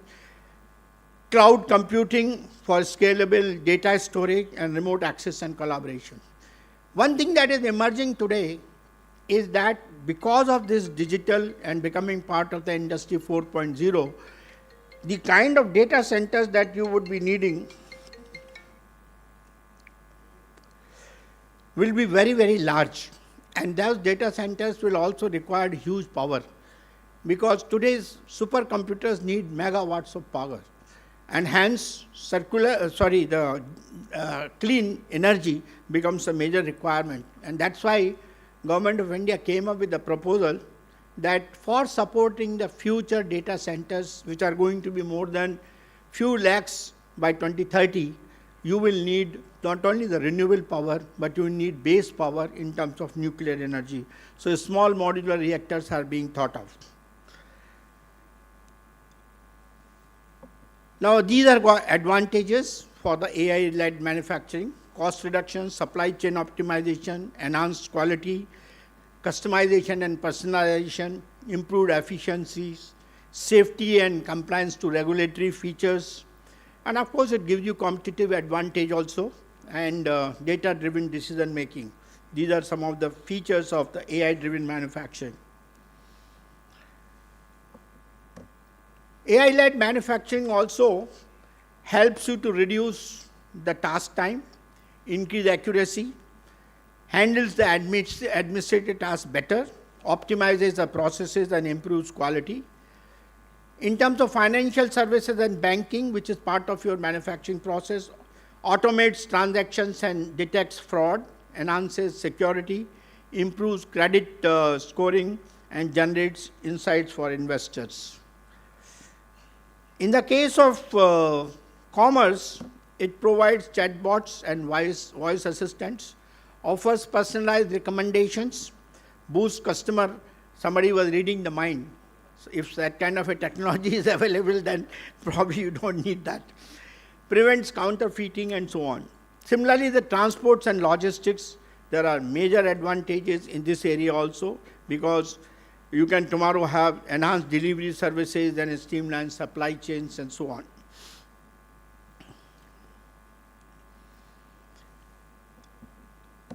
Cobot, AI cobots in manufacturing. Collaborative robots are designed to work alongside humans, if not only automates tasks, but to augment human capabilities within its own. So automate the repetitive tasks, achieve greater efficiency and consistency through that, and they can also help in testing and inspection with identification, monitoring, probing, gauging, and so on. So cobot is becoming the order of the day. Only my fear is whether it will be able to replace the human beings or it can work alongside with the human beings. Additive manufacturing, and AI now getting included in the additive manufacturing. That is mainly so that AI can improve the process of additive manufacturing by reducing cost and speed up production. It can also help in making a lot of design suggestions. It can help in quality control. It can help in predictive maintenance.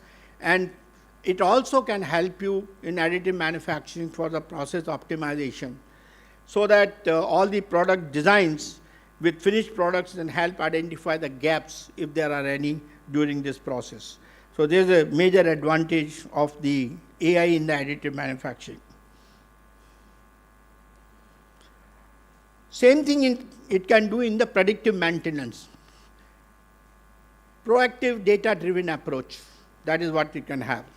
That will reduce your downtime, it will save costs and extend the asset lifespan.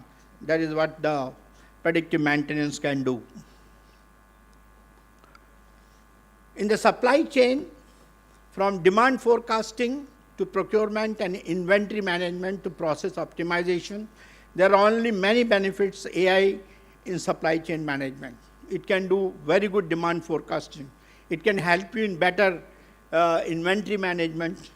It can do the complete route optimization, and it can also do the warehouse automation. So these are some of the advantages in the supply chain which you can accrue through the AI focus. Now, where all we are using today and where all we can use. One area where already it's getting used is the automotive industry, where the smart robots and predictive maintenance and assembly are being carried out in some of the industries like Mahindra's and Tata's and so on. Electronics, already the few companies which have come up from international arena are using automated quality inspection and precision assembly. Pharmaceuticals, some of the real-time processes monitoring for regulatory compliance, because in pharmaceutical, regulatory compliance is a very major task. As I mentioned to you, our MCA program, which is the new program for advanced medium combat aircraft, is completely based on the digital twin technology, which is being done today by our aerospace designers. Same thing can be done for textiles and apparels, AI-based demand forecasting in the smart fabric production, and food and beverages, IoT for freshness tracking and supply chain optimization. These are some of the applications of smart manufacturing. But the main thing that is worrying all of us know that AI is a double-edged weapon, and it can put you in difficulty because of if it is biased. Implementing AI in manufacturing brings in a range of ethical considerations, and we have to navigate through those carefully, because it can affect your business, it can affect your employees, it can affect the society as a whole if it is not properly tailored. Bias and fairness can inadvertently perpetuate biases present in their training data, leading to discriminatory outcomes. You are already seeing deep fakes and things like that which are coming today. Transparency and explainability, in fact, many times we are not able to say why that particular decision AI has given. There is no explainability there. It is quite opaque. And a black box approach cannot work in some of the manufacturing systems. Second one is the data privacy and the security. We are all worried that our data can be stolen. Accountability, organizations must accept accountability for both the intended and unintended consequences of AI, understanding that liability risks are a significant aspect of AI deployment. Next comes the regulatory compliance and the ethical oversight, which is very important as far as AI is concerned.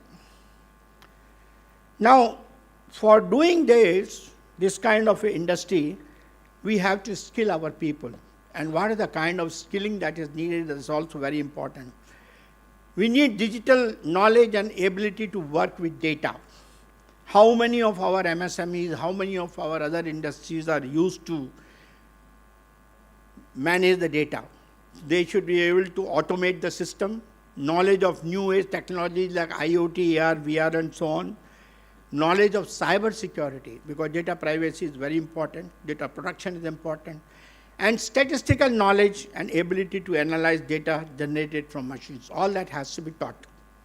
In addition to that, there are cross-functional expertise which is needed, understanding of the cross-functional processes, focus on client needs, expertise in working under ambiguous conditions, honing soft skills such as collaboration, emotional intelligence, decision-making, and upskilling.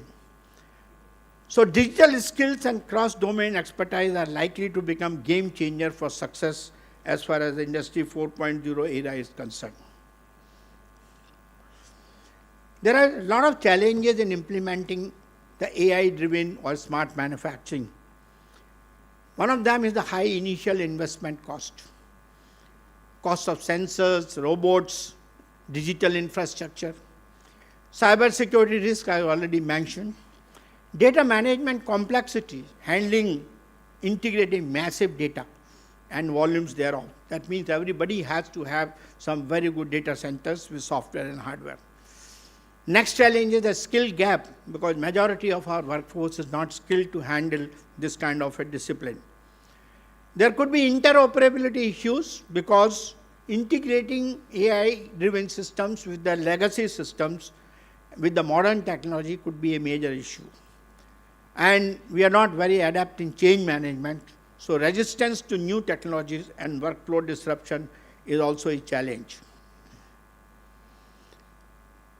On top of that, where the Industry 4.0 is basically emerging, now the 5.0 is already knocking at the door, which are three pillars like people centricity, sustainability, and resilience. The 4.0 was machines intensive. This 5.0 is human intensive.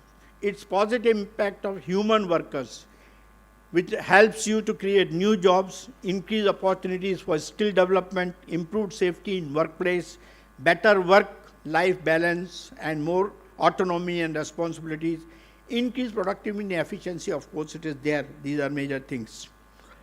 The comparison, if you want to see between 4 and 5, is very clear. Where 4 focuses on the machines, the 5 focuses on delivering customer experience. 4 is mass customization, whereas 5 is hyper customization. One is the intelligent supply chain, where we are talking of responsive and distributed supply chains. We are talking of smart products, we are talking of experience activated products. And 4 actually is manpower distance from the factories, whereas 5 insists that manpower returns to the factory. So that is why 5 is a major change. It helps the industry to come. And for that, because we are also talking of sustainability, the industry character has to change. It has to become sustainable manufacturing, the green, lean, clean, green, that system. It should cater to full product life cycle, zero emissions, no wastage, sustainable processes, minimum utilization of raw materials, remanufacture, recycle, reproduce, green logistics, management of hazardous substances. All that has to become the part of the sustainable manufacturing. Somebody, while taking my interview today, asked, is sustainability a buzzword?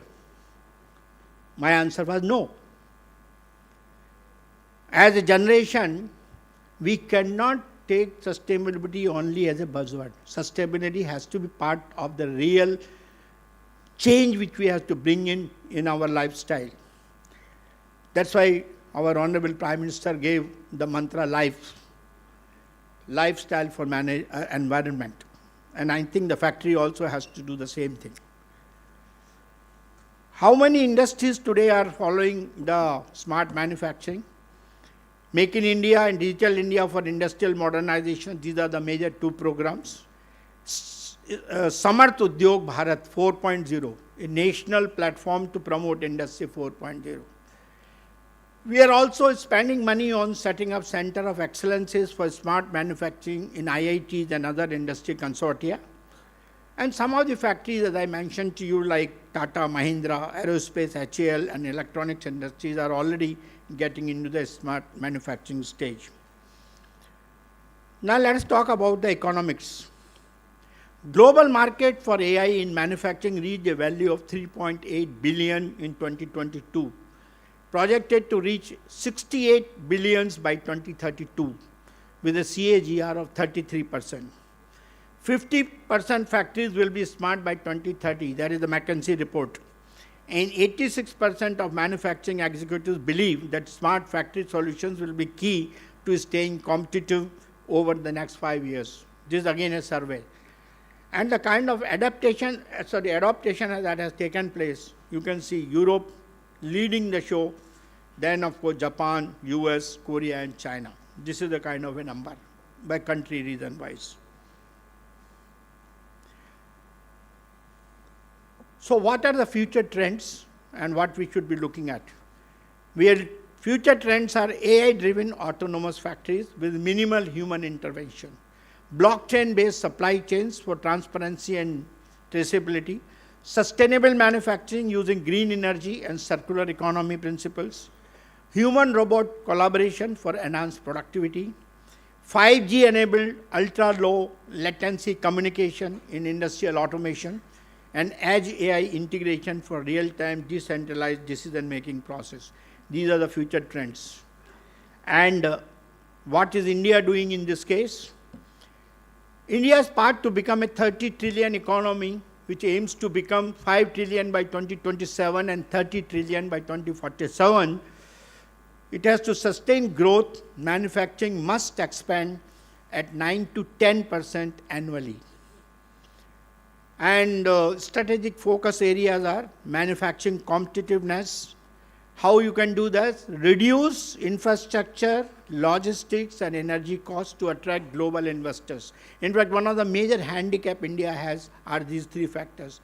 Our logistics cost is high, our energy cost is more, and our cost of infrastructure is high. So these have to be controlled. Then only you will have including the global MBA. Fostering innovation and R&D. In science and technology, which also is a part of the manufacturing, we spend only 0.6 to 0.7% of our GDP. We need to increase that. Digital and AI-driven industrialization. So technology advancement like AI, automation, IoT to boost productivity, drive growth, build towards Industry 4.0 and 5.0. And most important, skill development. Programs are crucial for ensuring the workforce is capable of meeting the demands of rapidly evolving manufacturing sector.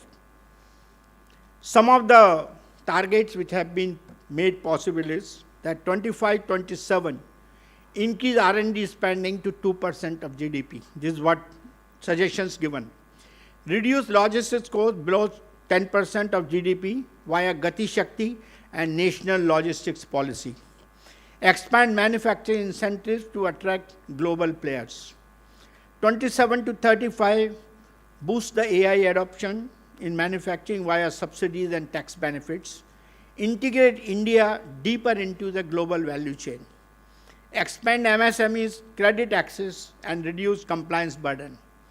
35-47, make India a top 3 global manufacturing hub. Achieve net zero emissions by 2070. Position India as a leader in AI-driven smart manufacturing. This is what we are talking of. So friends, in the end, I would say, India missed the first 3 industrial revolutions, but is ready to move forward with the world in the 4th. This is what our Honorable Prime Minister said in the Global Summit 2025. So the time to act is now. Thank you very much. God bless you all. Thank you so much, sir. I think we all should stand up and give him a standing ovation for this session.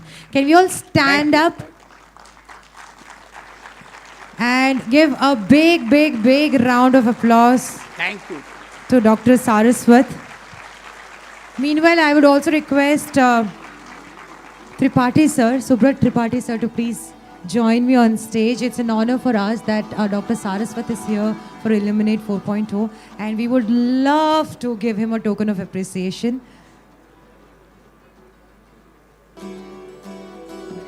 Thank you so much, sir. You have to... Sir, I would request you to please come and join us here on this stage. Thank you so much, sir, for that wonderful session. Sir, can we move here? Sir, I would request you both to please come here in the center. Thank you. Thank you.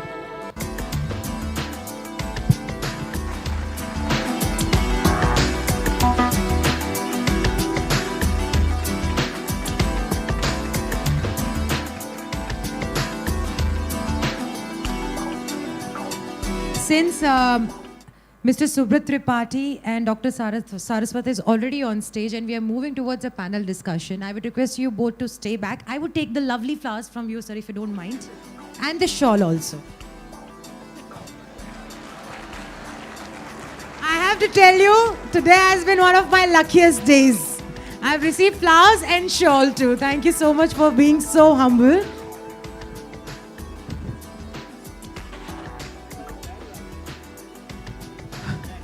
For panel discussion, I would request Dr. Madhukar Garg, Dr. Chetan Solanki, and Dr. Anirbit Sirkar also to come on stage and join us.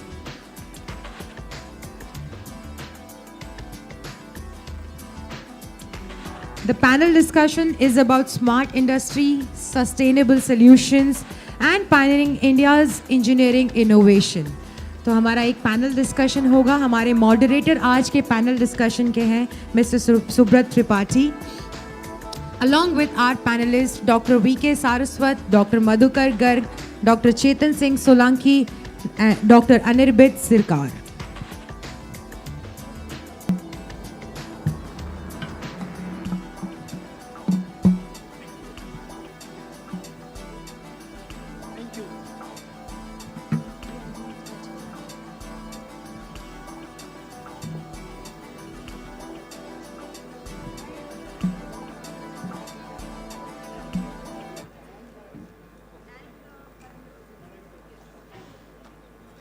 Once the panel discussion is over, we also have a Q&A round. So if you have any questions, you can ask our panelists and our moderators.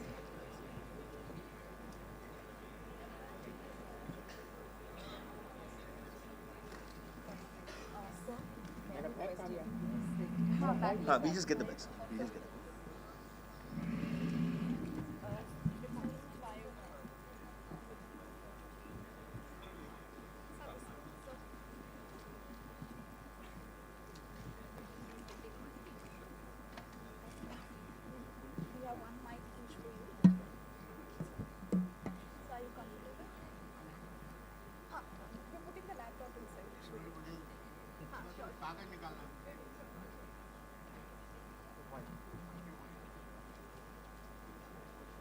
We are just getting ready for our panel discussion that is about smart industry, sustainable future, engineering innovation for India's next leap. Our moderator is Mr. Subrat Tripathi, and we have all our dignitaries as our panelists. And Subrat sir is going to take this stage and carry forward this panel discussion. Sir, the stage is all yours. Thank you. Thank you so much.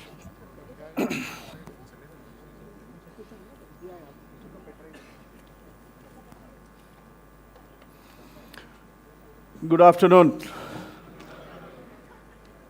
What a powerful day that we had so far with all the dignitaries and all the startup giants, right? Listening to all of these sustainability stories and EV stories and smart cities and stuff has been so inspiring. So on this stage, as all of you have interacted so far, we have Dr. Saraswat, former Secretary, DRDO and member NITI Aayog. Dr. Chetan Solanki, Professor, IIT Bombay and the Solar Man of India. We also have Dr. Madhukar Garg, acknowledged expert in petroleum refining and petrochemicals and former president of R&D at Reliance Industries.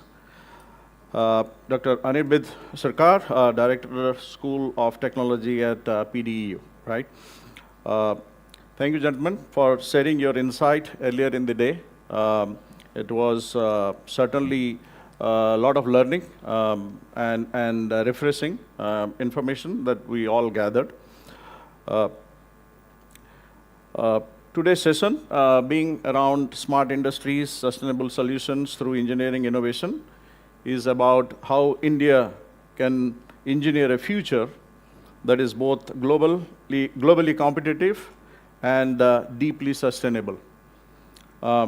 With that, I would like to get started. I'd like to start with Dr. Saraswat. Sir, you said your story with Mr. Kalam. I have a small story that I would like to share that I had in my early days as an engineer. I started my career with ISRO, and in 1994, I had the opportunity to be part of the ASLV D4 mission.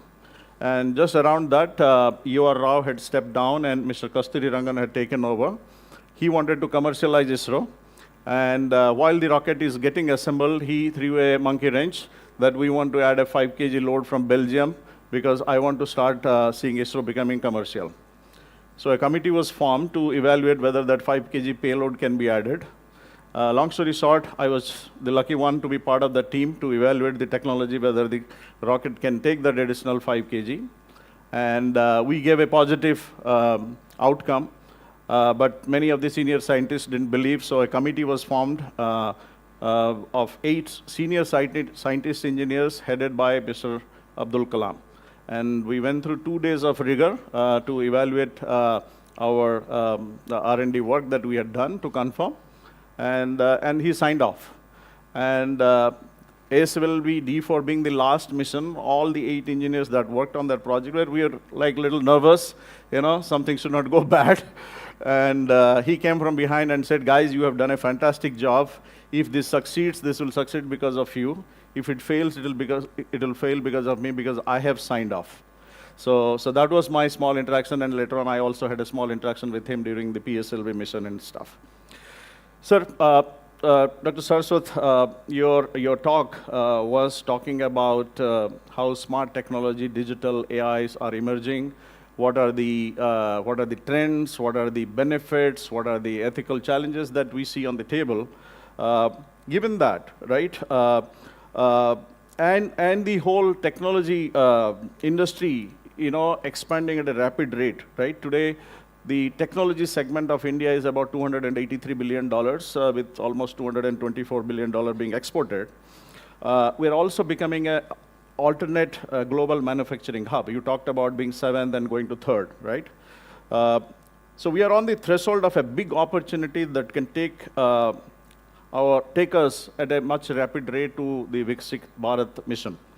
Sir, in your opinion, what can and should the industries do along with government to position India as a leader in smart manufacturing, especially using AI and the latest automation technologies?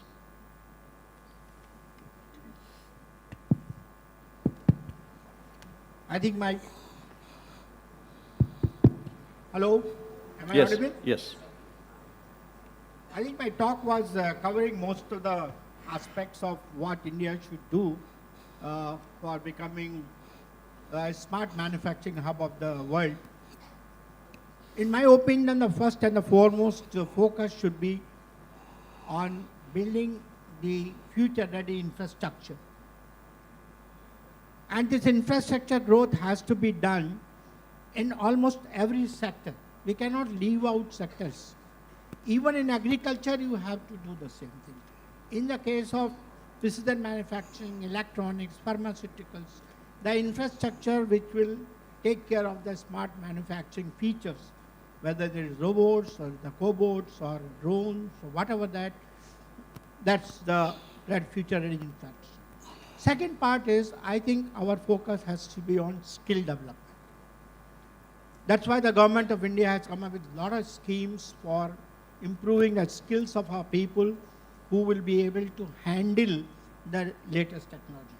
Whether it is the artificial intelligence, civil technologies, data analytics, machine learning, AI and all that, or the robots, or the kind of digital twin technologies. I think we have to train all of them. Third part is, there is a requirement for using digital platforms as much as possible.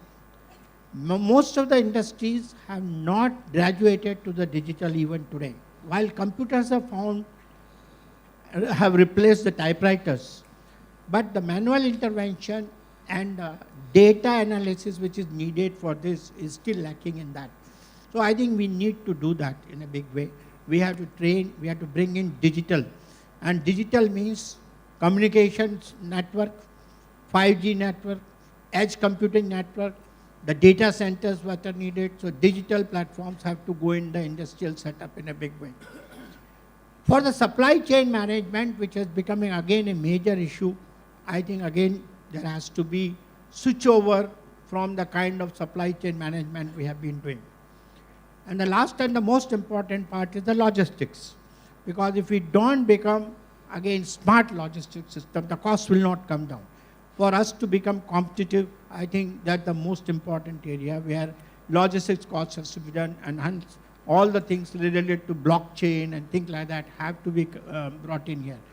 So infrastructure, skills, digital, and I would say integrating the legacy systems with the upcoming system. That is a challenge which I mentioned in my talk. That can happen only if we do it in a smart way. If we do it, we cannot replace everything legacy and say, I will have a clean slate and I'll set up now only that. So that is a smartness that has to be done, and that requires industry application. The government's role in that will be as much less, whereas the industry has to play a major role. Thank you so much. I think very nicely explained. I'll move to Dr. Garg. Dr. Garg, you have been lifelong associated in petrochemicals and refineries. In my current role that I play for LTTS, we are associated with quite a few large global oil companies, and we are proud to be associated with a lot of engineering that we are doing for the refining business, the downstream business, right? In your talk, you talked about the consumption at 103 million barrels per day, right? And it is likely to go to 110 by 2030 and kind of plateau, right?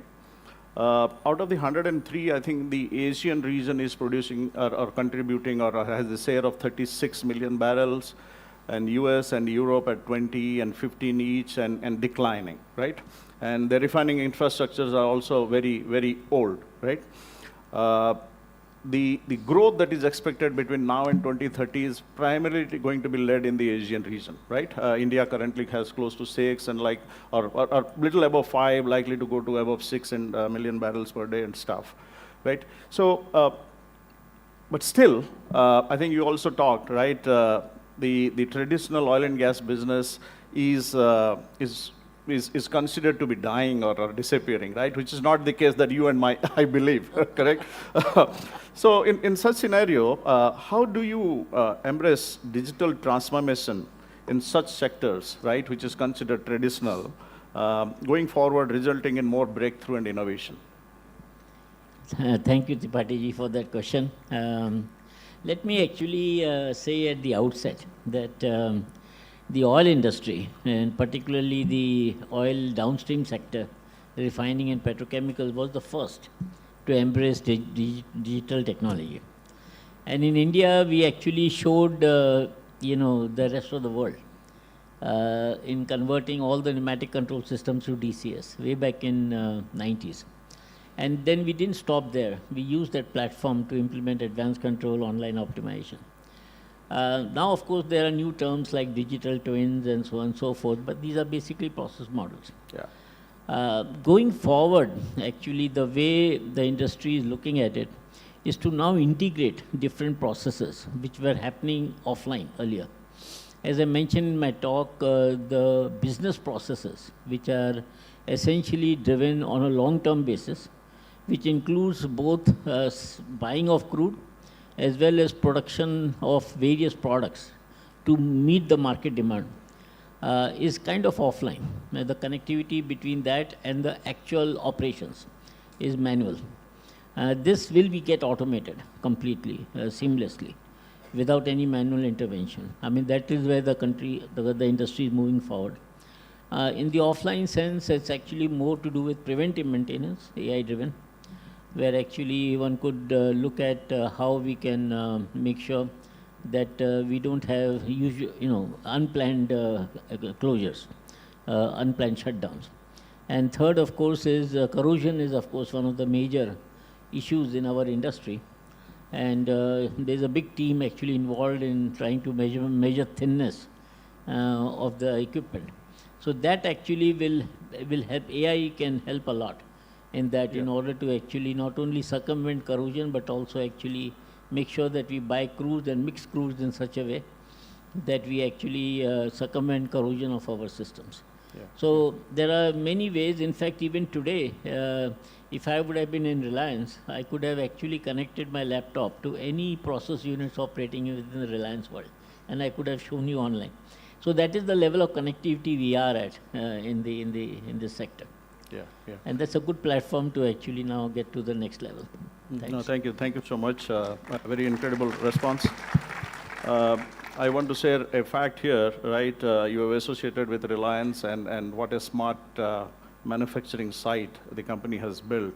I think one of the most complex refineries in the world with 20, I think the Nelson Complexity Index at 21, 21. while most refineries in the US, Europe are less than 10, right? And one of our customers, one of the global majors, actually challenged us, can you help us make our refineries smarter like Reliance? Yes. I said, well, you'll have to build a new one. So thank you. I'll move to Dr. Solanki. Dr. Solanki, you scared us in the morning that we have to stop brushing, right? You know, and Dr. Saraswat, you missed that. And the way he explained that we are actually causing a huge damage just with a small activity that we do every day morning by brushing our teeth, right? We probably use 2 grams of toothpaste, which he said that it is a chemical, and probably are producing, what, 10 kgs of carbon for every act of brushing, right? Every action and consumption produces carbon dioxide, right? But that's not going to stop. It's going to only increase, right? With the population expected to get to 8 billion and stuff and all that, the need for brushing and those activities is only going to go up. So we cannot reduce the demand for energy, but I think we can change the source of energy, right? So my question to you, see, India today, if you look at the non-fossil source of energy, it's about 237 gigawatts, expected to get to 500 gigawatts by 2030, right? Almost doubling in the next 4 or 5 years. And 80% of that doubling is going to come from solar. Do you think it is practical? And do you think that is enough? Well, thank you, and let me repeat, as I repeated in the morning, you don't have to stop brushing. What you have to be, just become cautious that brushing also means so many resources that we end up using. And as most people think, that I also thought like that, that if carbon energy is a problem, and I need energy, so I need to switch to solar energy, you know, it's an obvious choice. But I also demonstrated that how switching to solar energy itself will have a problem, because I keep telling that no technology is green technology. You know, there can be nothing green in the world except plants and trees. And that is where we have to start, we have to become cautious about solar energy also. And one of my, in fact, I have written 2, Dr. Saraswat, I must share with you, and I have written 2 fundamental laws of human existence.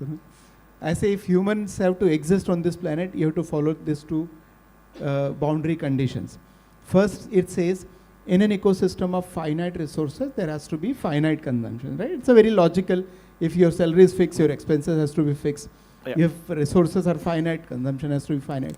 So rule number 1 is you have to first limit and limit the consumption. The moment you limit the consumption, the second law becomes applicable. It says in an ecosystem of finite resources, there has to be distributed production. Why? Because the moment you centralize your production, invariably it is the nature of centralized production that the output is going to be unequally distributed. And when output is going to be unequally distributed, it invariably results in a gap between the society, and we know that every financial year the economic gap between the rich and poor keeps increasing, which I consider this as, you know, the gap between the potential difference between the 2 conducting wires. Those who are electrical engineers would know it very well. Whenever the potential difference between 2 wires increases, the chances of sparking also increases. That is what is happening in the society, that the gap is increasing, and now you see the sparking also increasing, there kind of, you know, violence taking place, our tolerance levels have gone down. So limiting consumption and localizing production, these are the 2 fundamental of sustainability. However smart you become, eventually you have to follow this 2 physical parameter. And when you follow this 2, there is enough solar, you know. There is basic calculation that says that within 1 hour, there is so much solar energy that is falling on the planet that the humans can fulfill all their energy requirement. So there is absolutely no shortage of sunlight coming in, but converting that sunlight into a useful energy form does take material processing, recycling, etc., and that is the environmental cost. Therefore, I would say there is no shortage. We can switch our life to 100% solar energy. In fact, that is not our choice. That has to be the compulsion. I keep saying that humans, exist because of the solar energy. The sun is the center of our existence.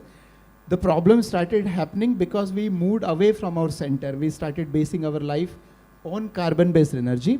And if you want to restore the balance that we already lost, you have to come back to the center of your existence. You have to come back to the solar energy. You have to run your lives 100% on solar energy, but in an appropriate manner, in a manner that is more sustainable, that is localized, that is limited. Then, of course, there is no problem in terms of solar energy. It can supply everything that we want. Thank you, thank you. I must just share a fact with you. Like I live in the US. I have solar installed in my house. 95% of my residential consumption is generated through the solar. And let me tell you, after installing solar, I did not add any other air conditioning in my house, like your friend did. So one example I would like to give that I come from a small village. So when I could go for Europe to PhD, and came back to India, I was always worried, that मैं तो पढ़ लिख के बड़ा हो गया और professor बन के मेरा गांव तो वहीं रह गया. So I should do something for village. So I thought I should have create a school which is as good as in an urban area, but with good infrastructure. And this was built in 2010 in 14-acre campus when the power supply situation was not as good. We have created this campus based on the solar passive architecture. And since 2010 till today, 2025, there is no electricity connection. It runs 100% on solar energy. That is real idea of energy independence. That is what going to make our country stronger. To give another example, when Russia wanted to attack Ukraine, and one of the first thing when you want to attack a country, what you want to do? You want to remove the weak links like power supply. So it would bomb in a coal power plant. But you can't do the same thing with the solar power plant because solar power plant is distributed. Yeah. So if you actually go with a distributed supply, you actually inherently become more stronger country. If you reduce your consumption and do localized manner, inherently you become more stronger country in the today's geopolitical situation when there is so much of stress and violence taking place. I think becoming independent and in terms of energy is the power and the strength that we can create for ourselves. Thank you so much. You are doing something very noble. I wish at least 10% of Indian population, if they did that, I think the dream of Viksit Bharat by 2047 can be probably achieved in 2037 or earlier. Thank you. I'll move to Dr. Sirkar. Dr. Sirkar, you are an academician, right? And you build talent, right?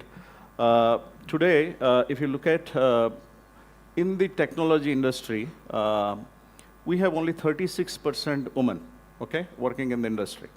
And only 10% of those women are in leadership position, okay?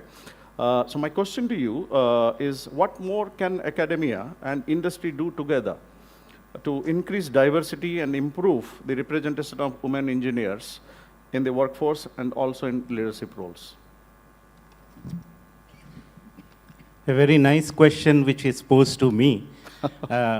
We have pondered over last maybe 15 years how to bring more women in the engineering sector.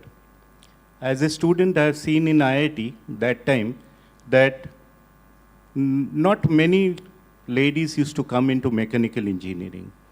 Not many ladies used to come into petroleum engineering. But things are not true today. Ladies are doing very good in these spheres also. They are everywhere. So I think that let me put 2-3 things here from an academic point of view, and then we'll talk about industry, and then a joint collaboration, how it can be done. We have seen through our research that leadership is a very important role and a diversity is required. But that diversity has to come from the college level. So what we think and what the new education policy talks about, that there has to be equal representation of the lady students and faculties. So in that case, we have to see how the competitiveness may be equal and gender equality has to be talked everywhere. And that's what we are doing in the academia. We are trying to see how more students from the diversified rural India can be given chances to develop. And this development starts when we have collaborated with organizations like BP and Shell, where we have made programs specially for the girl students. And they may be not from formal education background, they can be dropouts, they can be actually from the IT or the polytechnics, where the lady students has been given facility to develop skills and come to the main forum. And we have done many workshops on that. Second, we have tried to see that when we are analyzing the data of NIRF, diversity of women representatives are very important. And we have carefully seen that the ladies who has been trained in the engineering sector and also in the liberal arts sector, can they represent it in the leadership role? And we have seen in PDU, at least we have tried very hard, that 30% of the representation should be from the women faculties. And that's how the leadership has grown. The third thing what we have done, that when we make small groups for group discussions, for presentation, for workshops, we have tried to see that if there are 3 students who are male students, at least there should be 1 lady. And that's how we have given importance to see that gender equality is there. And we have tried to make it representation in both at the college level, both at the leadership level, and also in the implementation level. When we go into the joint collaborations, I think many collaborations are happening today, at least in PDU, where there are special programs what we are doing with the help of the industry is for the lady faculties. And those are mostly on the skills which are maybe rooftop solar cleaning or energy management. We are trying to set up a solar rooftop academy along with Australian Mission and MNRE and Green Jobs. And we are trying to see, the mandate is very clear, that 50% of the students should be the ladies. And that's given by all the 4 participants who are there in the Solar Academy. And we are trying to see how these people can be trained and taken into the main workforce. Thank you. Thank you so much. It's good to know that you are working with the companies like Shell and BP. Maybe, I think we should look at how we can work together for LTTS in promoting the diversity there. Thank you so much.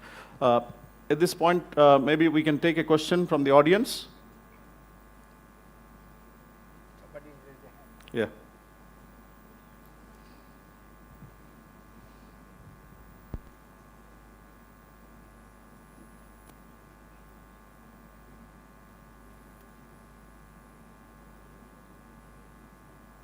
Try to speak into the mic. So, hello, can you hear me? Yeah.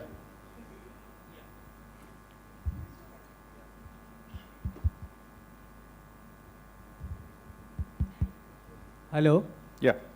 So, first of all, thank you for this wonderful session. Myself, Yash Tarele. I am 3rd year chemical engineering student from PDU. So, my question is to Dr. V.K. Saraswat. As a young engineer, we look up to visionaries like you and Dr. APJ Abdul Kalam sir. So, what do you think are the most important approach or habit, you can say, to get into path like you have done, or to serve our nation in the DRDO sector or any India-related organization? I think if you want to really make a mark in any field, the most important thing that you have to do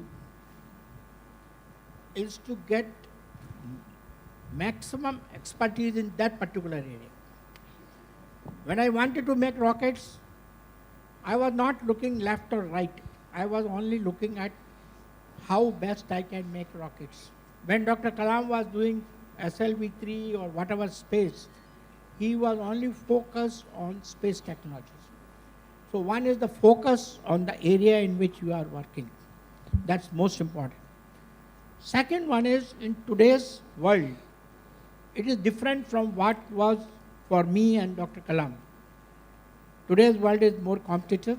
Today's world requires many disciplines which we didn't have to undergo. You have to develop skills in multiple disciplines, cross disciplines, and that is what is needed. And the third part you have to do, which I wanted to say at the end, but now I can say for all the young people have to go through what is called a continuous learning program. Learn, unlearn, and relearn. That should be your process. Because you take my life, I finished rocketry work in 2013. Then I went to IIT Hyderabad for teaching. I had never taught in my life. I learned how to teach, and I ran a course on rocket propulsion for the BTech and MTech boys. And I poured all my experience of 30 years of designing, developing rockets into teaching. The result of that was my strength of the class was 6 to start with. By the time I finished 15 days, it became 30. So that is the way you have to really prepare yourself to take any task. Then I came to NITI Aayog. There's no rocketry here. But there is a cross-discipline, thermal engineering, energy. Dr. Solanki was talking about. I got into the area of energy now. Now today I work on all aspects of energy, decarbonization, carbon capture technologies, solar energy, wind energy, nuclear energy. So that's the kind of cross-discipline you have to do. So span has to increase, and all this comes only through one process, what is called system engineering and system thinking. If these are the areas you can cover, I'm sure you will be one of the topmost guys in your field. Thank you. I think well said. So I'll come to you again, Dr. Saraswat, for the next question. If you look at the technical talent or technology talent in India, it's about 6 million people today. Out of that, about 3.7 million are considered to be digitally savvy. Okay, and if you look at the AI talent globally, India today is about 16%, whereas China is at about 44%. Right? So they are way ahead from us compared to how much AI talent injection we have been able to do into the industry. And you being associated with NITI Aayog and the government of India is promoting upskilling and creating AI talent. Could you throw some light, sir, on any initiatives that government is taking to pace up the AI talent built up in India? In fact, if you have heard heard the lectures of our Honorable Prime Minister, I think in every lecture, one focus on which he is giving is artificial intelligence. He has made NITI Aayog to come out with a strategy on ICT. So there is a policy paper which has been designed by NITI Aayog on penetration of AI in the Indian scenario. And that policy paper has been converted in the form of some implementation strategies, to the extent that there are programs in various institutions like NASCOM, like some of the think tanks, where specific focus is done on AI training. Then there are specific programs which have been initiated in IITs and other places where focus is on AI, and now we have even added quantum, because quantum is becoming another major area which is going to make a difference tomorrow. For learning others, as I mentioned in my talk, there is Samarth program 4.0, which is basically for making people learn artificial intelligence in the industry 4.0 scenario. And there are schemes by Government of India to set up in some of the identified factories the Industry 4.0 AI-driven systems. One of the areas, those of you who are interested in knowing it, there's a simulation test bed, fully digital, available at that's called what we used earlier called that is CMAC, what is it? In Bangalore. Oh, the CMAC.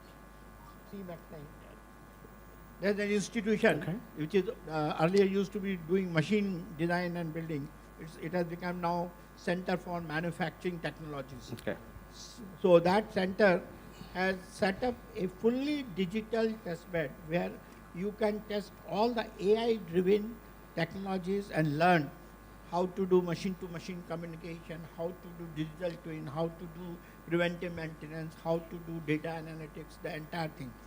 In addition to that, there are digital platforms which have been developed by Government of India. And one of them is Prime, where you can do learning. There's another one is SWAYAM. That program is there on which you can do for people, even those who are working in the government, they can download that program and through that, whichever subject they want to learn related to AI, they can learn. There's the NPTEL program, which is also done for learning things. So various methods have been given.